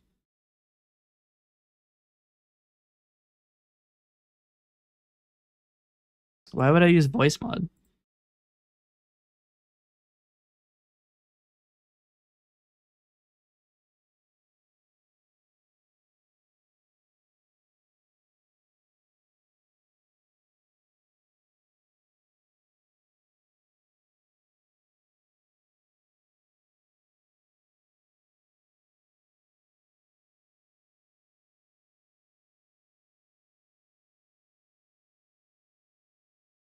Why wouldn't I use voice mod?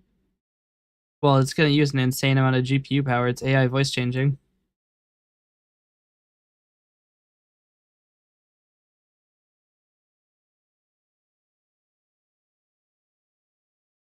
Two, it's probably not free.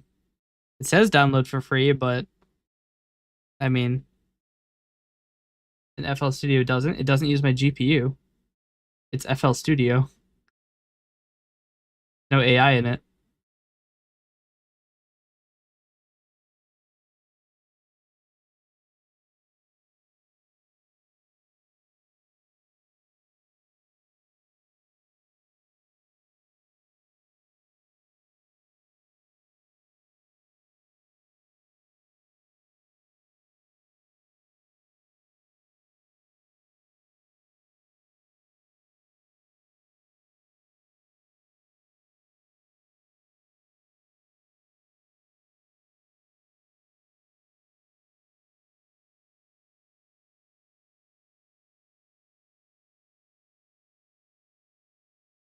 I'm just looking through the options now.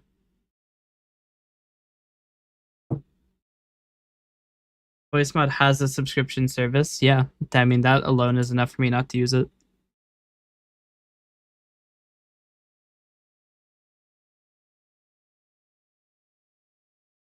I'm not interested in paying for another subscription. I don't have enough money to do it. Okay, so I went to go buy water today. Okay, two notes about the water. One, water jugs have the worst fucking cap. Seriously, I shredded my hand on that shit trying to open them. It's like plastic that you have to pull really hard, but the way that you like separate it to get the pull handle means that you're gonna end up cutting yourself when you pull it. So my left hand is just covered in like cuts opening. Weak baby hands. No, you have to pull really hard on a thing that has sharp edges. It's a terrible design. I don't have weak baby hands. I have weak baby ears. Anyway, so shit design on the jugs, right? Awful design. I hate them. Next, I went to go buy water today. I had 5 jugs, right? Because I buy water in bulk. and weak baby feet. Yeah, you got me there. Um, but I went to go buy water with my 4-gallon jugs. Yes, 4-gallon jugs.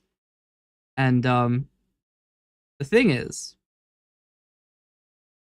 the water stations, like the water refill stations, expect you to have a 1-gallon jug or a 5-gallon jug. So I have to buy 1 gallon of water 4 times, 5 times.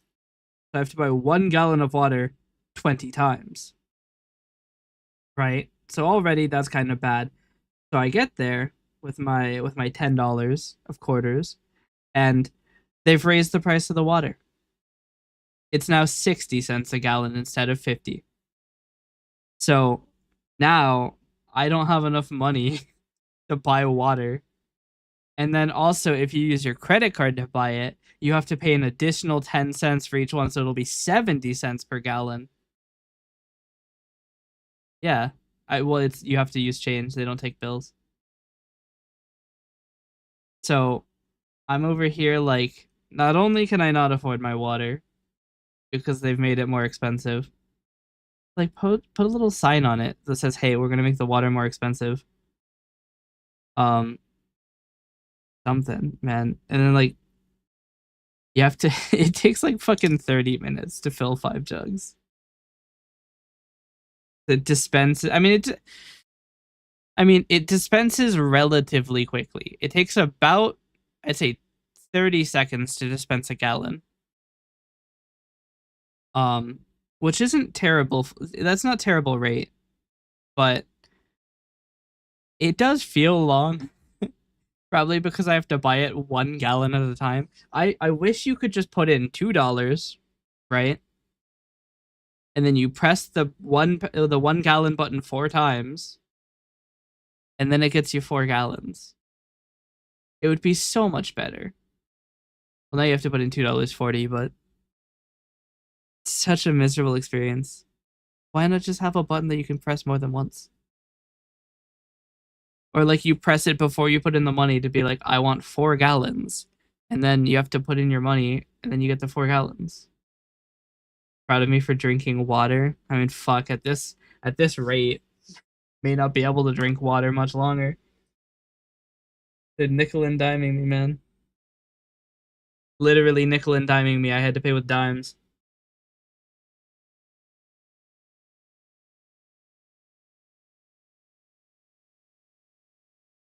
It made me very annoyed. It's also the reason that hydrate is now 20% more expensive. No longer 76, it's 91 now.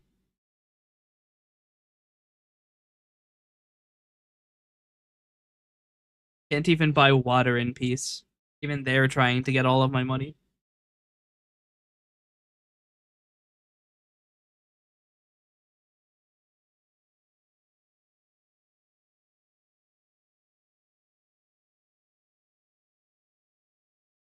Yeah, it's staying 91.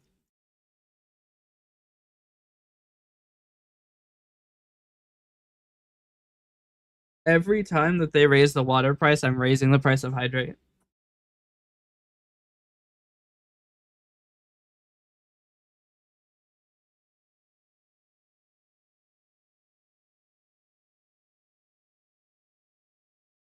I did some math though, and it looks like getting a Brita filter would be probably ideal because it ends up being a lot cheaper than buying the already filtered water. We'll just do it through the fridge or something. It's gonna take a long time to fill 4 gallons, but I mean, deep.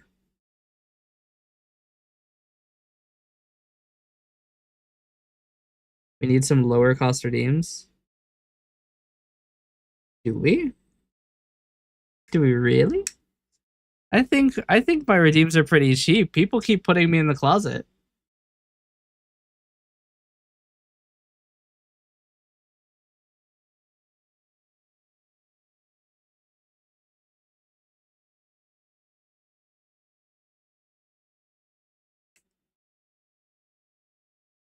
The hell do you mean we need more lower cost redeems? We have two ones that cost 1 goon dollar. given one of them is only available for the first time or for one person, and then the other one gets you timed out for 2 weeks. But like,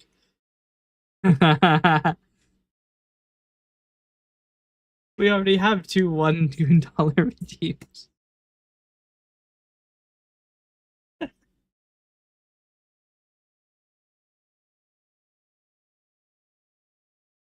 I think we need more medium cost redeems. Goes from 150 to 500 to 1500. We need more funny ones.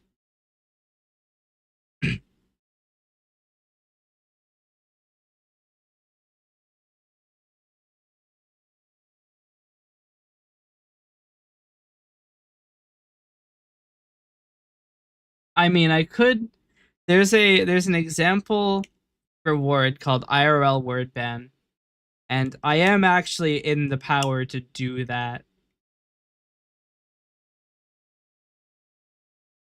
I could actually just do that.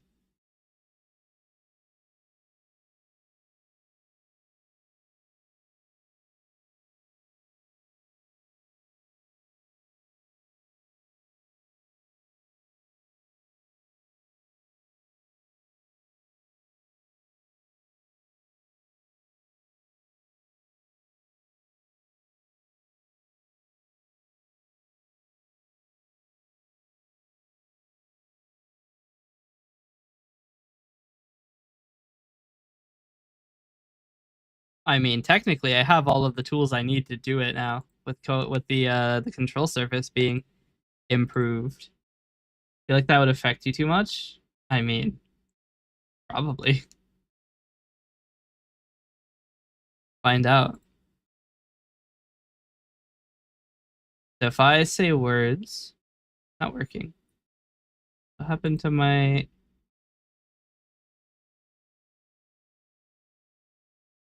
All right, well, we'll do this. Apparently, I'm having. It won't let me switch to models.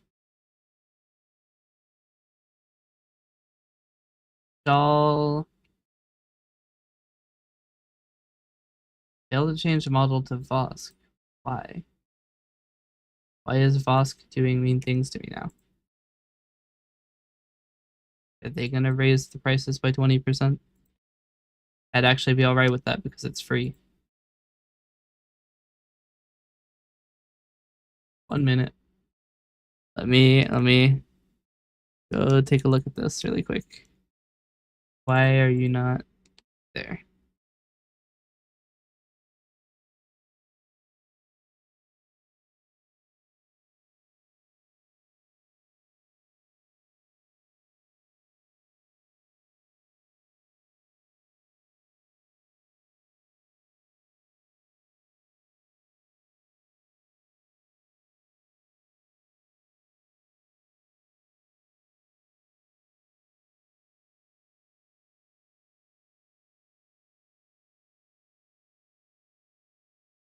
Why is this not working actually?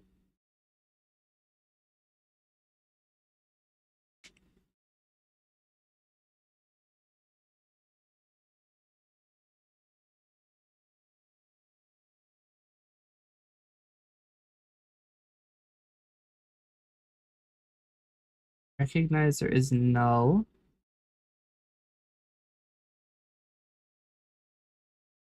This hasn't been initialized yet.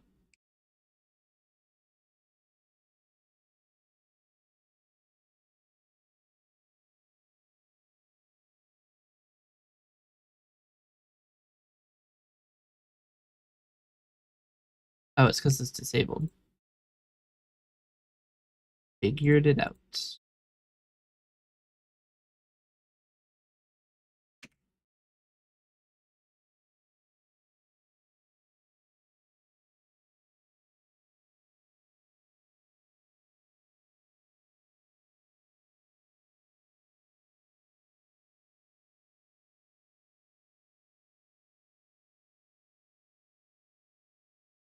Okay. So it won't actually let me open the form. Oh no, it will. It's just gonna complain. Hold on. Wait, it's supposed to be unchecked. Huh? It isn't disabled. Disable is true. No. Disable is false.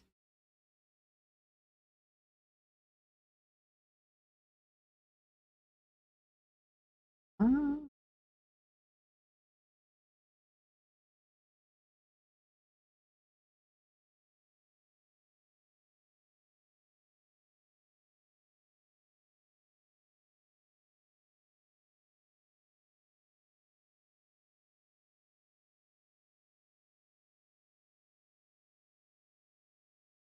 you think that. Wait, hold on. Sorry, I misread that. You said that you didn't think that banning words would affect me that much? It literally, like, it will prevent me from saying that word. It's not an, haha, funny, you don't say the thing. No, it's like actually not possible.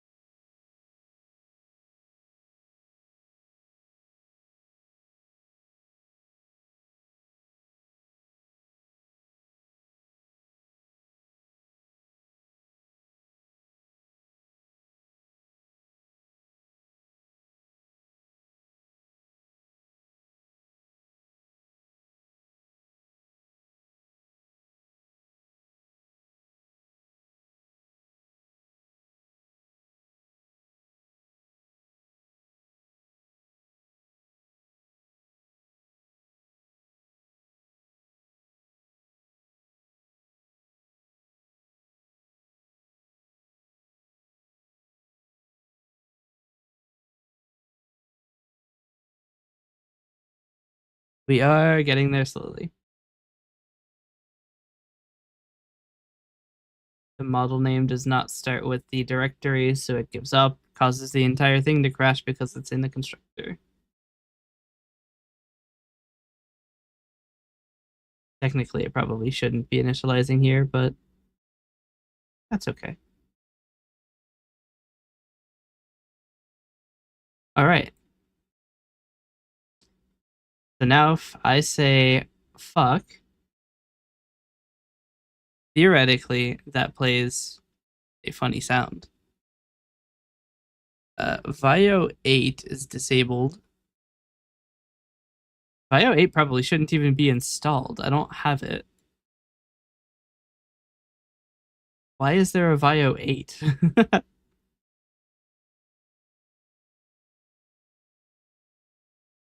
Hmm. Can I get to Vio 8 at all?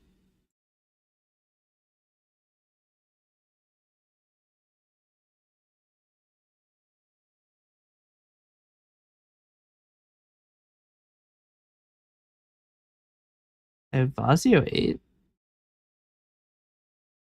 Problem is, I don't actually have an open Vio. The Vio 2 might be open.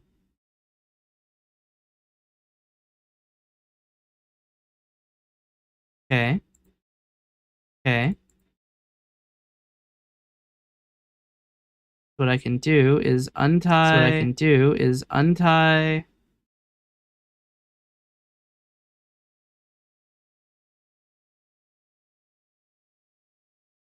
Untie my microphone from being directly there. Okay. We now have a 3-second delay on my audio, I think. But if I say, then it gets cut out.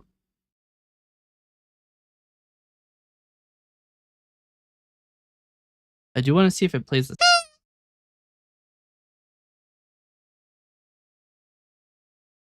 It does. See, it works.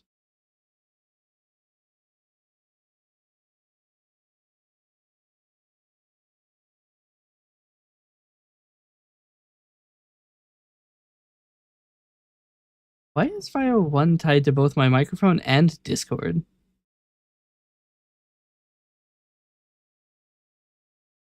What is this Vio?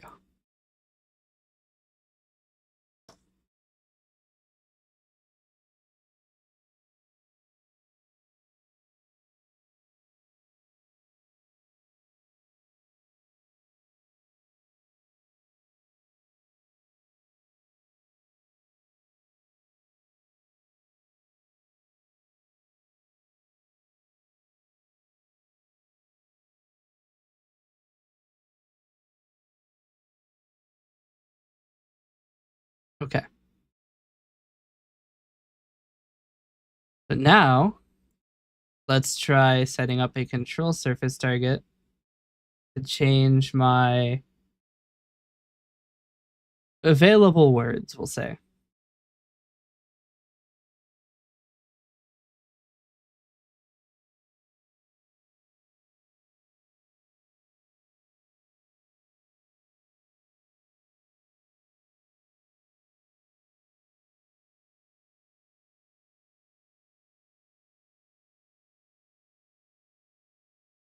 Oh, I just added a node group.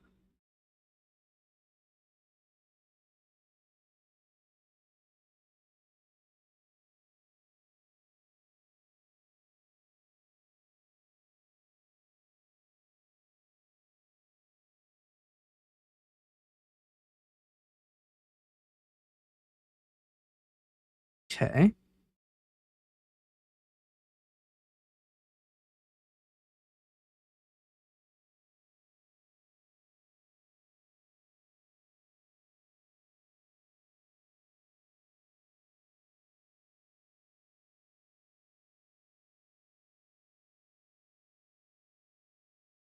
So let local stringified table equals table to string of variables.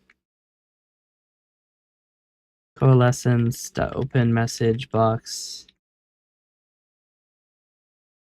of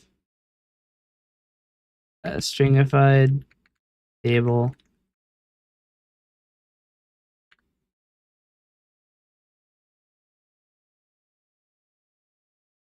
Okay.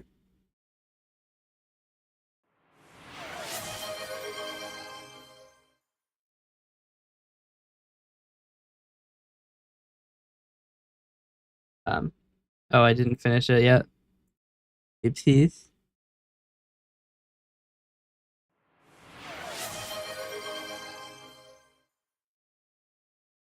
Hmm.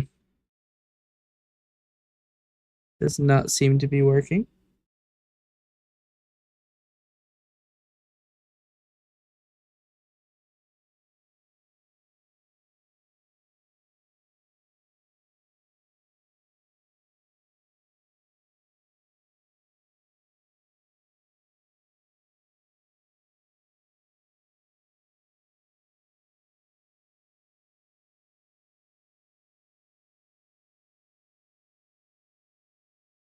Okay. Now we come in here, execute this. It shows the context. We go to word ban. It's not doing that.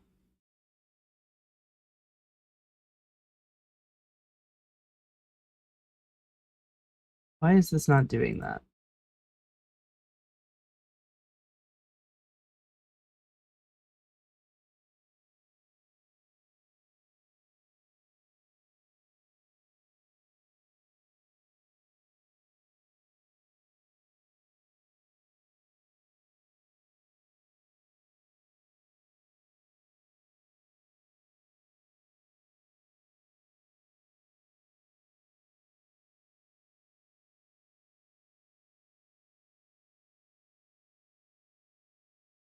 Okay, so Twitch isn't connecting, that's why. It always comes down to Twitch not connecting event sub.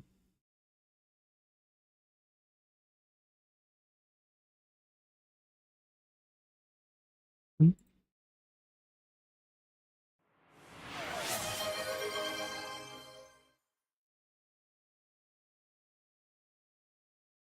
Don't know though.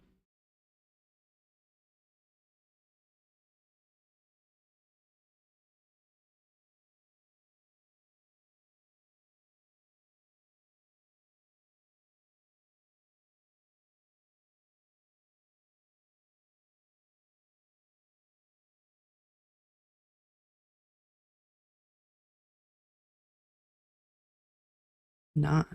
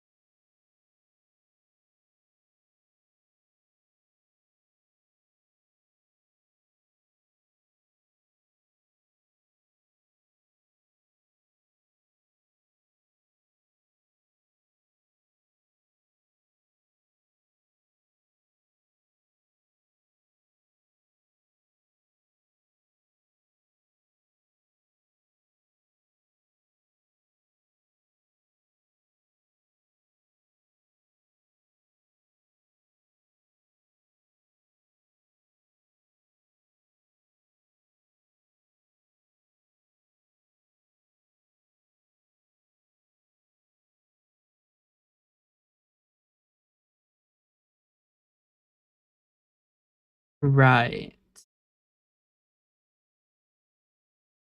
Um,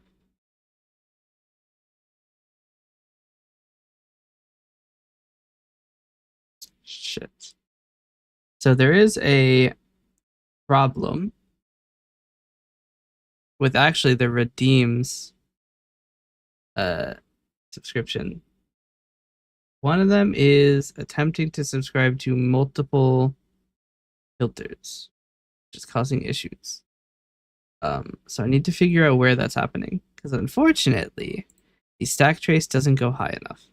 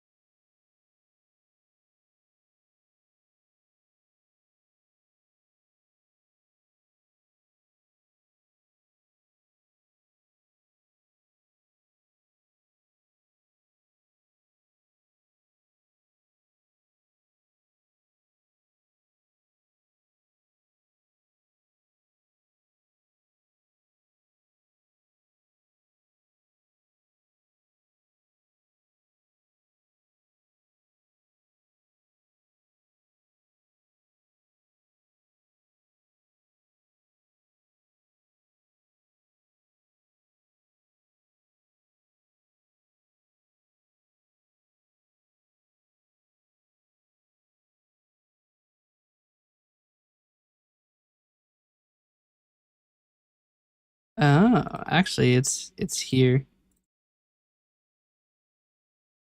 Can't specify more than one filter for getting existing channel point redeems. Fortunately, it doesn't give me line numbers.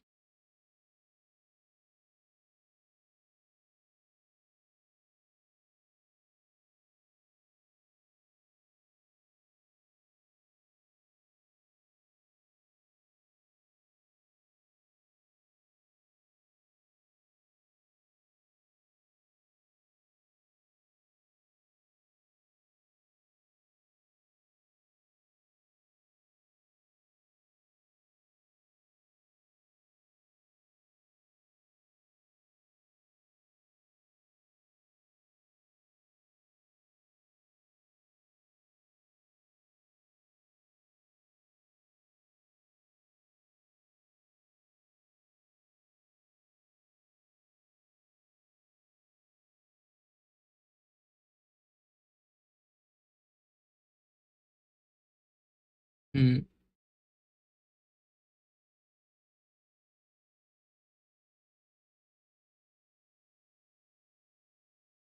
I can't update this at the moment, but it just means that it shouldn't be. I mean, this should be fine because it still creates one.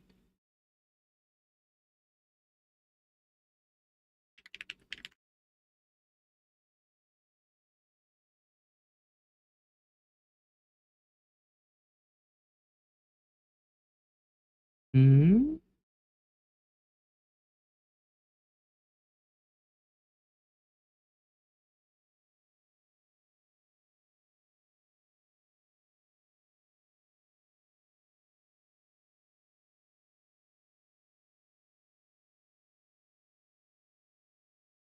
What?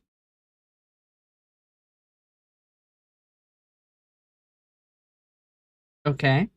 New issue. None of the channel point redemption subscriptions are actually going through. The reason we're not getting channel point redeems is because nothing is subscribing to them, apparently. Despite the fact Control Surface subscribes to them. I mean, hold on. Let's check something. If I run model RGB, well, you won't be able to tell because my model's not RGB in the first place. Um, oh, reset hue shift isn't going to reset the saturation shift. What?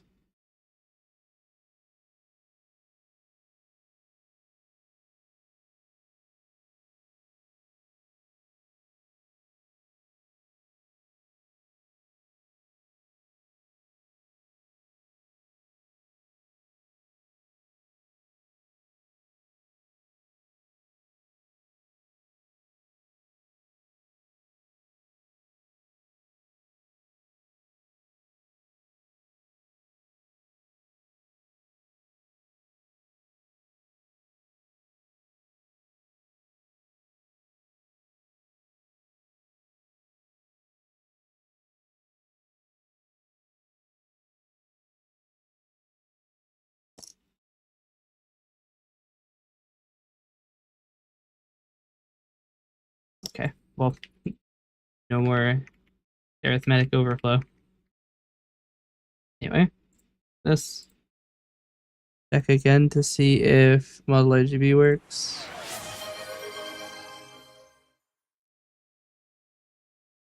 No.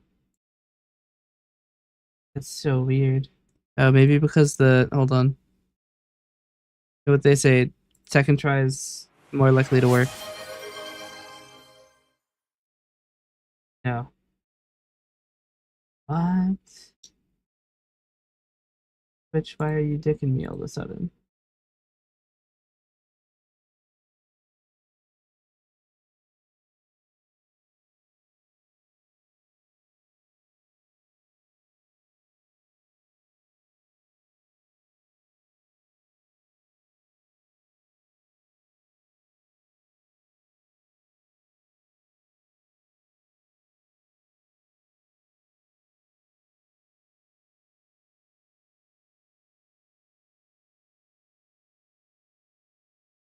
Okay, try this again. New Twitch token and everything. Nope. Okay, grand. The button works, does it? Yep, so it's definitely a Twitch issue.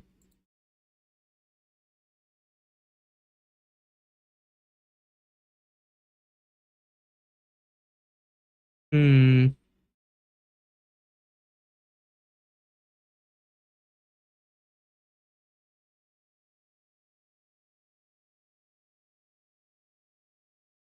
I suppose that if this is initialized before Twitch, then event sub requests will miss.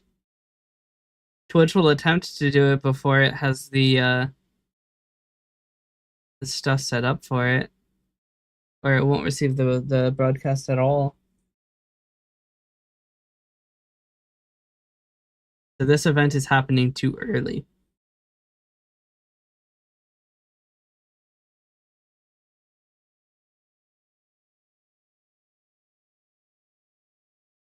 There's no way to tell a system to load after another subsystem. Actually, what I could do, so there is actually a special message that is broadcast when a subsystem is loaded.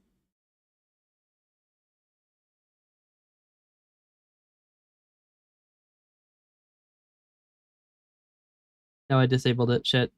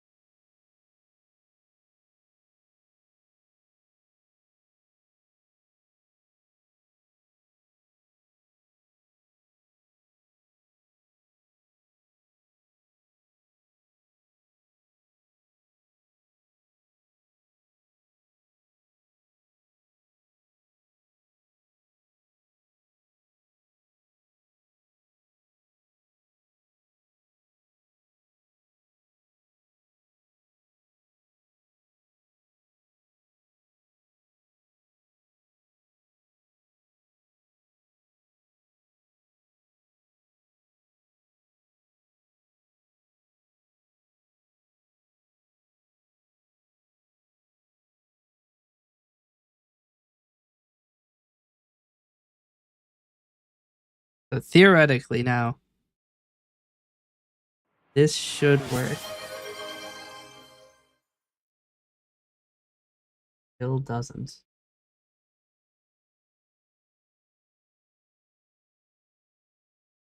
At least it got the request to subscribe to Channel Point Redemption's ad.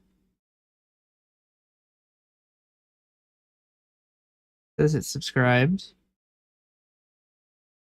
Clearly not. The hell, man.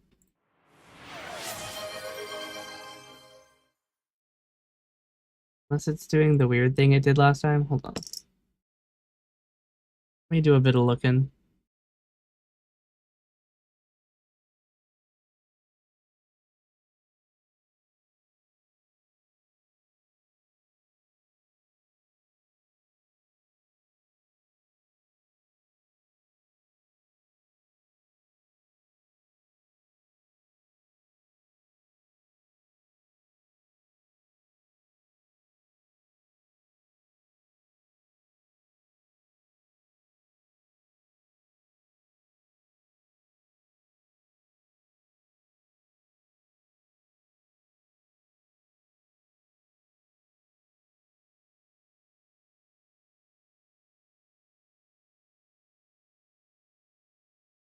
Am I getting these messages?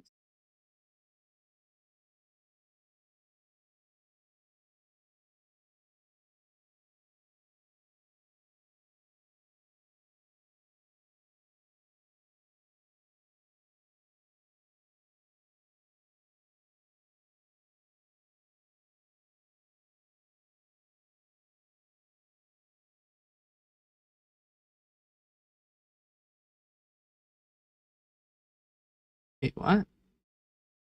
I'm getting.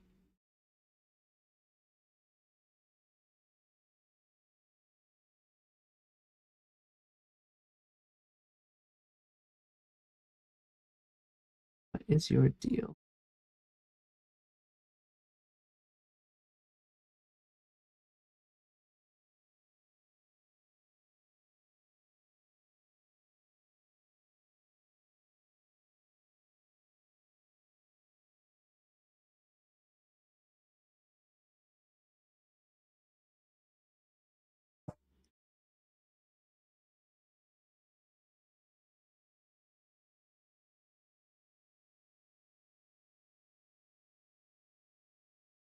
Huh?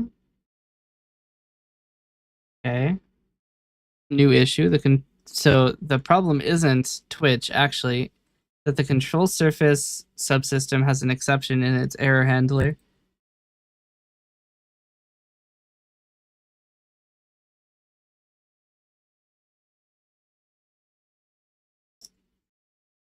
Oh, that's dumb.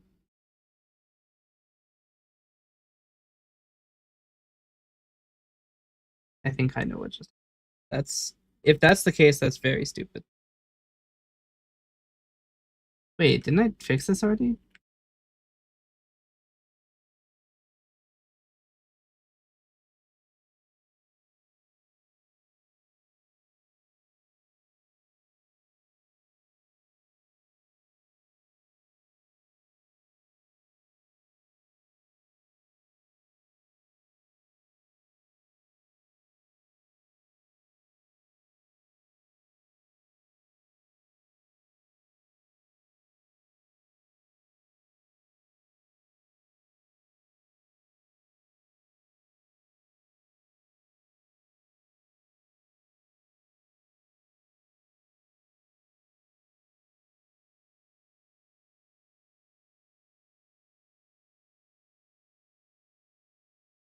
Okay. Let's see if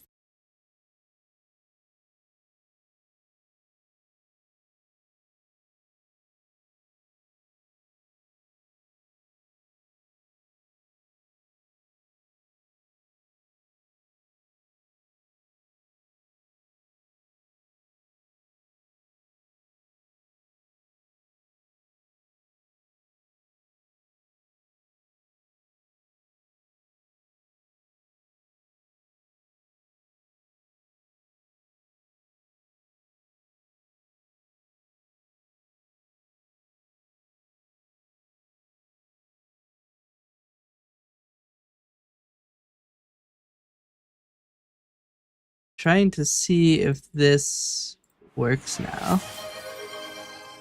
Okay, that works. Now we have to try this, which also worked. Okay, we're getting somewhere. We are getting somewhere. Okay. Now, reset my tracking. I'm not so tall. Um. Okay. So edit this script.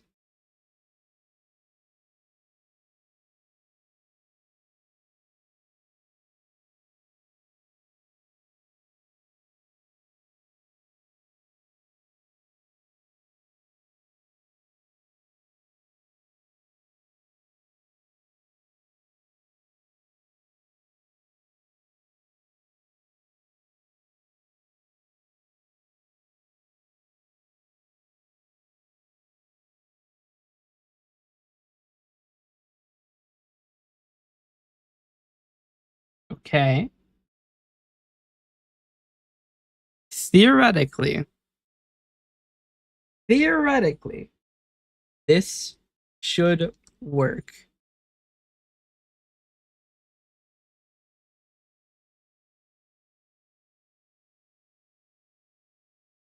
Maybe.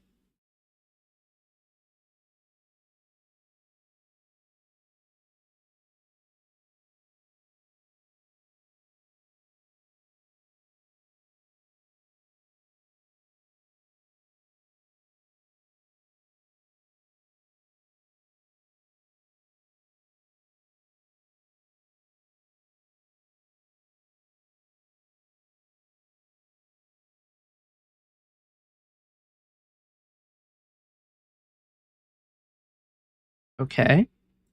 Now if I do word ban and I type in two A's. No? Okay. Maybe I didn't save it yet. Let's try it again. No? Why not? Oh, I still have a... Nah. Okay, hold on. I still have the window open. No?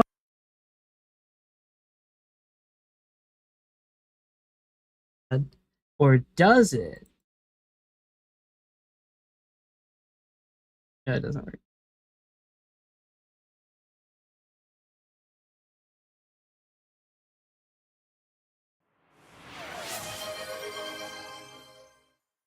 It's so weird. I know it's sending out the message.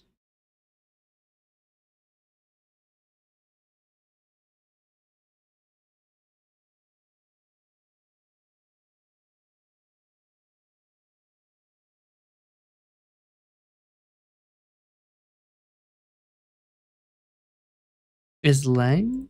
Is Len not the name? Lua length of string.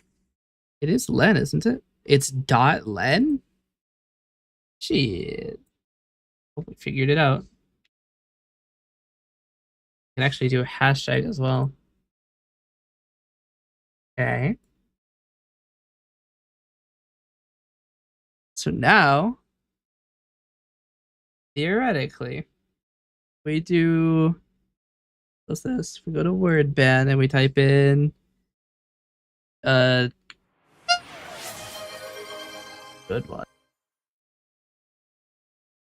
All right. So now, if I say a very forbidden word, would dare say the word. It works. And in 5 minutes, that's going to be removed. But until then, I can't say I can't say I can't say reek, but I can say coding. Got him.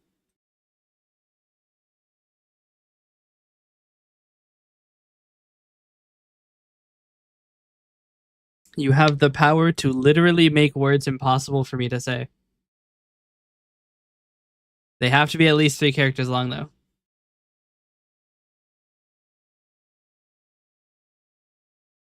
No letters. As funny as it would be. Maybe I do allow it. I don't know.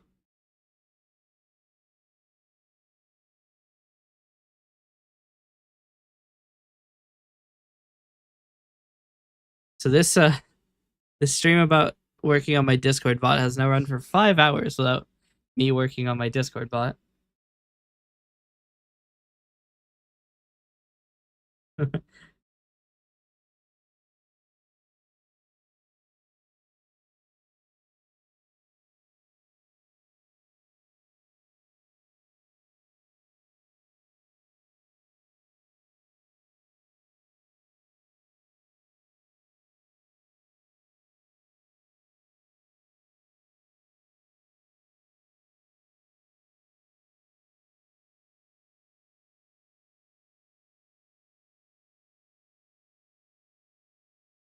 Okay.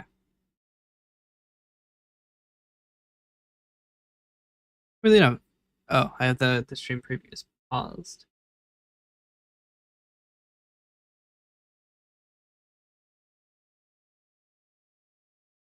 Nope, that's not it either. Where's my Discord bot one? Did I close it? Some bot development stream this is. Where is it?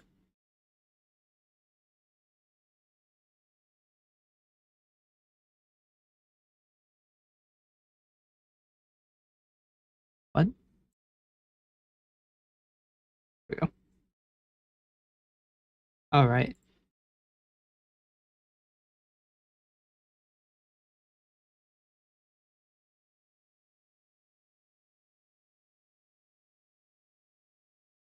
Yeah, the Twitch connector in my that the Twitch connector in my software is not amazing at the moment. I do want to fix it. I just don't know how to fix it. Probably by making it a little bit more nice than this. It's got to be the OAuth.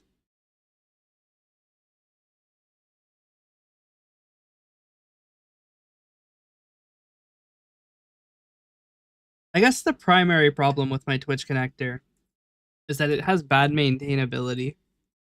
It's like far away from where you would actually be debugging. And since it's in a remote library, it's difficult to test.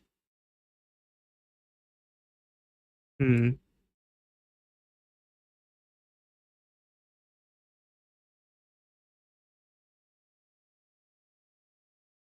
I wonder how I could test it. I know that there's a command line app you can install to fake Twitch events.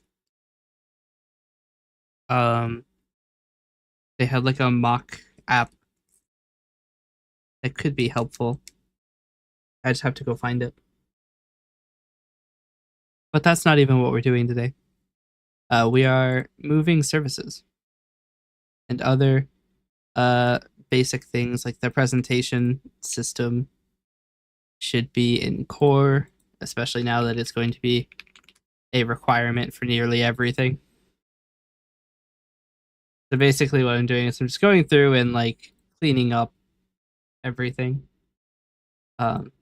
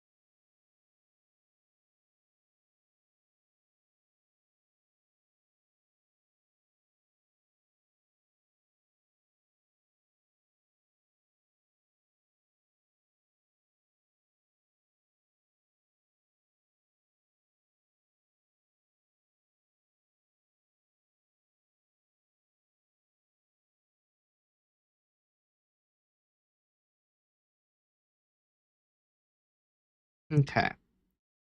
This is moved in.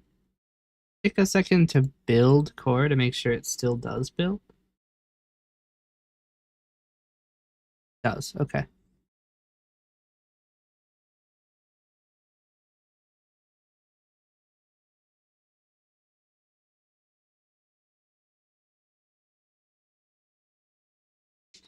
So here's the weird part.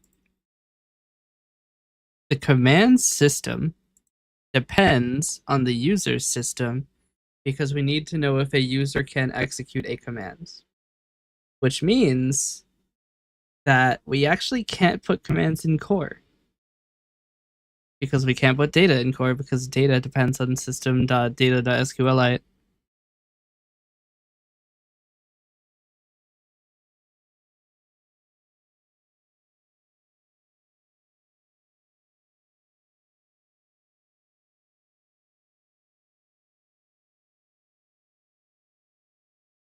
Hmm.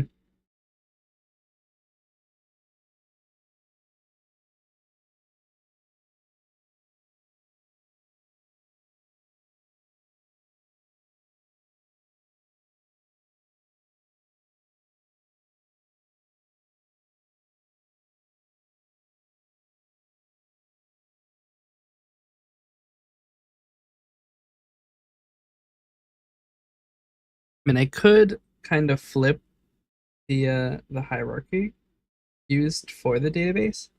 Well, no, because different database providers have different query formats, so it wouldn't work. And also, we do actually use the fact that SQLite is a little bit weird with their types. So we can't do that, can we? Because transactions also depends on data. That can't be moved. It could probably be merged with users, honestly. Same with levels. Levels hasn't been moved because it doesn't. It depends on ncalc, actually, is why.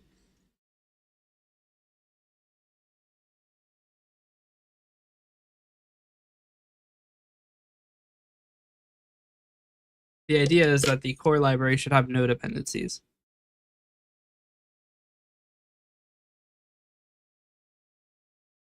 We only have an analyzer library, which is not included with the output.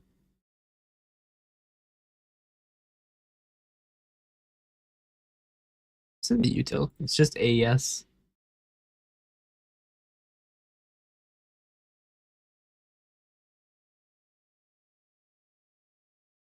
I don't remember where I got this code. And we have try, which I'm attempting to get rid of actually. It's still 16 references to it, mainly in like Discord commands. I don't remember why I did it, but we'll be getting rid of it eventually. Get rid of half of it at least. Um, but yes, graphics are all based on Skia Sharp, which I would like to get rid of actually. A different graphics library. The Skia Sharp is kind of shit, if I'm being honest. I have a lot of trouble with it. It also depends on FFmpeg. Uh,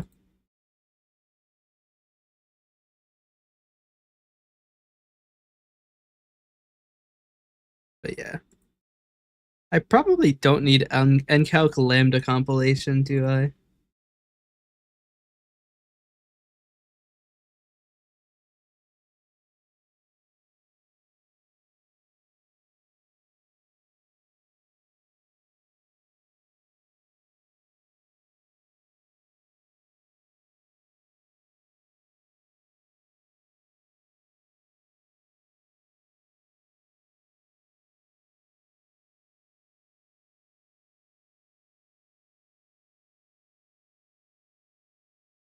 So this is one of my problems with dependencies.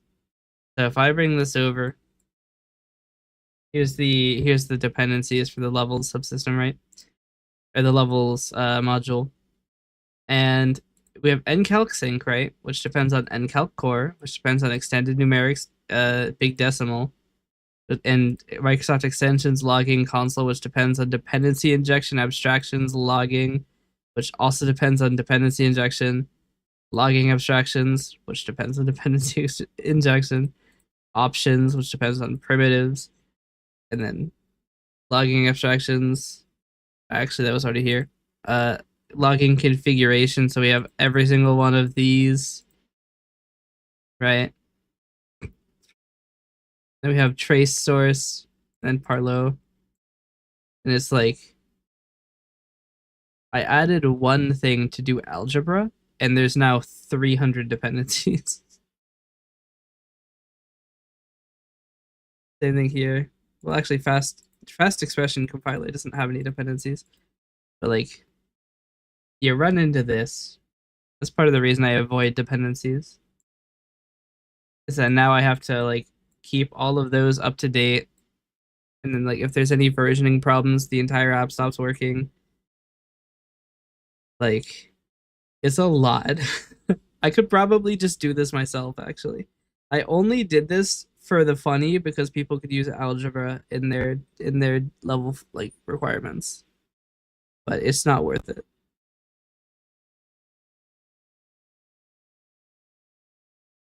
It doesn't even need to be performant. It could literally just be like determined ahead of time.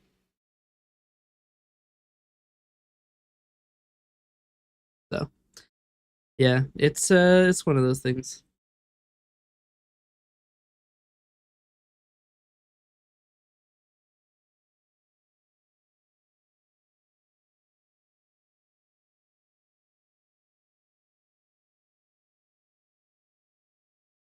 I do want to make the point system a little bit better though.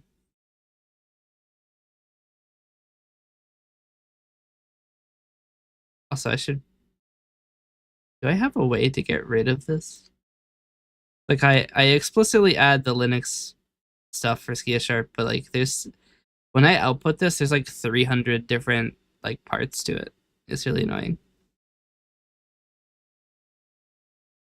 Let's see. Transactions can probably be merged with the. We'll probably make users include XP. I want to make more scaffolding with how the bot actually has user data. Right now, it's like nothing. Like the points are stored in a different table, and they probably don't have to be. Um, just a lot of stuff like that.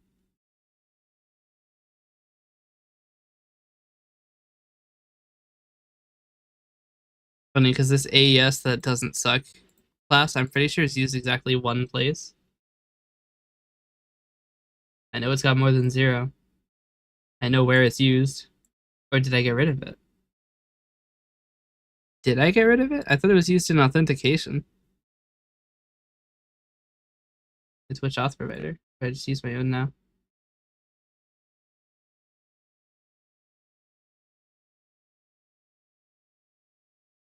Or do we not? Oh, we don't do the thing anymore. That's why. That actually isn't encrypted anymore. Huh.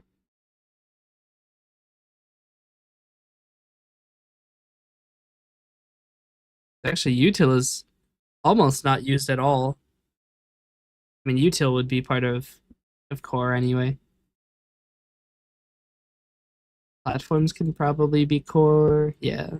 The platform, there's not many platform like complexities. It's pretty simple.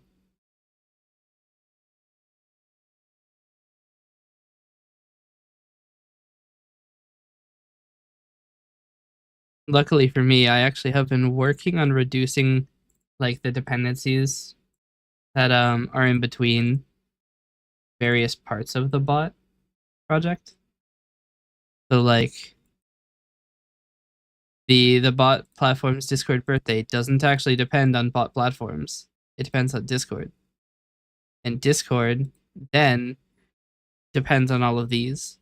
So you can actually get away with only changing the platform level dependencies without having to go down every other part of it. But I will have to reorganize the graph of dependency here.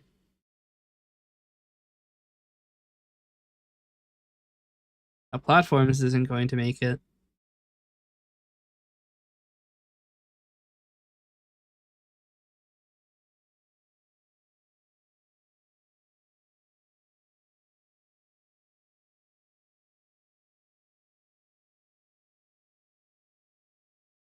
Trying to think of what else I should get rid of.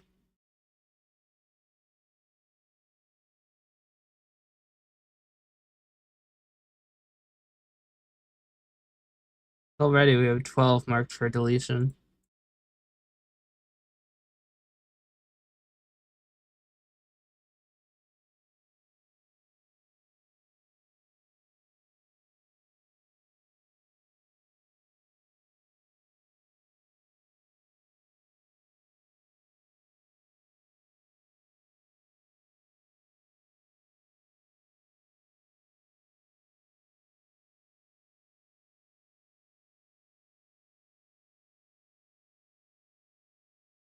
Let's do this. Let's push these.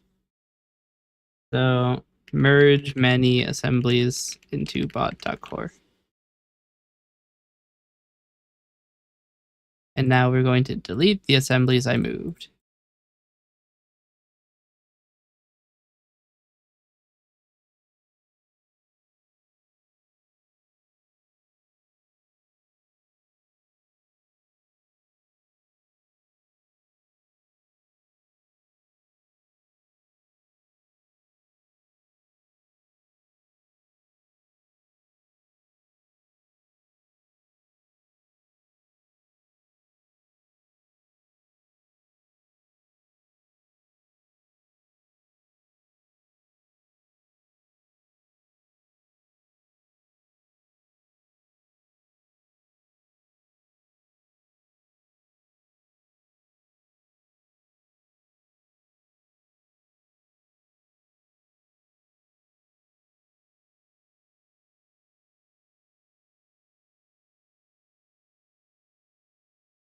Okay.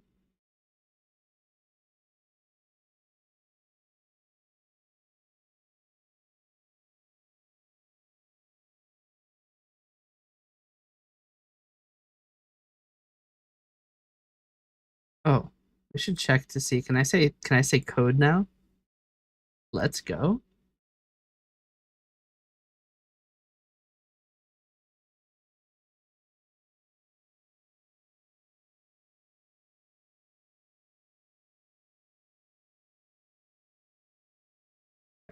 We're gonna have to do this manually, I think. So add project reference to core.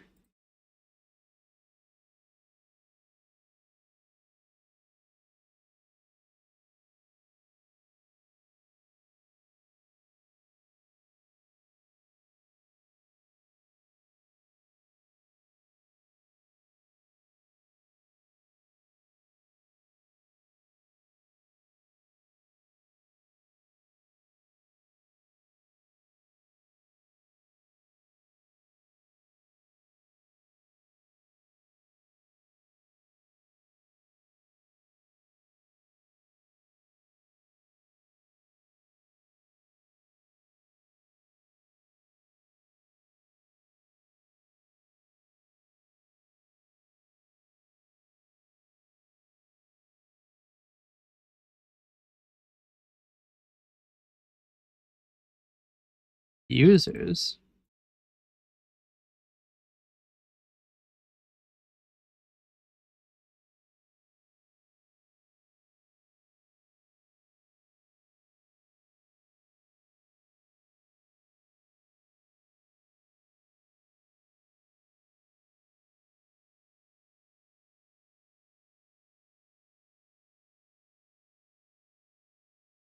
I don't think this uses data either.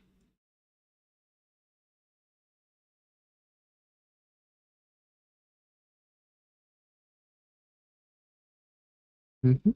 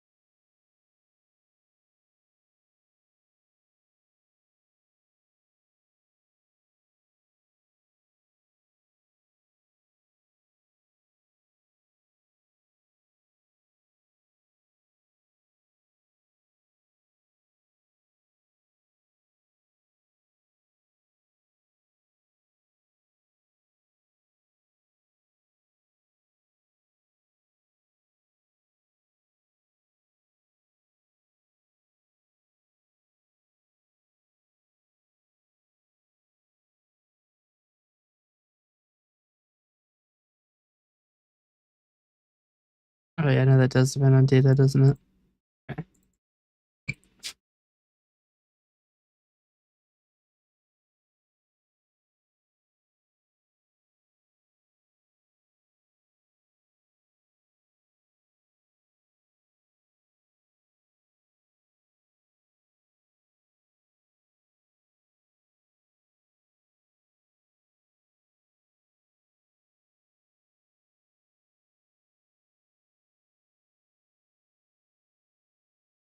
Okay.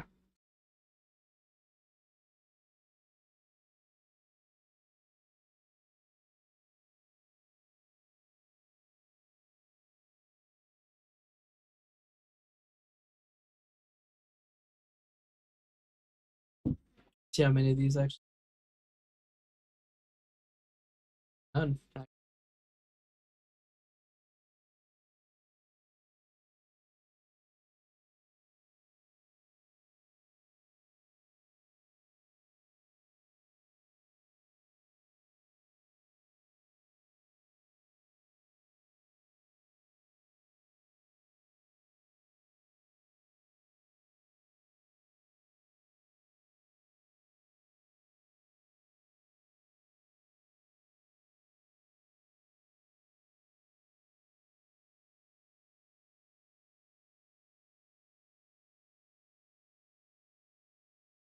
Bot.data is failing to build. What are you missing?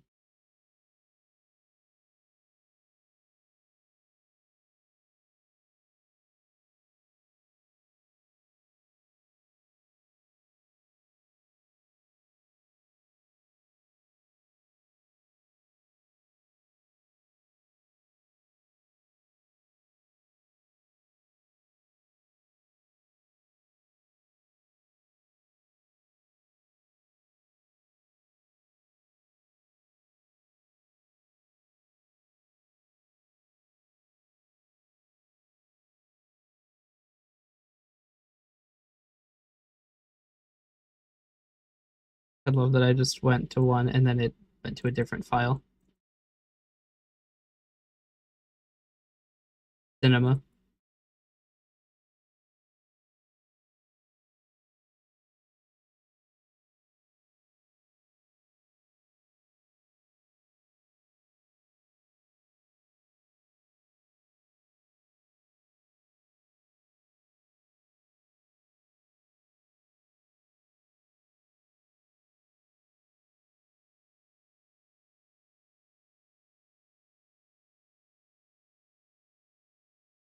That's probably why it's running so slowly.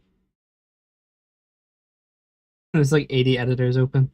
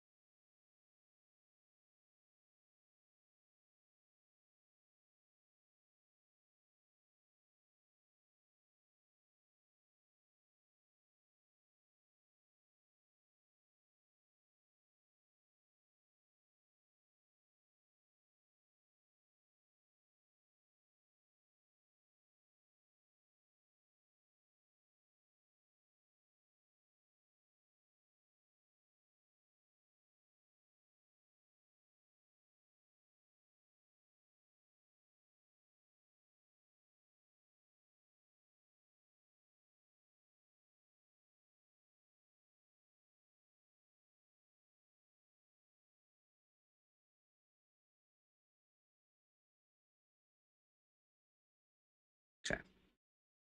If this works.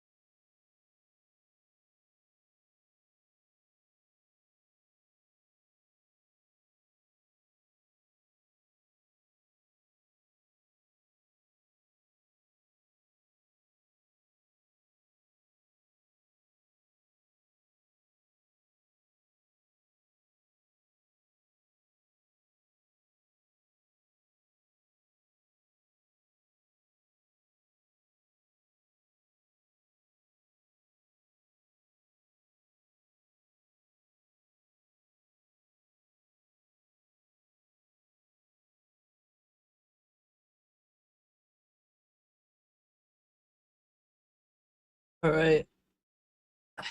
It all builds.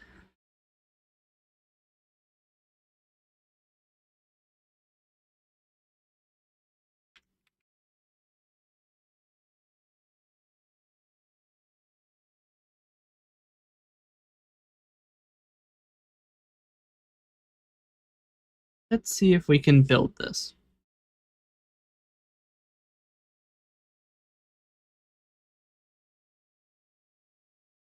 Well, shit.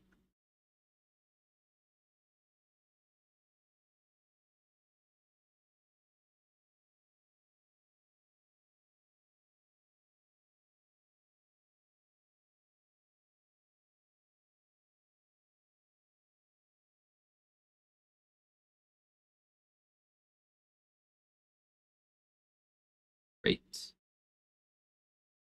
Love that.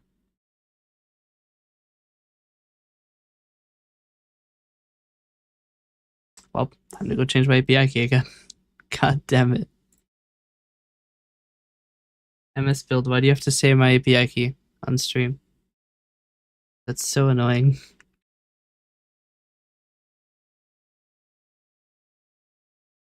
Alright. We'll change my API key again.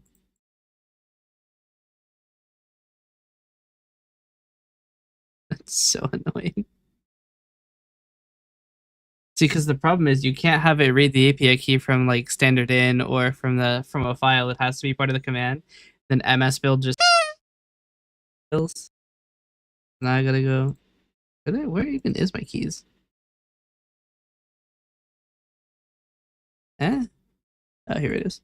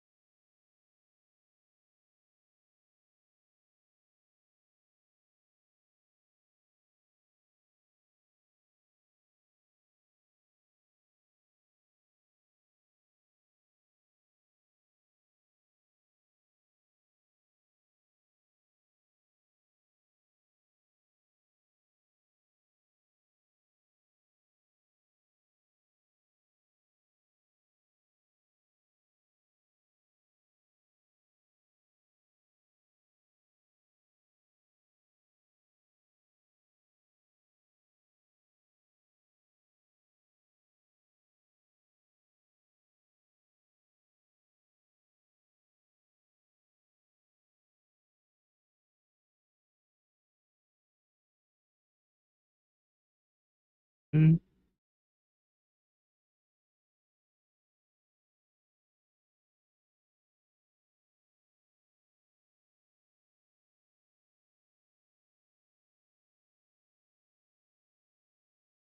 I don't think I can mute the errors.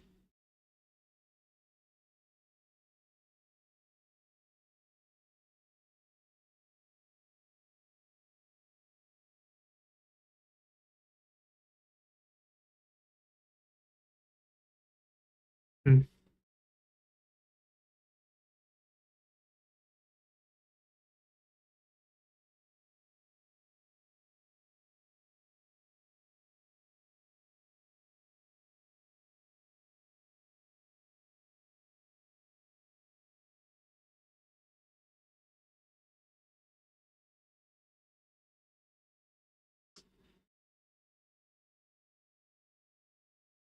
All right, let's see if we can build Aura.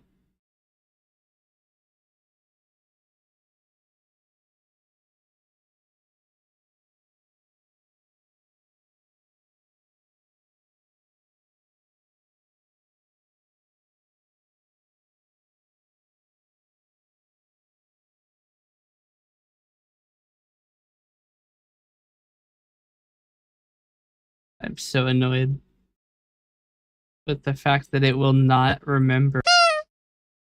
Please.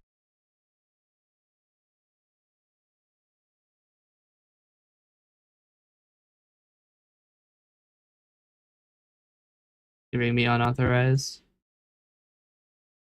Oh, you know what it is? I have to change the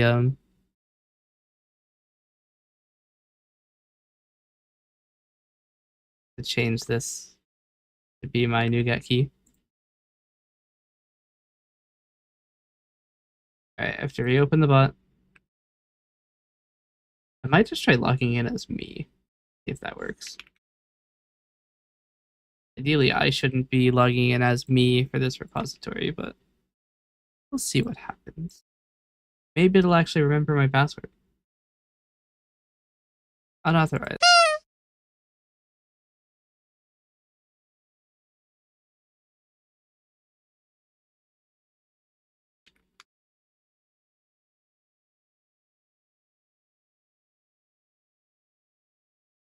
I didn't even reattempt authentication.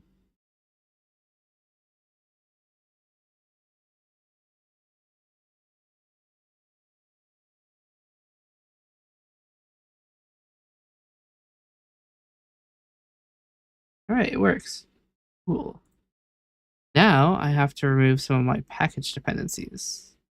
Or no, I don't, because I don't directly depend on any of them. So with a single restore, it should just build the latest version.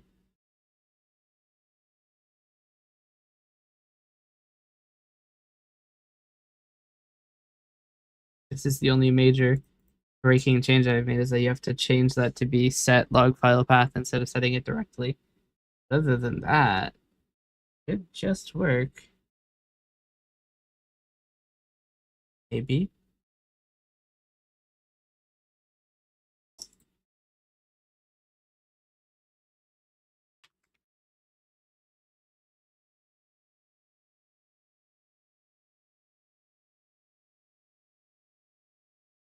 Okay.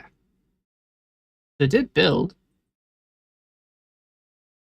It went pretty well, actually, all things considered. If it'll build the Linux artifact.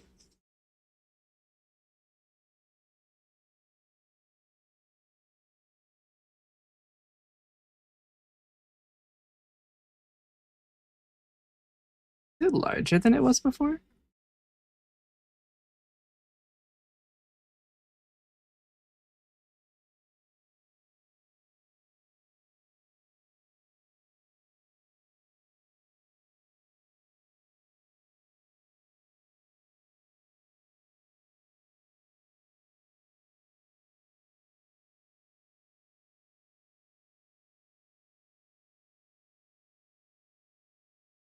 Hang on here.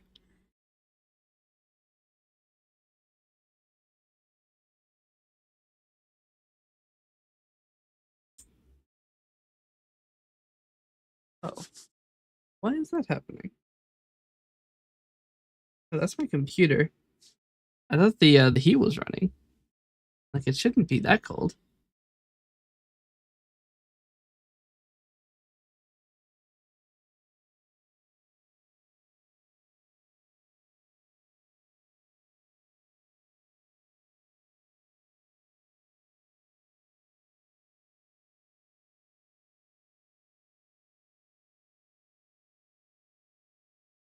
Is 20 kilobytes larger. Yeah. I am curious. I've already deleted the stuff from bin, but I am curious to see how much smaller the set of dependencies is. Um, there are less.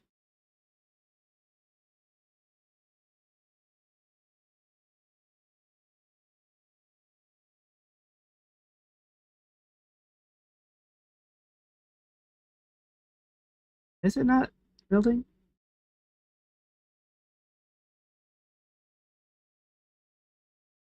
I'm building debug, that's why.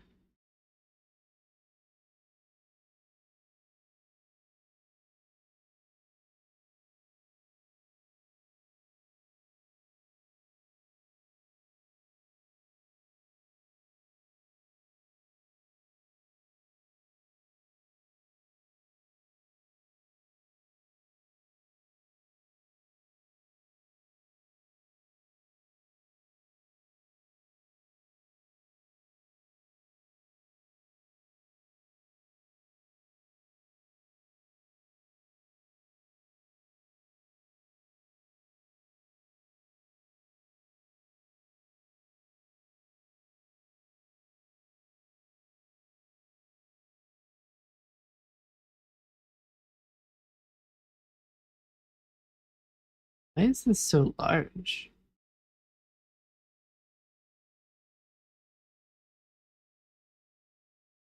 I still have PE Explorer? Don't. Hold on. This Blue Sky library is 2.5 megabytes, and I don't know why.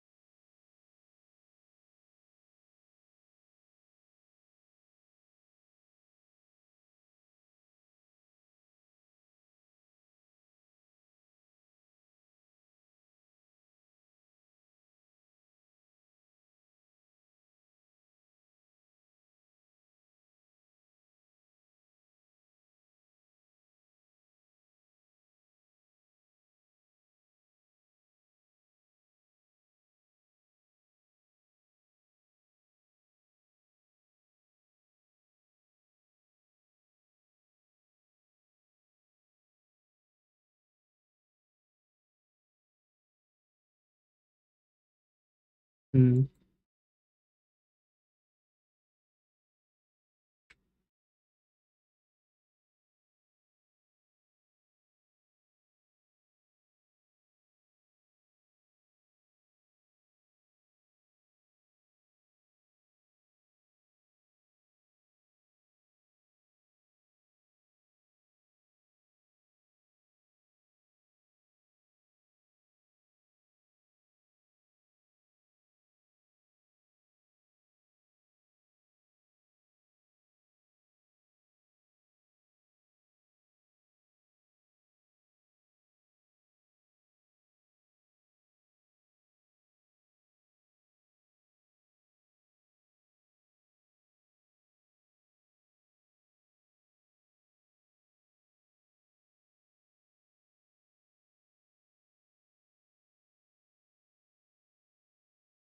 This app is really old.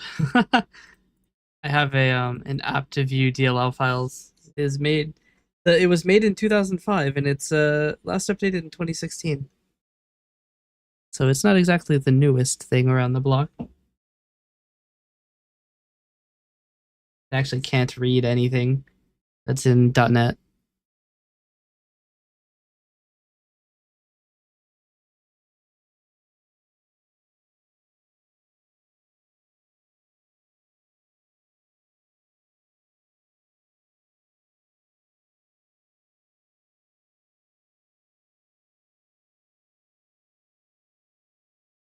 Okay.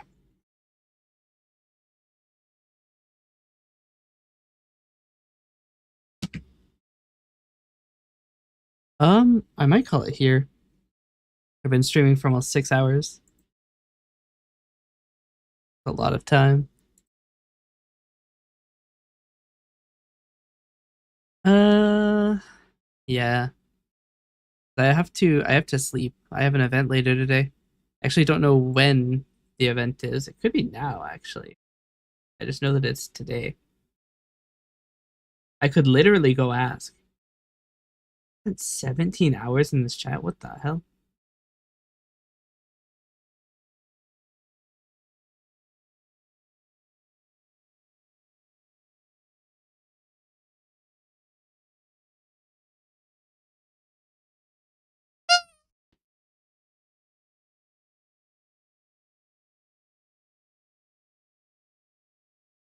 Is that not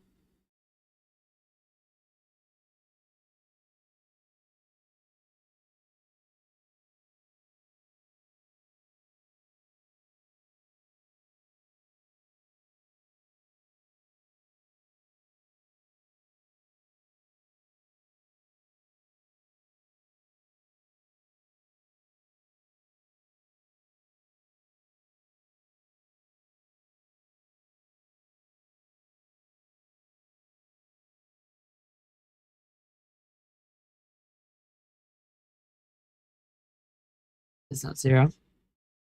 I might be slightly stupid. AM and PM are not the same.